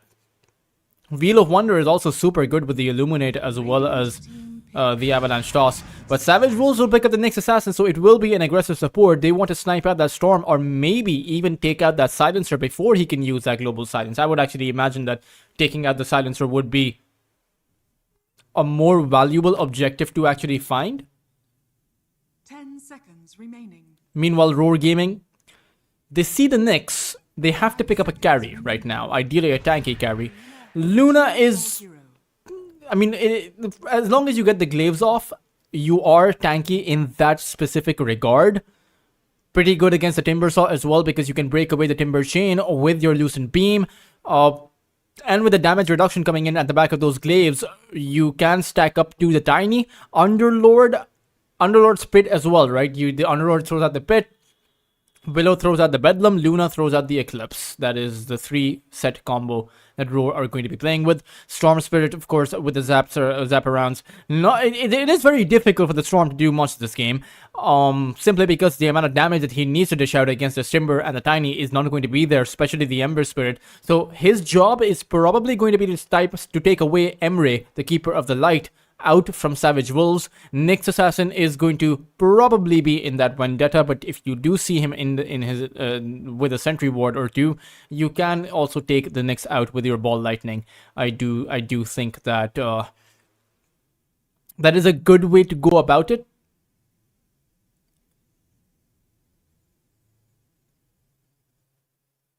We'll see if that is going to be the case for Savage Wolves. As Roar will... I mean, they do have the game win. And I would actually imagine that it goes both ways. Ronda Boy was able to find his farm, I will say that. Even if Yukio is probably the more veteran carry, just in terms of overall competitive experience. I will also turn up the logos for all of you.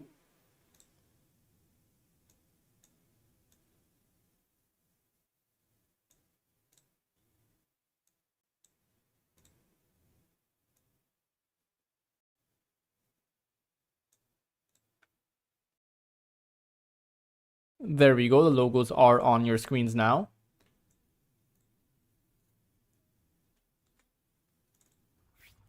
Ember Spirit has disconnected but should be reconnecting into the game shortly.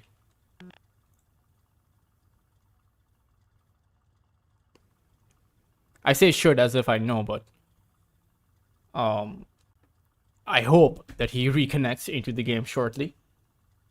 Each team has 10 minutes of pause time.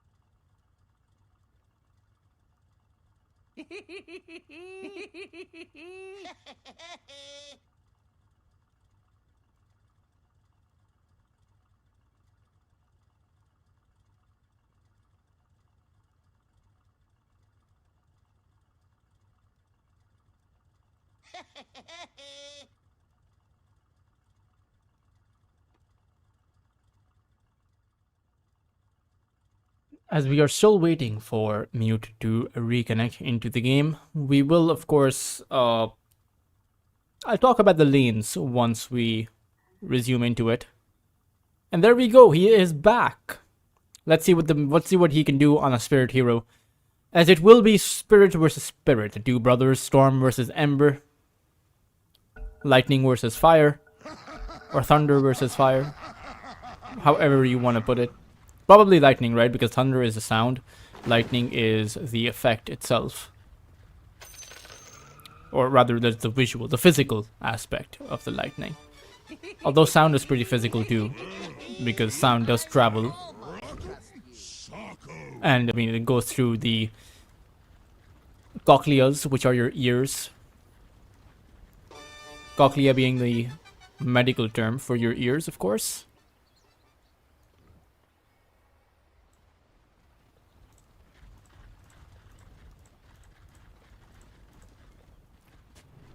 Five-man smoke, as that is a swarmy movement by the side of Roar. They're just circling around.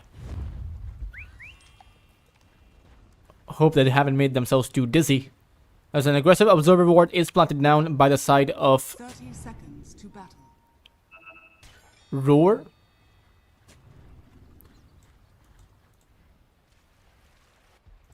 Savage Wolves inside of the jungle.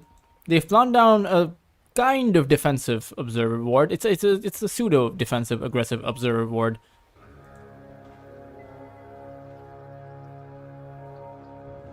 The battle begins. Two bounty runes being picked up by the Radiant side, two bounty runes for the Dire side, so neither side comes out with that advantage. I am interested to know what the Nyx Assassin will be able to do in this lane, because normally the Nyx Assassin, you're as good as your ability to hit level 6. So if you hit level 6 at that around that 10-11 minute mark, that's ideal. But if it goes past that 13-14 minute mark, it becomes slightly awkward. But in this lane, you can't really do much, right? Against Lloyd, who is playing the silencer for the moment, though he has wandered on a bit too far forward, is just going to teleport back to his lane. Not a lot of trouble there. Boots of speed on the Nyx Assassin meant that Lloyd wouldn't be able to make it very far, but they do find Kismet's courier. Although I do believe it was on its way out. And Hatchet will be able to secure both the camp deny as well as just dragging away the creeps. As DCMG is going to be left alone here. Didn't actually go back for the creep wave. So that means the Nyx Assassin will actually gain the most amount of experience. As the range creep slips by and actually walks back towards Yukio. The Lunar calling, I would say. Mid lane Mute is struggling as the Ember, despite of having that Flame Guard. I would actually imagine that he would do fine against the Storm, but it is just that melee versus ranged matchup which is slightly affecting Mute, I suppose. Okay, he gets hit by the Remnant. It is at the end of the day a skill-based matchup, right? So maybe Butterfly Effect actually has the advantage in this one just because of that fact. Mute will use the Fairy Fire, and again, it's a Remnant. I would caution him towards safety, perhaps, and not just to constantly eat those Remnants, as Hatchet will deny himself to the neutral camp before he went down. Topside is going to be first blood drawn on Emre. He gets caught inside of the pit and will fall. Roar Gaming with that advantage in that early game. Ronda Boy playing the Tiny. He is a difficult target to actually take down. So he's not going to fall, but the rest of their heroes will. Or rather, at least their position 5 will.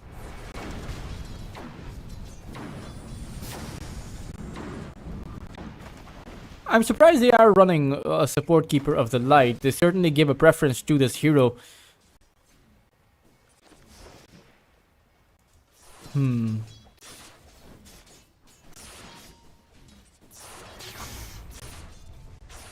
Mute will again eat a Remnant.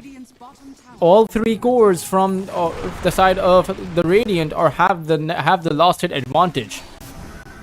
As Ronda Boy is pretty low, he's gonna eat that hit coming in from the Dark Willow and will be able to dodge at least one of the Brambles, but will be very low when he makes it out. 50 HP to spare. And at the same time, when we take a look at the Timbersaw, 4 CS for DCMG, which doesn't really bode too well for this Timbersaw's future. This is a Timbersaw. He is supposed to do well in the lane, but quite frankly, he has a Nyx Assassin beside him, and so can't really do much. The creep pulls from the Nyx Assassin will help him secure at least 3 more creeps. But he's severely behind a hero like the Underlord, for example. Double S, who has 21 CS to his name, 22 after he takes the range creep down. And Ronda Boy, having to use that salve, will have to let those creeps go by. Double S comes in. Ronda Boy will dodge away all of the Brambles.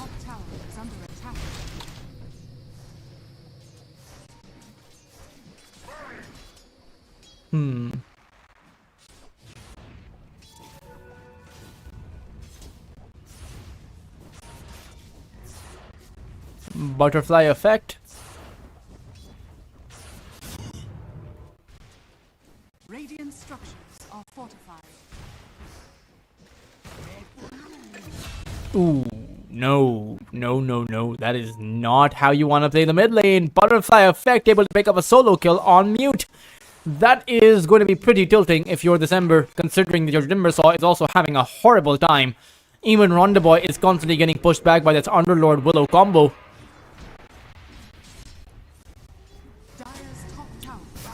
As Emre throws out an Illuminate, but again, they're hunting for Ronda Boy. That is the real target. Clove does not have the Bramble, or rather has the Brambles, and that will mean that it's going to be a kill secured for the Underlord.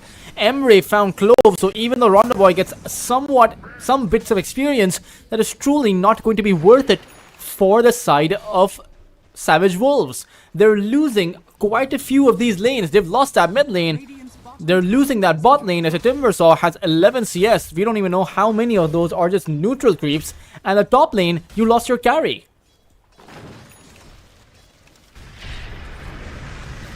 Another Bramble Maze gets set in. They won't be able to take him down, but the Firestorm will bring him very low. In fact, they might actually be able to take him down. Rondaboy falls.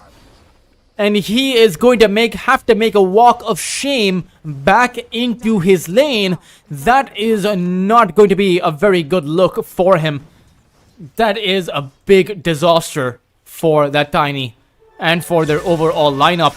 Ball Lightning is also available for Butterfly Effect as Bury the Hatchet is going to get picked up by the Vortex, brought down by the Remnant. 5-1 on that kill feed. This is looking like it's going to be a short game. If this early game is any indicator.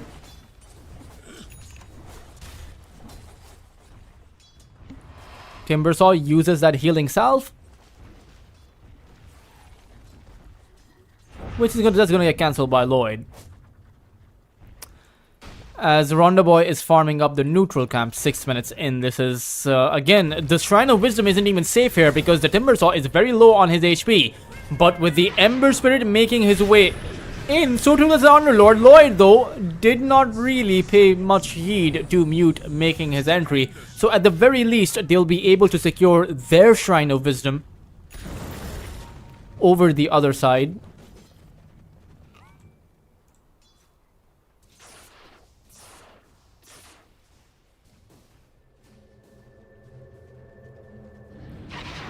Silencer is teleporting back in.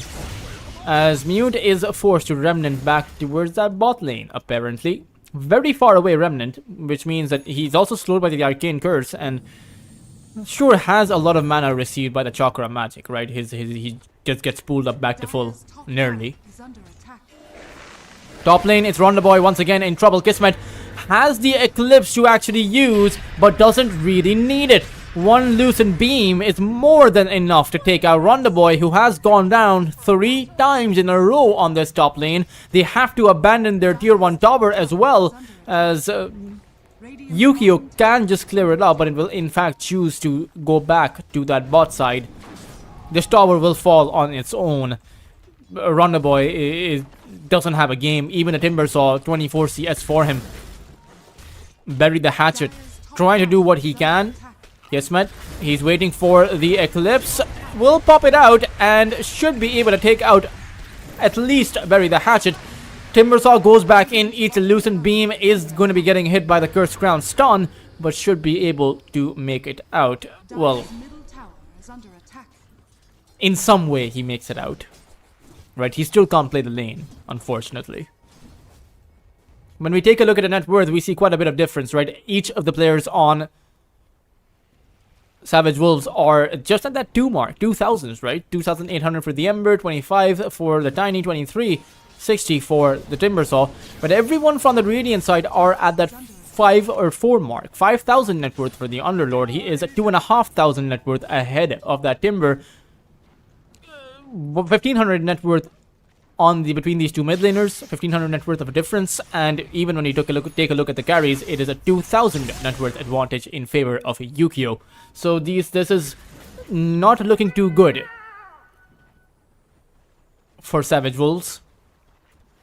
Radiant's bottom tower is under attack.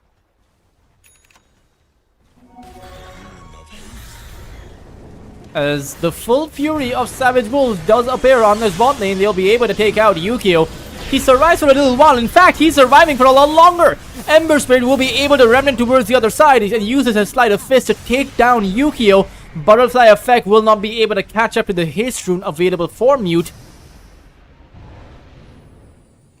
As when all is said and done, it is a carry for an offlaner, and I would actually say a massive kill for Savage Wolves. Maybe if they can find a silencer, it would be an even bigger kill, as Rondaboy does spot him out, but won't be able to close that gap.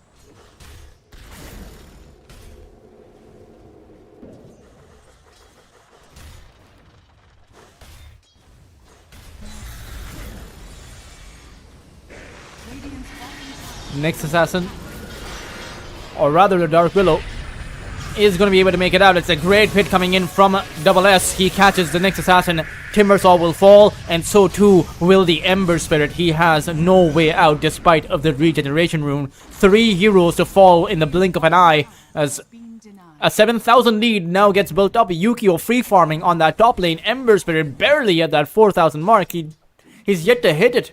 And sure, they take out this tier 1 tower, but at what cost is my question? 9 galvanized charges up for butterfly effect. And still, DCMG, or rather, Bury the Hatchet, is level 4 on his next. You now have the Global Silence up for Lloyd. You have the Bedlam available for the Willow, as well as the Terrorize. And Butterfly Effect, he's level 10. A 2-level advantage for the Storm. Carries are both evenly leveled up. But even between the offlane, it's a 3-level advantage for the Underlord. The overall experience is plus 34%. They have 9 levels ahead of the opposing team. Dire structures are fortified. And they have a 92% win probability in this game. So it seems like even the draft is somewhat favored for their side. Another 2-man pit comes in, catching both supports of Savage Wolves. Bury the Hatchet has nowhere to really go. Butterfly Effect will even go forward. Global Silence is used. Rondaboy will be taken out as he goes down, and an Eclipse actually catches Mute. 4 heroes once again falling down, and the Storm ending up with a triple kill. Tier 1 tower to also be collected, and this looks brutal. This looks like a game that's already over. There's going to be some way they can actually fight back, but with the kind of farm that the Radiant side possesses, Yukio is the one who is unable to keep up his farm, but even he has that Mask of Madness, and now the Yasha flying in, he should be able to accelerate his farming speed quite a bit.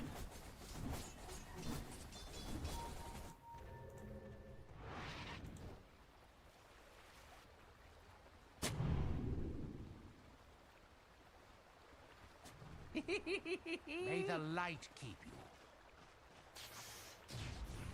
you.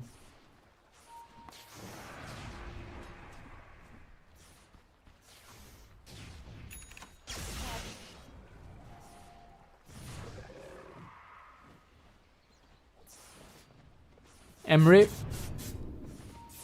comes in with a sentry ward.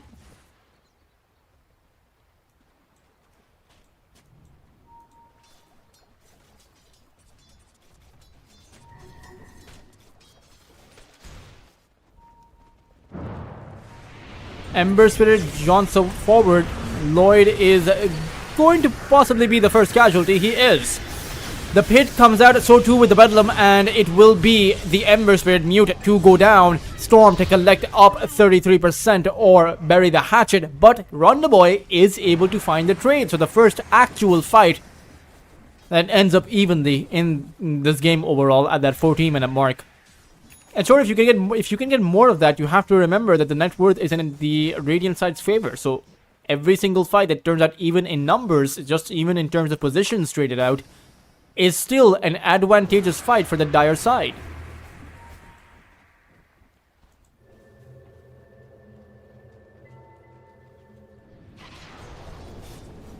Invisibility. Lloyd, he is going to be able to use his Global Silence as the Storm jumps in. Wants to go for the Ember Spirit as he has just respawned, and the Ember is sure to fall. And Butterfly Effect, he wants to go in on towards Emre. The Timbersaw is waiting for him, but can't really apply too much damage. The next assassin is going to get spotted out by the pit as Emre has gone down. 33%, he wants to apply that Vendetta Strike, will be able to take down Butterfly Effect, as even Clove is going to be in big trouble. Rondaboy is here with the Avalanche as 3 heroes go down for the Radiant side, and even Double S is going to be in a bit of trouble. Will he be able to make it out? I mean, he has plenty of HP. 2500 is difficult to actually take down for Rondaboy and the Timbersaw. The 9,000 lead isn't budging, but they do have plenty in the way of kills, I suppose.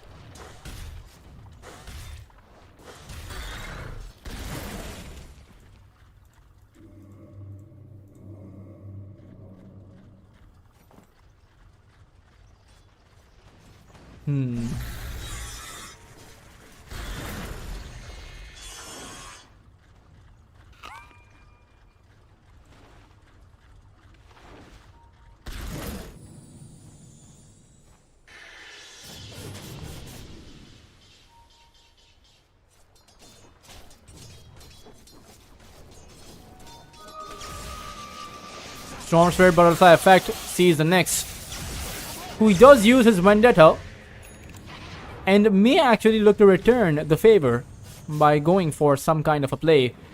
I wonder if they'll go for a Smoke of Deceit.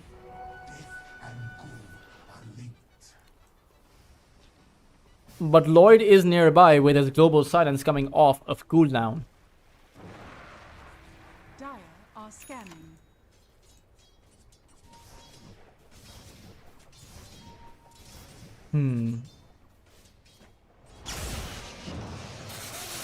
Butterfly effect jumps in. Emre is as good as dead. There's a Sans and Kaya up for the Storm, so these zaps don't actually require that much. It's going to be the Ember caught in. He is going to get pitted down once more and will fall. 22-8 right now on this scoreline. Dire's Yukio is under attack. will be able to spot out the next, who doesn't have the Vendetta any longer. Has that carapace, but it's just awkward getting picked off around the map. Clove will also spot out Rondaboy. There can be a long-range zap that comes in from the Storm, but he doesn't actually have the mana for it. Bedlam is just going to disable Rondaboy, as they will leave him once they take out half of his HP. You also have Mute coming in. Maybe they look for a play, but the Global Silence will just disable them. And so all they'll really be able to find is just one kill. Now that Rondaboy has his Blink Dagger flying in, maybe they're going to be able to do something more. Radiant are scanning.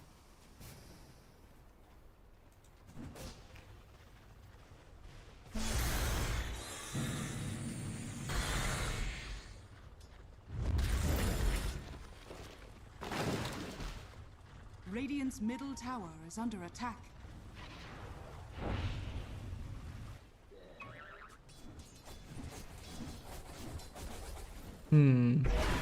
Radiant are scanning. Dire 33%. Dire's bottom Scan tower catches out is Kissman, but he's long gone, as the next assassin will realize.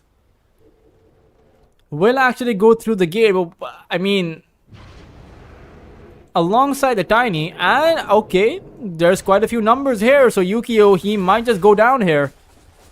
Won't actually realize, ooh, dodges that Impale, and the Global Silence comes out. Pit also comes in. It's a Scepter Pit coming in from the Underlord.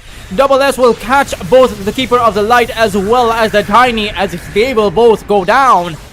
And a long range zap actually to catch Bury the Hatchet, as the next assassin is not going to be able to make his way out. 3 heroes from what was supposed to be an easy pick-off on the Lunar.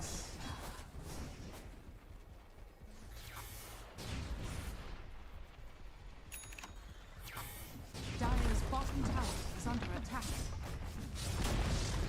Dire's bottom tower has fallen.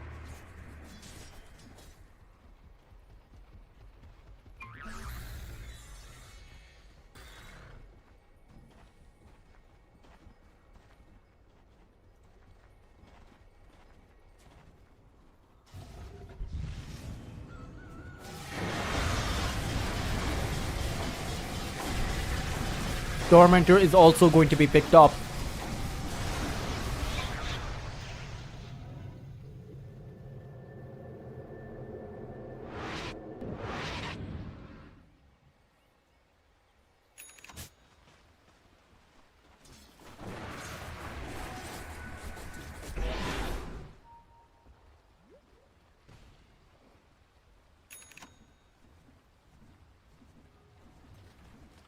BKB is available for Radiant's middle Kismet. tower is under attack.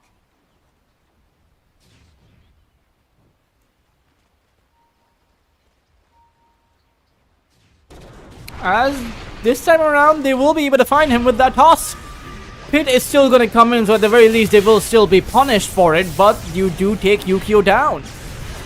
Another pit towards that backline to cast that Nyx Assassin as another zap comes in by Butterfly Effect. 22 Galvanized Charges up for him now. Almost has his BKB up too. Yukio has his own BKB, but it's hard to get it off once the Vendetta Strike comes out. You know, there's not that much reaction time compared to the Nyx just coming up with a clean stun.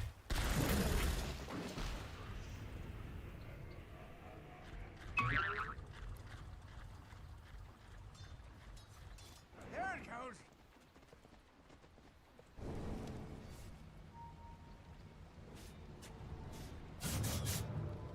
Radiant's bottom tower is under attack.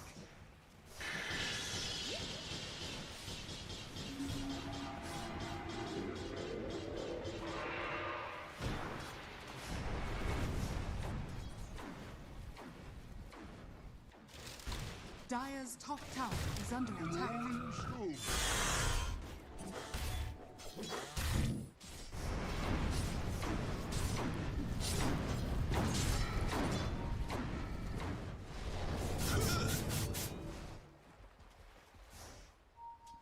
As Kismet is gonna go in forward. Invisibility rune towards that bot lane. Invisibility?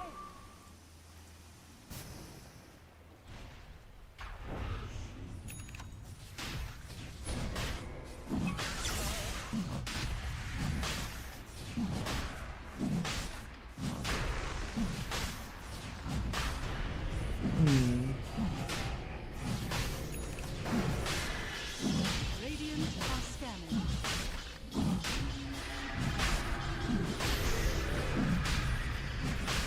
Roshan is also going to be collected up with no real contention against Roar Gaming, who have a 12,000 net worth advantage at that 23-minute mark. The win probability hasn't really budged all that much, and the levels or the experience advantage continuing to stay the same. They still do have the Keeper of the Light, level 4 Illuminate to hold their high ground with, but the problem is there are so many heroes that can actually catch that Keeper of the Light. The Underlord, for example, or even the Storm Spirit. Dire's top tower is under attack. Dire's structures are fortified. Next Assassin is going to go down. Told you a storm was coming. Dire's top tower is under attack.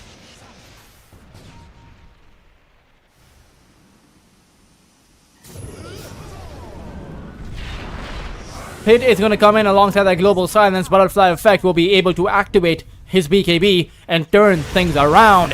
Yukio will come in with the Eclipse, and now you don't have a carry. Rondaboy has gone down for the side of Savage Wolves. They'll still be able to make their way on Lloyd, find themselves, or rather pick themselves up a Silencer, who should be going down to the Spirit Vessel. It's going to be close. Oh, he actually survives. They don't get anything, not even scraps or breadcrumbs. A dark end to Oliver Twist's story. Emre. Oh, a zap in by Butterfly Effect. They catch the Timbersaw. He's going to be rooted inside of the pit, but is quite tanky to take down. But maybe with the Bedlam, they can actually take him out. Butterfly Effect jumps towards that high ground, is able to find him. Emre, as well as the next assassin, are two. You know, they're weak prey. Butterfly Effect doesn't want them. Dire's structures Glyph is going to force them back as Rondaboy respawns, and with the Ember Spirit there as well, they are going to reconsider their attempt at that tier 2 tower.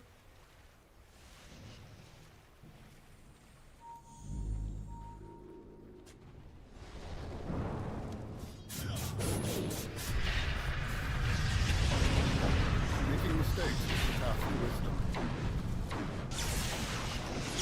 Another zap in coming in by Butterfly Effect. 3 seconds for his BKB, but Yukio has one.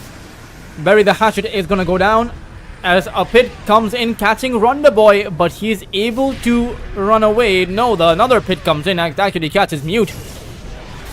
Butterfly Effect will go in, get sent, tossed up into the air, and will actually fall. So maybe Savage Wolves can actually fight back. BKB activated by DCMG, as he goes in towards that Underlord, will be able to make sure that he falls down, and they also lost their Willow. A big mistake being made by Butterfly Effect, got a bit too ahead of himself with the kind of advantage that he had, failed to activate his BKB, and just got tossed up into the air by Ronda Boy.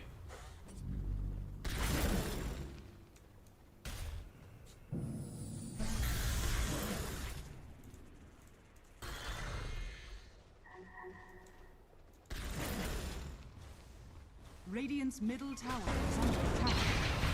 Even Lloyd is gonna get picked up. Okay, that is a massive lead swinging the other way. Around 4,000 of a net worth advantage, actually. Radiant's bottom tower is under attack. May even just be 7,000 net worth of a disadvantage by the time that the rest of these heroes respawn. So I do see some avenues where they can actually fight back with. I'm going to be honest, I think it's really hard for them to actually win this game at the back of a comeback, simply because you have a Storm, simply because every single time that the next assassin is visible, he is going to get taken out.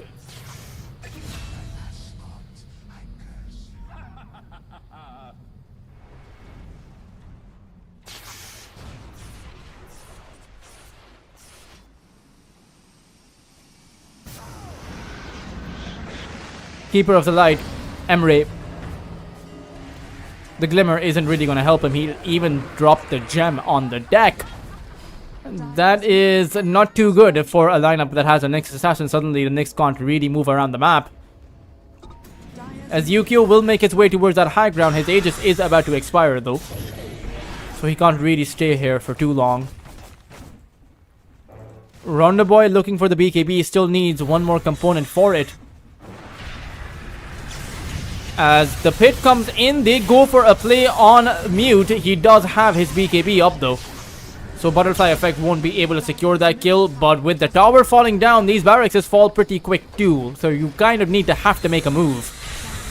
Another pit comes in as the Timbersaw is taking in quite a bit of damage. The Tiny goes in, unable to take out Yukio though. He's activate his BKB and just go back to the fountain. As the Ember does dive forward, Double S does feel plenty safe. You'll be able to drop the pit. However, Ronda Boy is going to come in, terrorize in response from the Willow, but it won't make any change to their outcome. They will still lose Double S. Clove will be able to make it out though.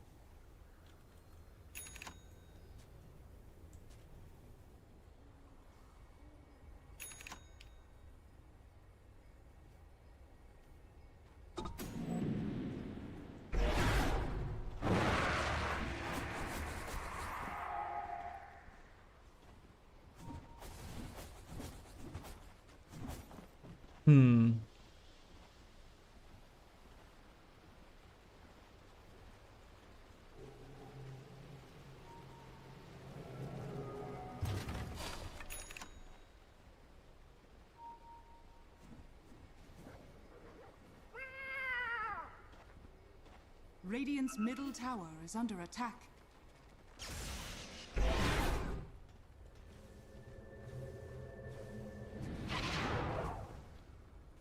Radiant are scanning.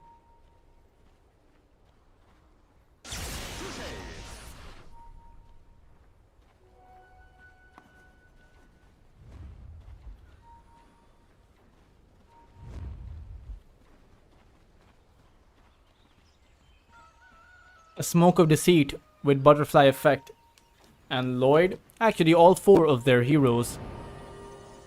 Yukio's smoke is going to break, as surely it was the Nyx Assassin. Lloyd's smoke is going to break as well as he activates the dust. They saw him and will be able to take him down. There's really nowhere for the Nyx Assassin to actually go. Told you a storm was coming.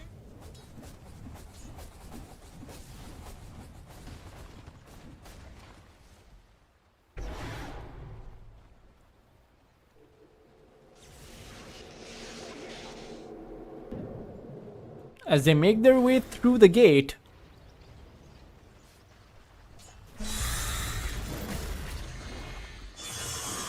Clove He blinks forward, sends the Tiny up into the air. Terrorize is not going to be mattering as Yukio is faced up with Ronda Boy with a BKB activated. The same can be said for Yukio as he uses that Eclipse. Mute is still doing pretty well, but a pit comes in on catching that Tiny, who has no BKB. He will fall. Mute is going to be going down next. He has no remnant for his escape, and at the end of the day, that might just end up being an entire team wipe. Unless the Timbersaw is able to make his way out, he can't. He is going to get vortexed by the storm, stuck inside of the pit, and be taken down. A triple kill for Butterfly Effect with even 33%. He was able to take down Double S as he went down, but a full team wipe comes out. And how much more of a beating can they sustain on the side of Savage Wolves is my question. I mean, heck, it is a best of 3 series, so you might as well play until the very end, of course, for as long as you can.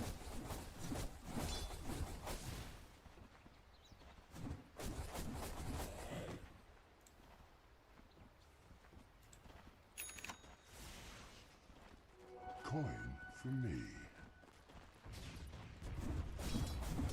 Dire's bottom tower is under attack.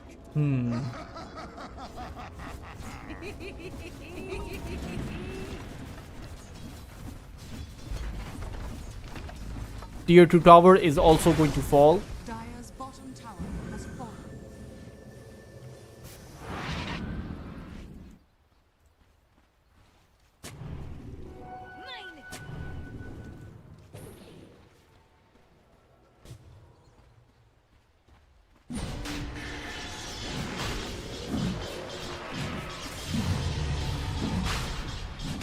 As Roshan is going to roar.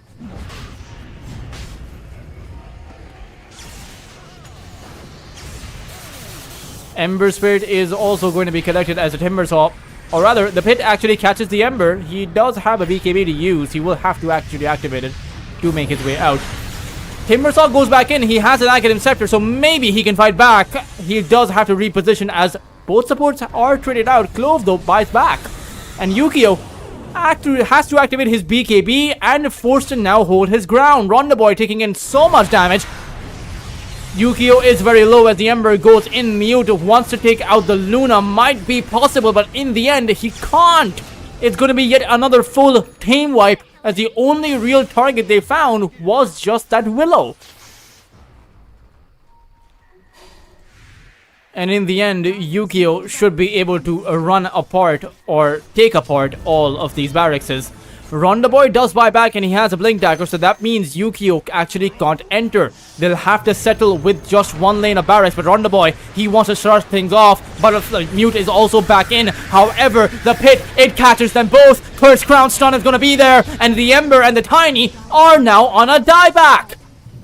GG will be called by Mute as game number 2 is also a loss for the side of Savage Wolves. It is going to be Roar Gaming who will not only clean sweep D family, but they will also sweep Savage Wolves under the rug on their road to Cringe Station here. Roar Gaming certainly do feel like the strongest team over at Cringe Station, but I tend to say that about every team that does well. So maybe I'm just insane. But at the end of the day, D Family, Roar Gaming, Velocity Vikings, all of these three teams are very strong in the Southeast Asian region. Who is going to come out on top is certainly a question that it's a long road to find out the answer to that question, of course.